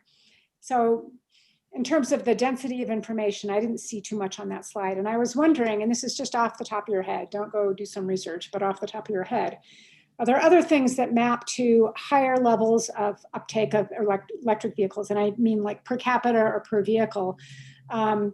If you put them on the map. So like, do you see concentrations of electric vehicles in any of the mountain counties? Or is it correlated with high income? Or could we just sort of point it to, there happen to be a bunch of charging stations here, and now all of a sudden everybody has vehicles? Because I'm wondering if it's a cultural thing, can we go out and change the culture? If you're getting clusters of electric vehicles when it becomes convenient, then just heading down the path that we're heading down, trying to make it convenient all over the state is our best way forward. I'm just wondering if when you look at the data, you're seeing anything other than there are a lot of people here, so also there are a lot of electric vehicles. Yeah, certainly that's a complex question. I think there's no question that right now the adoption of EVs does track with income. That's not surprising given the models that have been available historically. We do see higher adoption in places like Boulder County, Pitkin County. There are other areas of the state like La Plata County that are sort of smaller pockets of EV adoption than you might expect in the surrounding areas. I think part of it is also definitely the availability of models that are pickup trucks, SUVs, four-wheel drive vehicles. And the other thing that we see a lot of currently is people that own their own home and people that have 2 vehicles are more likely to get an electric vehicle because they can use one as a around town car and they can have the other one for their road trips and their ski trips. And of course, having access to at-home charging is extremely convenient. And if you don't have access to at-home charging, either because you live in an apartment or a condo or something like that, it's much more challenging. So those are some of the things that we've seen anecdotally. I think that our EV equity study will really delve much more deeply into that on hopefully a neighborhood by neighborhood level to determine urban rural equity, neighborhood to neighborhood equity, socioeconomic equity. And some of this will be addressed by the greater variety of vehicles on the market and the decreasing price point over time. But some of it we want to get ahead of, not just assume that the market will solve this problem, but to understand, is there something that we could be doing differently today to help this issue? Or is it just a matter of the vehicles becoming cheaper and becoming more widely available? Well, I'll look forward to the output of those studies. That'll be really interesting. Thank you. Thanks very okay? much. Thanks for that question. I So wanted now to it's ask- Commissioner Adams. All right, thank you. Yep, go ahead. My other question has to do with hydrogen. One of the things that in looking at your chart, since about 2014, hydrogen has popped onto the chart.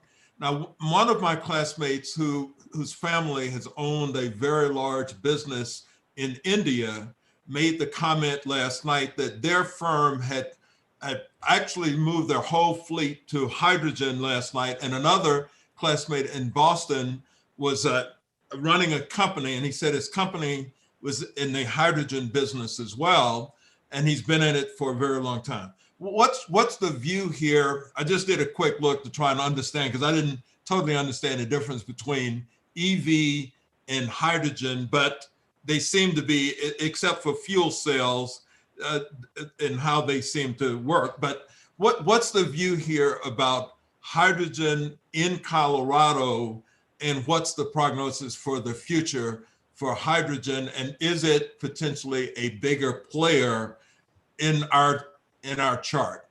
If you can comment, educate me a little bit more about that. Yes, well, this is also a huge subject, and I'm not the best person to talk about it, but I can say at a 101 level, when you are talking about a battery electric vehicle, you're making electricity outside of the vehicle, and you're putting it into a battery to store and power the vehicle. And that battery can be very heavy. So it works for light duty vehicles because they're relatively smaller. With hydrogen, you are producing electricity and you're storing it in a hydrogen molecule. You're putting the hydrogen molecule in the vehicle, which is much lighter. And then the vehicle itself converts that hydrogen to electricity to power the vehicle. So the advantage here is that with medium and heavy duty vehicles like buses and semi-trucks, theoretically, you can go a lot further. You don't need to charge as much, and you don't have nearly as much weight gain on the vehicle because the fuel is a gas and it's much lighter. So the advantage to hydrogen is one that a lot of companies and transit agencies, they see that as sort of a holy grail, that this will solve all our problems. The challenge is that to actually produce that hydrogen, there's a couple of ways to do it, but none of them currently exist in Colorado. And there's a question about whether any of them are economically viable in Colorado, if the price point would be so extreme that it would negate the benefits of the lower emissions. So in California and in countries like Japan and Germany, you do see hydrogen production in use, but there are very large subsidies on that. In Colorado, we don't have any sort of subsidy to spur the production. There are certainly a lot of private companies that are looking at this and that are advocating for more direct support of hydrogen production, which I think would pretty quickly lead to adoption by fleets. But until there is that production in the state of Colorado or a way to import it through a pipeline or some other method that's cost effective, you're unlikely to see that pick up in the near term. So that's like the extremely basic version of the challenge. There are a lot of smart people Michael, at NREL that could tell you. You've educated the heck out of me on something, because they were very high on it for reasons I didn't completely understand last night. And you just in a few seconds helped me to understand the rhyme and the reason of why. Thank you. Right. Thank you. And Commissioner Stanton and then Commissioner Vasquez.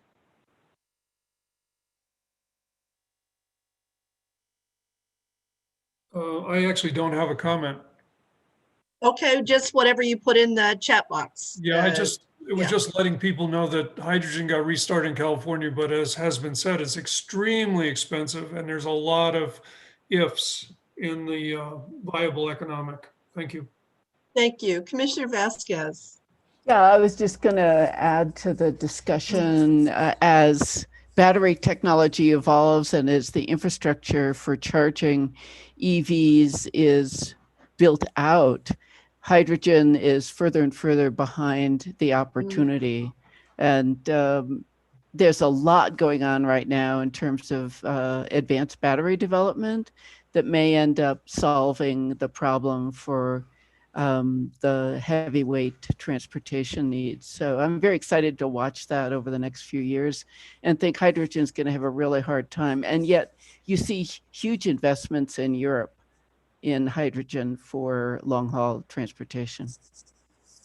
Yeah, Commissioner, I think it really is a question within the industry, and there are very strong opinions on both sides as to whether will batteries become cheap and light enough faster than hydrogen becomes cheap and affordable. And whichever one of those things happen first may determine which direction the larger transit and commercial fleets go, but it is an open question at the moment. The other thing I'll mention about hydrogen specific to Colorado is that the most climate-friendly way to produce it requires a good deal of fresh water, which is something that we don't always have. So that's another barrier that they may face when you compare battery electric vehicles, which can produce their electricity from wind or sun without having to necessarily impact the water in the state of Colorado. Yeah, thank you for adding that. This business of blue versus green versus fossil fuel hydrogen is a big deal when you're looking at the overall climate impact. Yeah, so thanks. Well, great presentation and great information. As you could see, with this many people wanting to speak to this or comment or ask questions, obviously the full commission is interested in this and appreciate the opportunity to hear this today. Is there anything else from us that you need at this point, either you or Kay? I don't think so, but we appreciate the opportunity to present to you. And like I said, this is one bite of the elephant. We'll be back later to talk about medium and heavy duty once we have the results of that study. And of course, if anyone has questions in the meantime, we're always available. Great presentation. Thanks so much for that. And I'm glad we took the time to do that today. The last thing on our agenda today is the Freight Committee meetings, National Highway Freight Program detailed overview. And before we go to that, I just want to say for any of you who aren't staying on and aren't part of this committee or want to stay on any later, I just want to remind you that we have breakfast tomorrow at 8 o'clock. And there's a number of things we'd like to talk about at breakfast tomorrow. Director Liu has a few things, and I think there was a few others that were TC related. So hoping all of you will be able to join us at 8 o'clock for an hour before we go into the regular Transportation Commission meeting tomorrow. So thanks very much. And with that, I'm going to turn it over to Commissioner Beatty. Yeah. Good afternoon. Good meeting today. Just want to welcome everybody to the Transportation Commission Freight Regional and Interstate Mobility Committee virtual meeting. I had one item that I missed getting the deadline to get onto the agenda, but I wanted to just introduce it for the committee to consider in the future. I got some information from BNSF Railroad about some of their relocation, or not relocation, but moving their freight traffic onto their Greeley sub, which would move majority of their freight off of the line that goes from Fort Collins, Loveland, Boulder, Denver, which kind of makes a big shift in the freight movement on the rail, and also enters into a lot of other items that the Burnham Yard discussion comes up, infrastructure improvements on highway crossings with the railroad, possibly opening up Front Range Rail on that other line with the freight being moved off, or the majority of freight being moved off that other line. And then also the other pieces that fall in with that whole discussion are their new rail yard out by on I-76 by Hudson, and the impacts of freight and mobility in that area. I looked up, there was the transport intermodal yards and things that are proposed out by I-70, by Front Range Airport. It sounds like that project is still in the works. And it kind of has triggered, and there was a study done in 2002, the Eastern Colorado Mobility study. And it's been 20 years, a lot of that data. I'd like to kind of see how the research that was done with that has come to fruition, because they were looking out that far to where we're at now, to see how accurate that was, but to maybe look at doing another study similar to that, that would take in all these changes that are happening with the rail infrastructure, and we've discussed Burnham Yard and some of those factors. There's just a lot of moving pieces, and I'd like the commission, I could forward what BNSF had sent to me to the commission to review, and then we could maybe look at that into the next freight committee meeting. There's a lot of pieces in that I think would be good to have a bigger study done for CDOT to look at. Because these are changes that, some of these we haven't seen this sort of changes in possible freight flows and things for over 50 years. So the interconnections to the highways and possible highway improvements that we should be looking at longer term, which also would tie into the Ports to Plains discussions we've had prior. But just after seeing the list that they've worked with Dr. Cog with and the Front Range on just the number of infrastructure improvements for roads and things, the safety improvements, getting those freight trains out of high density populations along that Front Range.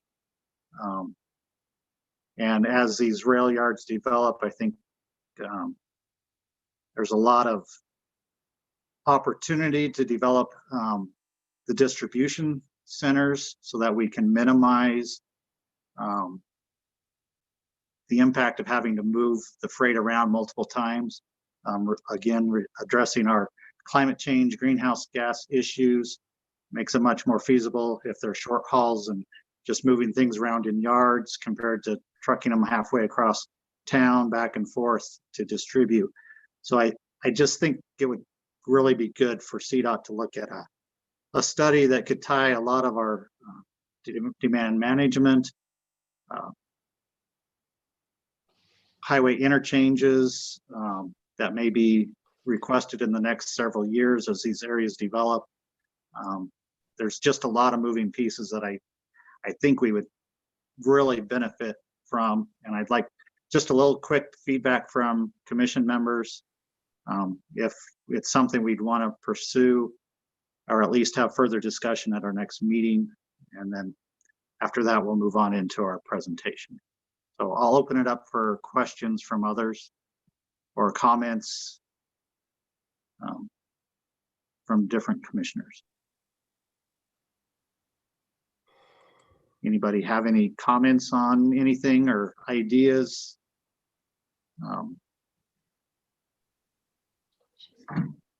This is Kathy. Yeah. Just kind of in a couple of words, explain to me again what kind of a study it is that you want on this, that so I have it a little more concise of what it is you're looking for. Yeah, I kind of guess my main focus would be to look at partner with kind of BNSF, okay, to look at the freight flows and the shift that this would cause into their different rail yards, and the development that they see happening around the new rail yards possibly, and how those would need to interact with the highway transportation system.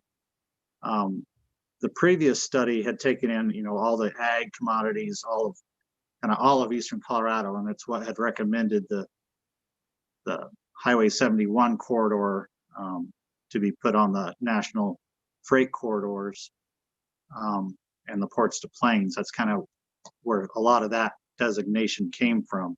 was because it was looking at the freight movement on those corridors. So it would be kind of an update to that, but take a little bit more emphasis on that Front Range with these rail changes.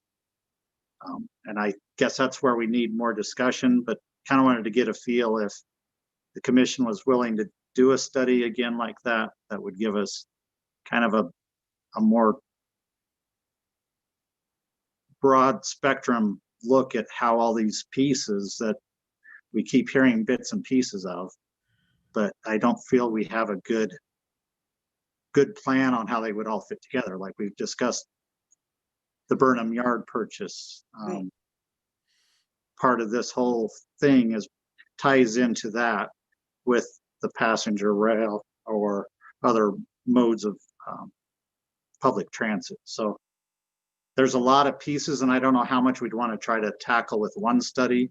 There may be kind of multiple pieces to put together, but I think if we're doing one, a lot of the information could kind of be shared between them. So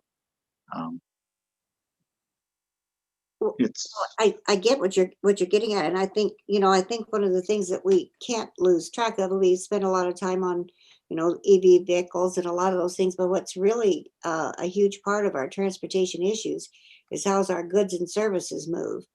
And I see where Sally is asking if there are costs associated with the study, or if there'd be a willingness by the Burlington Northern to help pay for that.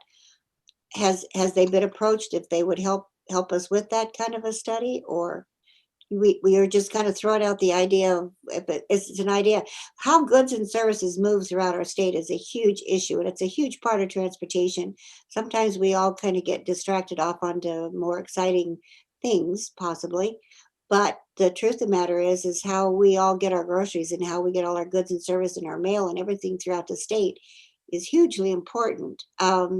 So would it be worth it for us to see if there was some possibility that Burlington Northern would help with this study? Yeah. Like I said, this was just kind of a very short conversation, but it sounds like they would be willing to participate. I don't think they're willing to look at all the highway and other interconnection questions, but I think they'd be willing to participate in it somewhat. And there would be a financial cost to CDOT to do a study, just as we do any other study or any other corridor. We're doing studies all the time. So this is one I just see for the future of the entire state, and especially that Front Range, with some major big developments coming out and changes in that rail infrastructure. I think as Department of Transportation, we really need to have a clearer picture of where it's projected to possibly go. 20 years ago, a lot of these were very small ideas. It looks like those rail yards and those industrial park areas are getting closer to fruition 20 years later. And I think we really need to update that plan and make sure we tie in those other information pieces as things have changed. And we see the population growth and the demand for all these things growing. And Hey, Gary, can I make a couple comments, please? Yeah. I think you've got some really good ideas about getting the big picture. 3 points. One, not to get in bed with any particular corporation like BNSF. It has to be, Union Pacific and a holistic look for the state. Two, we need to double check with Rebecca White and Herman right off the bat how this would flow into what CDOT is already doing. And that's the key thing. Three, I think the money question is a real key thing. And the problem with studies, unfortunately, I was in Washington for over 20 years, is once a study gets a head of steam on it, then people who are invested in it expect something to come from it. And we need to maintain the ability of CDOT and the commission to make decisions off of it. And it shouldn't be because of this, then we're going to drive Pikes Port to Plains and things like that. We need to be very open as we move forward. Thank you. I would agree that, you know, it needs to be open. It's a lot of information and things. So, but right now we don't have a lot of that information, I don't think, in a coalesced manner with the proposed changes that are coming. So, other comments?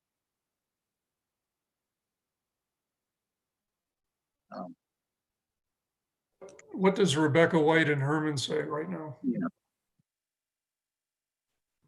Sure, Commissioner, thanks for the question.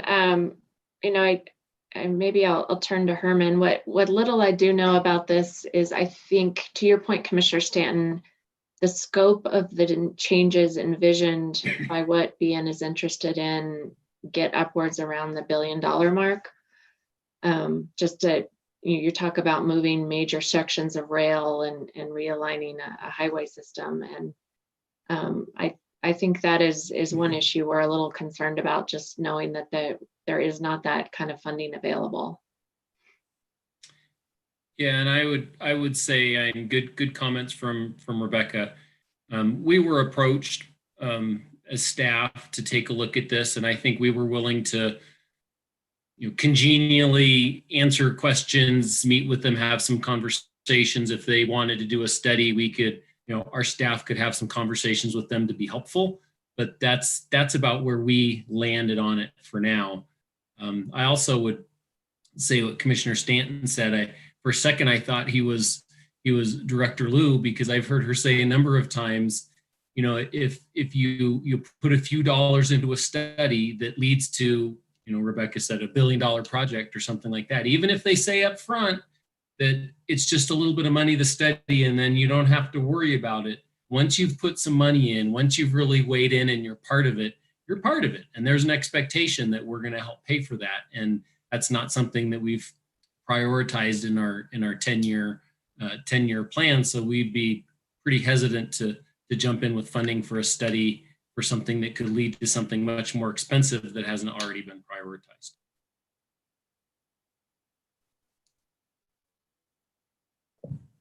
Jay, I guess my question is how then did the Burnham Yard come forward? I mean, that hasn't been any real statewide planning documents, but we were asked to start funding something with no in picture on how to get there. I mean, I guess I'm questioning why we wouldn't want to do a study. I mean, our statewide plan takes a lot of public input. Because I would say briefly, I mean, there's twofold pieces to that. First is the idea of the potential for Front Range Rail at some point, and not foreclosing the opportunity by not taking advantage of what Burnham could give us. But we've also been looking at, you know, the Central I-25 needs for a while now, and how we, if ever we decided to expand that highway, I don't know that we want to double decker it, and I don't know that there'd be many other options other than that without having Burnham. So those have been conversations that Region 1 has been having for some time now. Right. Which I guess I'm trying to take that conversation to the bigger Front Range discussion, not necessarily coming out of this with a specific recommendation for, you know, this road, but taking a look at the planned infrastructure improvements by BNSF and the off the rail yard with the Port of Colorado. I'm just trying to, for guiding and getting information for CDOT to help the next planning process and figuring out, okay, when we're making infrastructure investments, which ones fit into the future need over the next 20 years. As those things develop to minimize, I mean, we had the whole discussion about TDM. Well, if we're bringing in a whole new rail yard that needs distribution coming off that rail yard, in and out of that rail yard, how do we manage that TDM for the freight? I mean, those are the pieces I think this could really help us at least have the data from BN and UP and how to encourage the design of those areas so we minimize the amount of truck traffic needing to go in and out of those places to get just the final deliveries out of there rather than taking it from 76 down to 70 to what other intermodal facilities are being developed around the state. I mean, I see this helping the community and the state as a whole, meeting all the different goals we constantly are talking about. Because I don't see us coming out and saying, well, we're going to give Burlington Northern $1 billion to upgrade their track.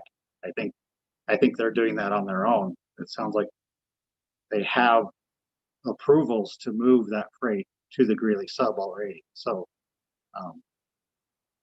there's changes happening that, and just trying to figure out when those shifts happen, it's going to have major impacts to getting that freight and the other mobility pieces. And it opens up opportunity for rail or other opportunities that I think we should at least get a little perspective on and information. Because these sorts of things, from what I'm seeing taking place, are major shifts, kind of like when DIA moved. It's not just, you know, another roadway, it's major freight shifts within urban areas. And those impacts, I think, could be far reaching and long term. So those are my perspectives. I'd like the others to think about it. And how we could try to at least get some of that information through a study so that we can use it in our planning over the next 10, 20 years. Make sure that what we're doing with these interchanges fit in with our future plans for Colorado and our funding availability. I mean, we've done multiple rail studies in the past and different things that I've been involved with that didn't go anywhere. But there are still those shifts happening even without new rail lines. So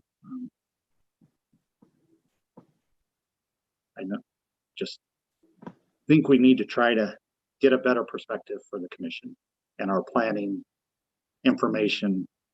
And the only way to do that is kind of a study to gather that information. So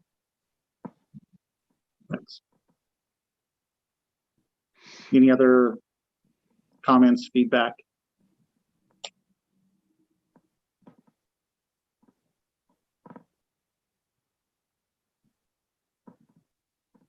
Not seeing any, so we'll go on to our presentation. Okay. Well, thanks, Commissioner Beatty. I will let Craig Hurst and Michelle Sherman do a lot of the talking today. This is our second official Freight Committee meeting. And the content the team has queued up today is to really focus on the National Highway Freight Program, which is a fortunate set of dollars that we receive that we can use just to focus on freight issues. We've had these dollars for a few years now and have gained some experience in allocating them, and the team like to just kind of run through what that program is. And I know the commission has approved projects in the past, but I think more importantly today, talk about a new procedure for evaluating projects. So Michelle, Craig, are you I'm going to kick it off, available? Rebecca. All right. Okay, take it away. Good afternoon, almost good evening, commissioners. Thank you so much for allowing me to present to you today. I primarily do freight planning at CDOT. I also administer the National Highway Freight Program, and I also work quite closely in supporting Colorado's Freight Advisory Council. So thank you for this opportunity, and I'm really happy that you wanted to learn a little bit more about the NHFP program and how we invest in the state's freight infrastructure. So I am going to tag team this with Craig this afternoon. We have a very informative presentation for you today that will provide you with an overview of the freight program, highlight some of the significant projects we funded already. I thought you might be interested to see the types of projects, and discuss some of the new processes that we've implemented to make the National Highway Freight Program administration more effective and efficient, performance-based, and include a lot more stakeholder engagement.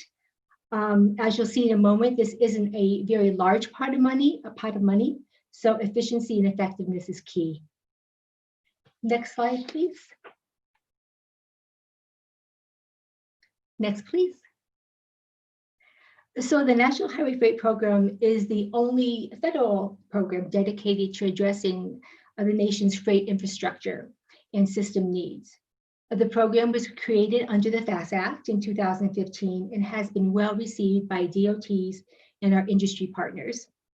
Altogether, the National Highway Freight Program in Colorado has received $85 million over the past 5 years. The National Highway Freight Program is expected to continue into fiscal year 21 with another $22 million to invest in Colorado. The National Highway Freight Program in particular is really set up to be linked. In particular, the project selection process is linked to the Colorado Freight Plan, which Commission adopted in March of 2019.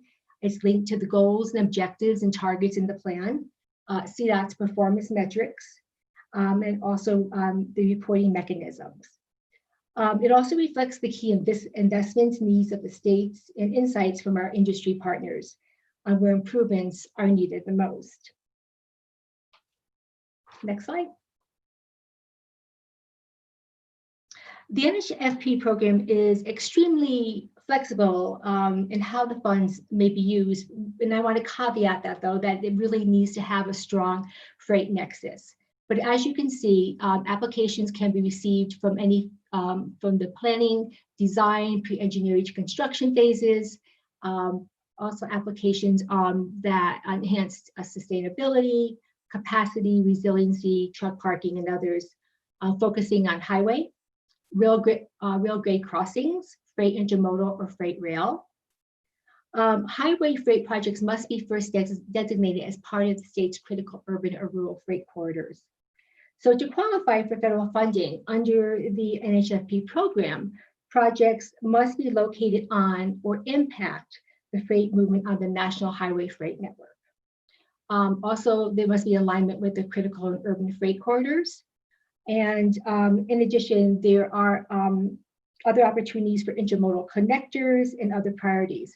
I do want to just bring to light that in identifying the critical rural and urban freight corridors, I think CDOT made a very good decision a few years ago. When this designation came out, many states decided to designate early on what these corridors would be located. CDOT took a different route, no pun intended.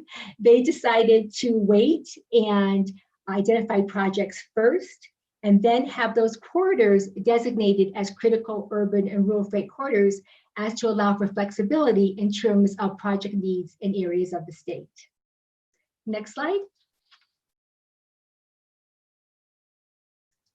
With the recent continuing resolution extending the FAST Act, the NHFP is set to provide, as I mentioned earlier, another $22 million in NHFP funding this year. We'll talk a little bit more about the process in a moment.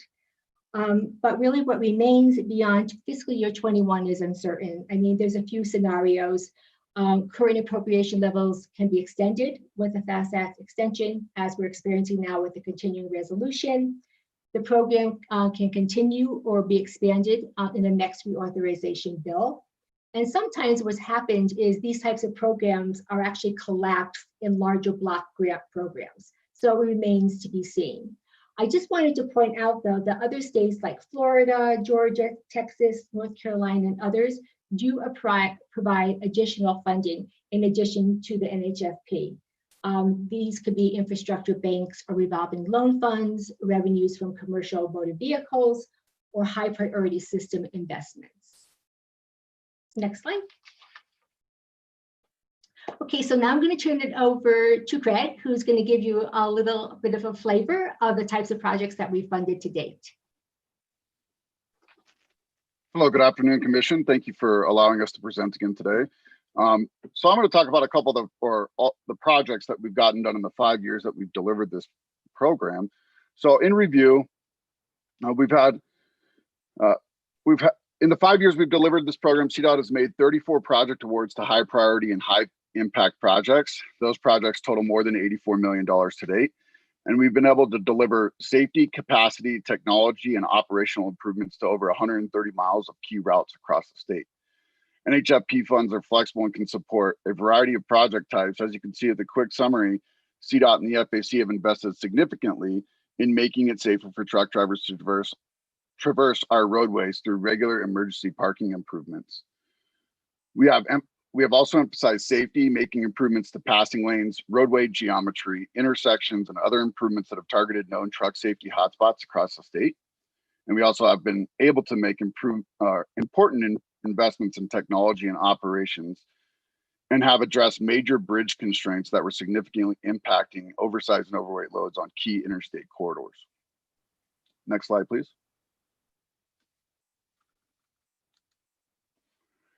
This map shows just a few highlights from across the state of important projects funded over the last 5 years.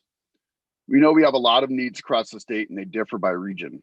On the western slope, we focused on making safety improvements to critical truck routes, providing new truck parking facilities, and help CSP improve pullouts that were needed for enforcement activities. Along the Front Range, we've targeted investments to relieve major bottlenecks, eliminate freight routing constraints, and made it safer for trucks and daily travelers.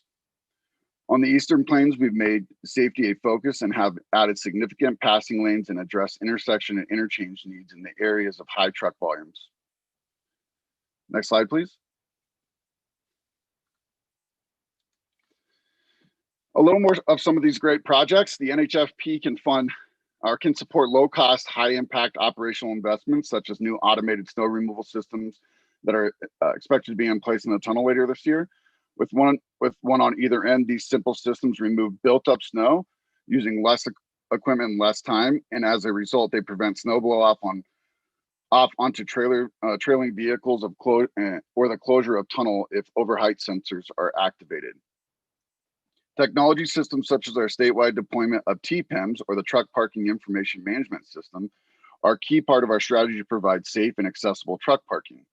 Truck parking needs have grown significantly with new federal hours of service legislation and is the top issue of industry. Along I-70, we were able to continue expansion of TPIMS pilot systems for a relatively low investment. National Highway Freight Program funds have also provided support for larger and ongoing projects. In order to support as many needs as possible, NHFP were capped at $4.5 million per project in the past. Two examples of major improvements included significant improvements to chain-up stations, pull-offs, truck safety ramps, and emergency parking throughout Region 5, including key passes that provide critical links to bring fuel, food, and packages to communities. We've stressed that safety has been the focus of this program, and it's worth repeating.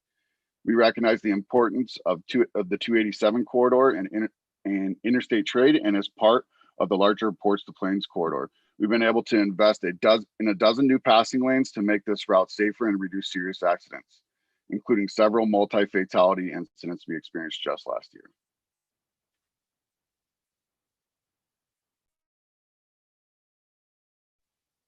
And I'm going to pass that back on to Michelle. Thank you. Okay, thanks, Craig. So I want to talk a little bit about NHFP administration and accountability. This program has been at CDOT since 2015, so it's still, I would say, a fairly young program. Along the way, we've learned lots of lessons, and I obviously think we could always make more improvements as we go along. We developed a working group with the regions and FHWA to really talk about how we can improve this program. Some of the things that we talked about was including private stakeholder input into the NHFP decision-making project selection early on in the process by bringing in the FAC, the STAC, and others. We set up a streamlined process to designate and manage critical corridors. We worked collaboratively with FHWA so that the approvals are streamlined. The approvals have to occur before the money can be programmed to the regions.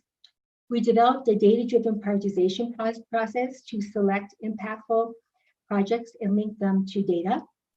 We implemented new project management controls to track the progress of projects and report out mechanisms. And we've also created, which we are very proud of, our National Highway Freight Program guidance document, which has been rolled out to the regions, guidance in filling out the applications, going through the process, and also a virtual training. Next slide. The NHFP decision process. So this is, as you can see, a very cyclical process. A few things that I want to talk about now, and I'll talk about later in detail, is we made one of the revisions in talking to the regions was this was typically a one-year call for projects. We now have condensed that into doing a two-year call. We felt it was more efficient and less burdensome on the regions to have to continuously put proposals together and pull all the information. And also we could plan better because some of these projects have a phase 1, a phase 2, so it really allows for better planning. So now we're doing actually a 2-year call for projects, except with this 1-year exception because due to the continuing resolution, we only have funding for 1 more year. Each step in the process involves the CDOT program administrator, which is myself and the applicants. And a couple of things that I did want to point out is one of the things that is really, I say, key to this process is that we heard from the regions and others that they wanted stakeholder engagement earlier in the process. They also wanted enough time to really work with their planning partners in determining what projects they wanted to put forward. I'm going to now walk through some of those key steps, but it's important to know that each step in the process is fully documented and provides guidance to CDOT. Next slide, please. So a couple of highlights in the steps that I want to talk about. First is the call for ideas. So one of the things that we talked to the region was that, they put a lot of time and effort in pulling together an application for an NHFP project. So this call for ideas was conceived where the regions had the opportunity to pitch their projects to the FAC and others, and at a very high level, show how their project benefits the freight system, it is tied and linked to data. And then we give them feedback in terms of the viability of this project, whether it's, maybe a go or no go, or maybe you could do better here. So they're not spending so much time on their application, or their application or their project may not compete well at this current point in time. So it allows them a kind of a go or no go. The second step is the project call for projects in which the applications are provided by the regions. And I have to add HQ too. I don't want to alienate HQ because HQ do have some projects as well. The projects are scored and then vetted and prioritized. And then it's noted as a last step, but I have to really say that stakeholder engagement is really throughout the process. And then the one thing else that the regions wanted to really do is they wanted to go before the FAC and pitch their projects, the Freight Advisory Council. The Freight Advisory Council actually provides recommendations on the projects to the Statewide Transportation Commission, the STAC. So they really wanted to make sure that they had a really good chance to kind of pitch their project, before the FAC. The one thing that they thought would be really helpful is if we could provide them with a form or information. So when they do provide that pitch, it's consistent with other projects. Next slide. So I just, in the interest of time, I'll quickly go over this, but the call for ideas form that I just spoke about includes eligibility criteria. So again, this project must be within the NHFP network. The matching funds are available. The goals of the project should align with the goals in the Colorado Freight Plan, CDOT's Policy Directive 14, which the Commission is familiar with, and the Freight Advisory Council priorities. They're allowed to put in other extraneous background information, but there should be information connected to performance targets and a cost estimation. And then I wouldn't say they get bonus points, but obviously if they could really show where partnerships can be leveraged, this is actually key.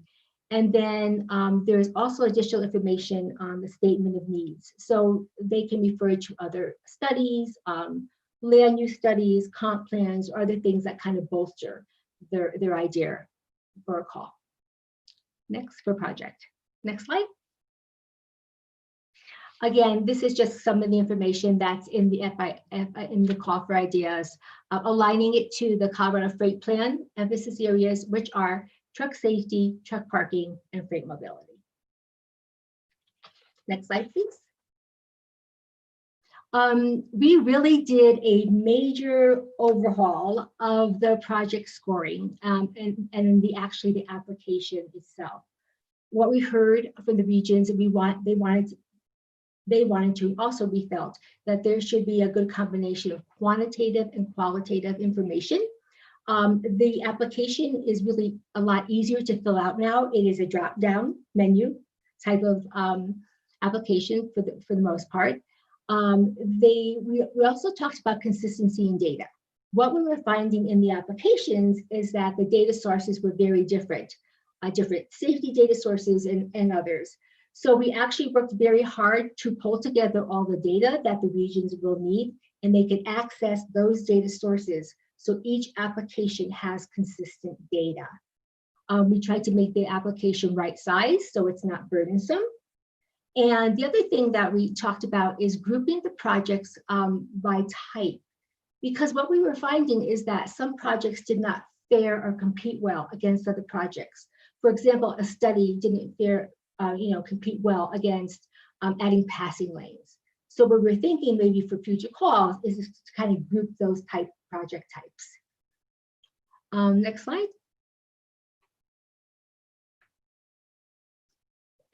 Again, the application has been, is made to be consistent and streamlined.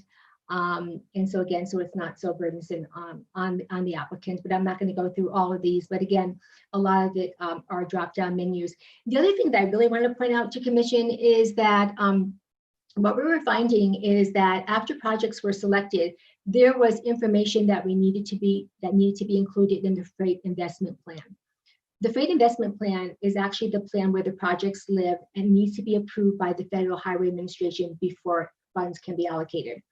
So what we did to strive very diligently to do is to make sure that all the information we need in the FIP or other administrative documents, that information is in the application, because we didn't want to have to go back to the applicant or back to the regions to ask for supplemental information.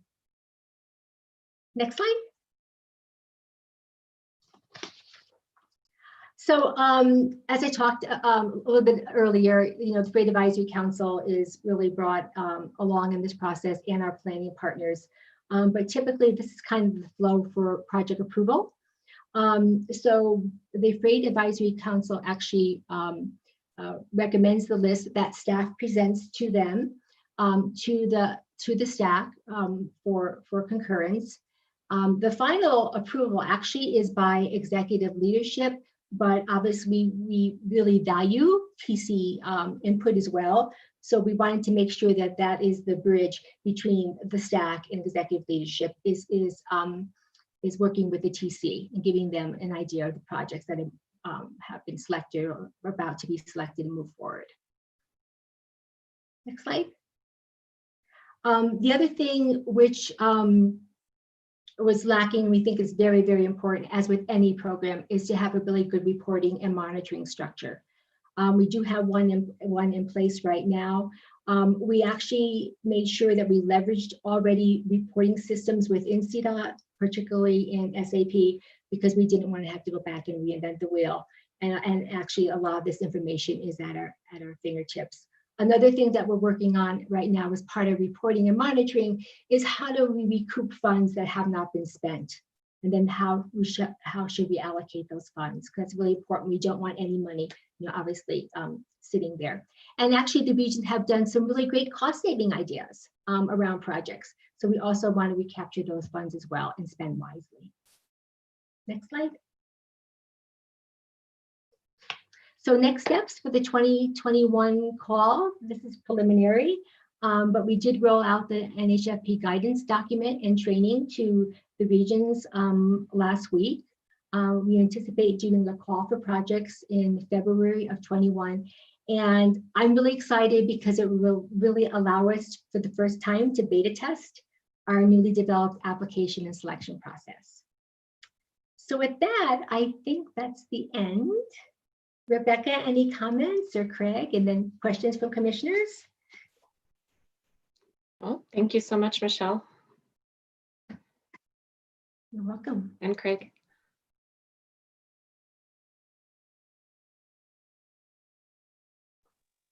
So any questions, comments for them from the commission?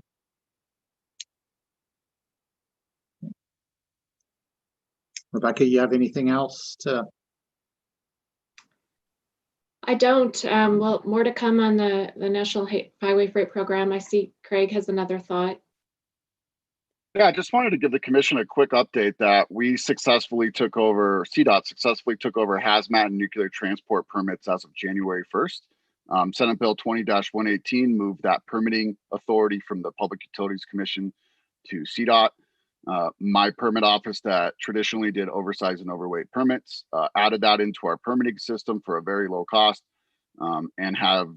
and began delivering those permits December 30th. And so now that option is available to go online and apply for those permits. And, you know, we have our process to make sure that we are giving them to carriers in good standing and are in the middle of a permanent rulemaking for that right now. So that will be, just in case anybody hears anything about that, that has been a very successful rollout. Hey, Gary, Don, I really appreciated Craig and Michelle's briefings. They were really helpful. And I want to thank you as the chair for bringing this committee together and raising freight to the level of attention it should have. I think you're really doing a great job. Thank you. Thank you. I did want to actually just share one additional, I think, benefit of talking about freight more. As you recall, earlier this month, we talked to the commission about using some of the additional fiscal year 21 appropriations to repair some of the timber bridges, especially out. I'm scared of my cat, so I just do whatever she wants. Some of the timber bridges out in the East Plains, which have become weight restricted for a lot of freight, and that coming to our attention was sort of a combination of Craig and Michelle flagging it, that we were hearing about that concern from the freight industry, and our state bridge group looking at what we could do innovatively there that wouldn't cost a lot of money. So I just want to just echo a bit what Commissioner Stanton said. The ability to talk more and think more about freight is bringing up these other partnerships and opportunities. Yeah, I definitely agree. Like this rail proposal, there's a lot of safety issues that will be addressed if those things go forward. And I just think that's why I feel we need to at least have a conversation about it, because rail is one that they definitely cannot stop very quickly, and there's a lot of safety, but they are very critical to reducing other modes of traffic on our roads. So working with our partners in that has been going on for years. It's a kind of a love-hate relationship with our railroads, but they can be difficult at times, but they are very critical to our society as we get things we need and move things out that we need to move around. So, and not have to put it all on truck. So I think we need to pursue opportunities to improve things all the way around. So with that, anything else from committee members or anybody else? It's been a long day on the computer or on my phone, as I use, and an old tablet that I need to get upgraded because I have trouble scrolling through agenda. So Gary, thank you. This is Kathy. Thank you for a good meeting. And it's really important to keep as Rebecca said, the freight issues in front of us, and the more we use train, the less we have on our highways. So that's really important. So thank you for your staying on top of this. It's important to keep us reminding of some of the basics of what transportation is really all about. And thank you for that. Thanks, Gary. Anything else? If not, I will adjourn till tomorrow morning, 8 o'clock, 9 o'clock commission. All righty. Thank Thanks. you. Thanks very much, Commissioner Beatty. Thanks, everybody. See you tomorrow.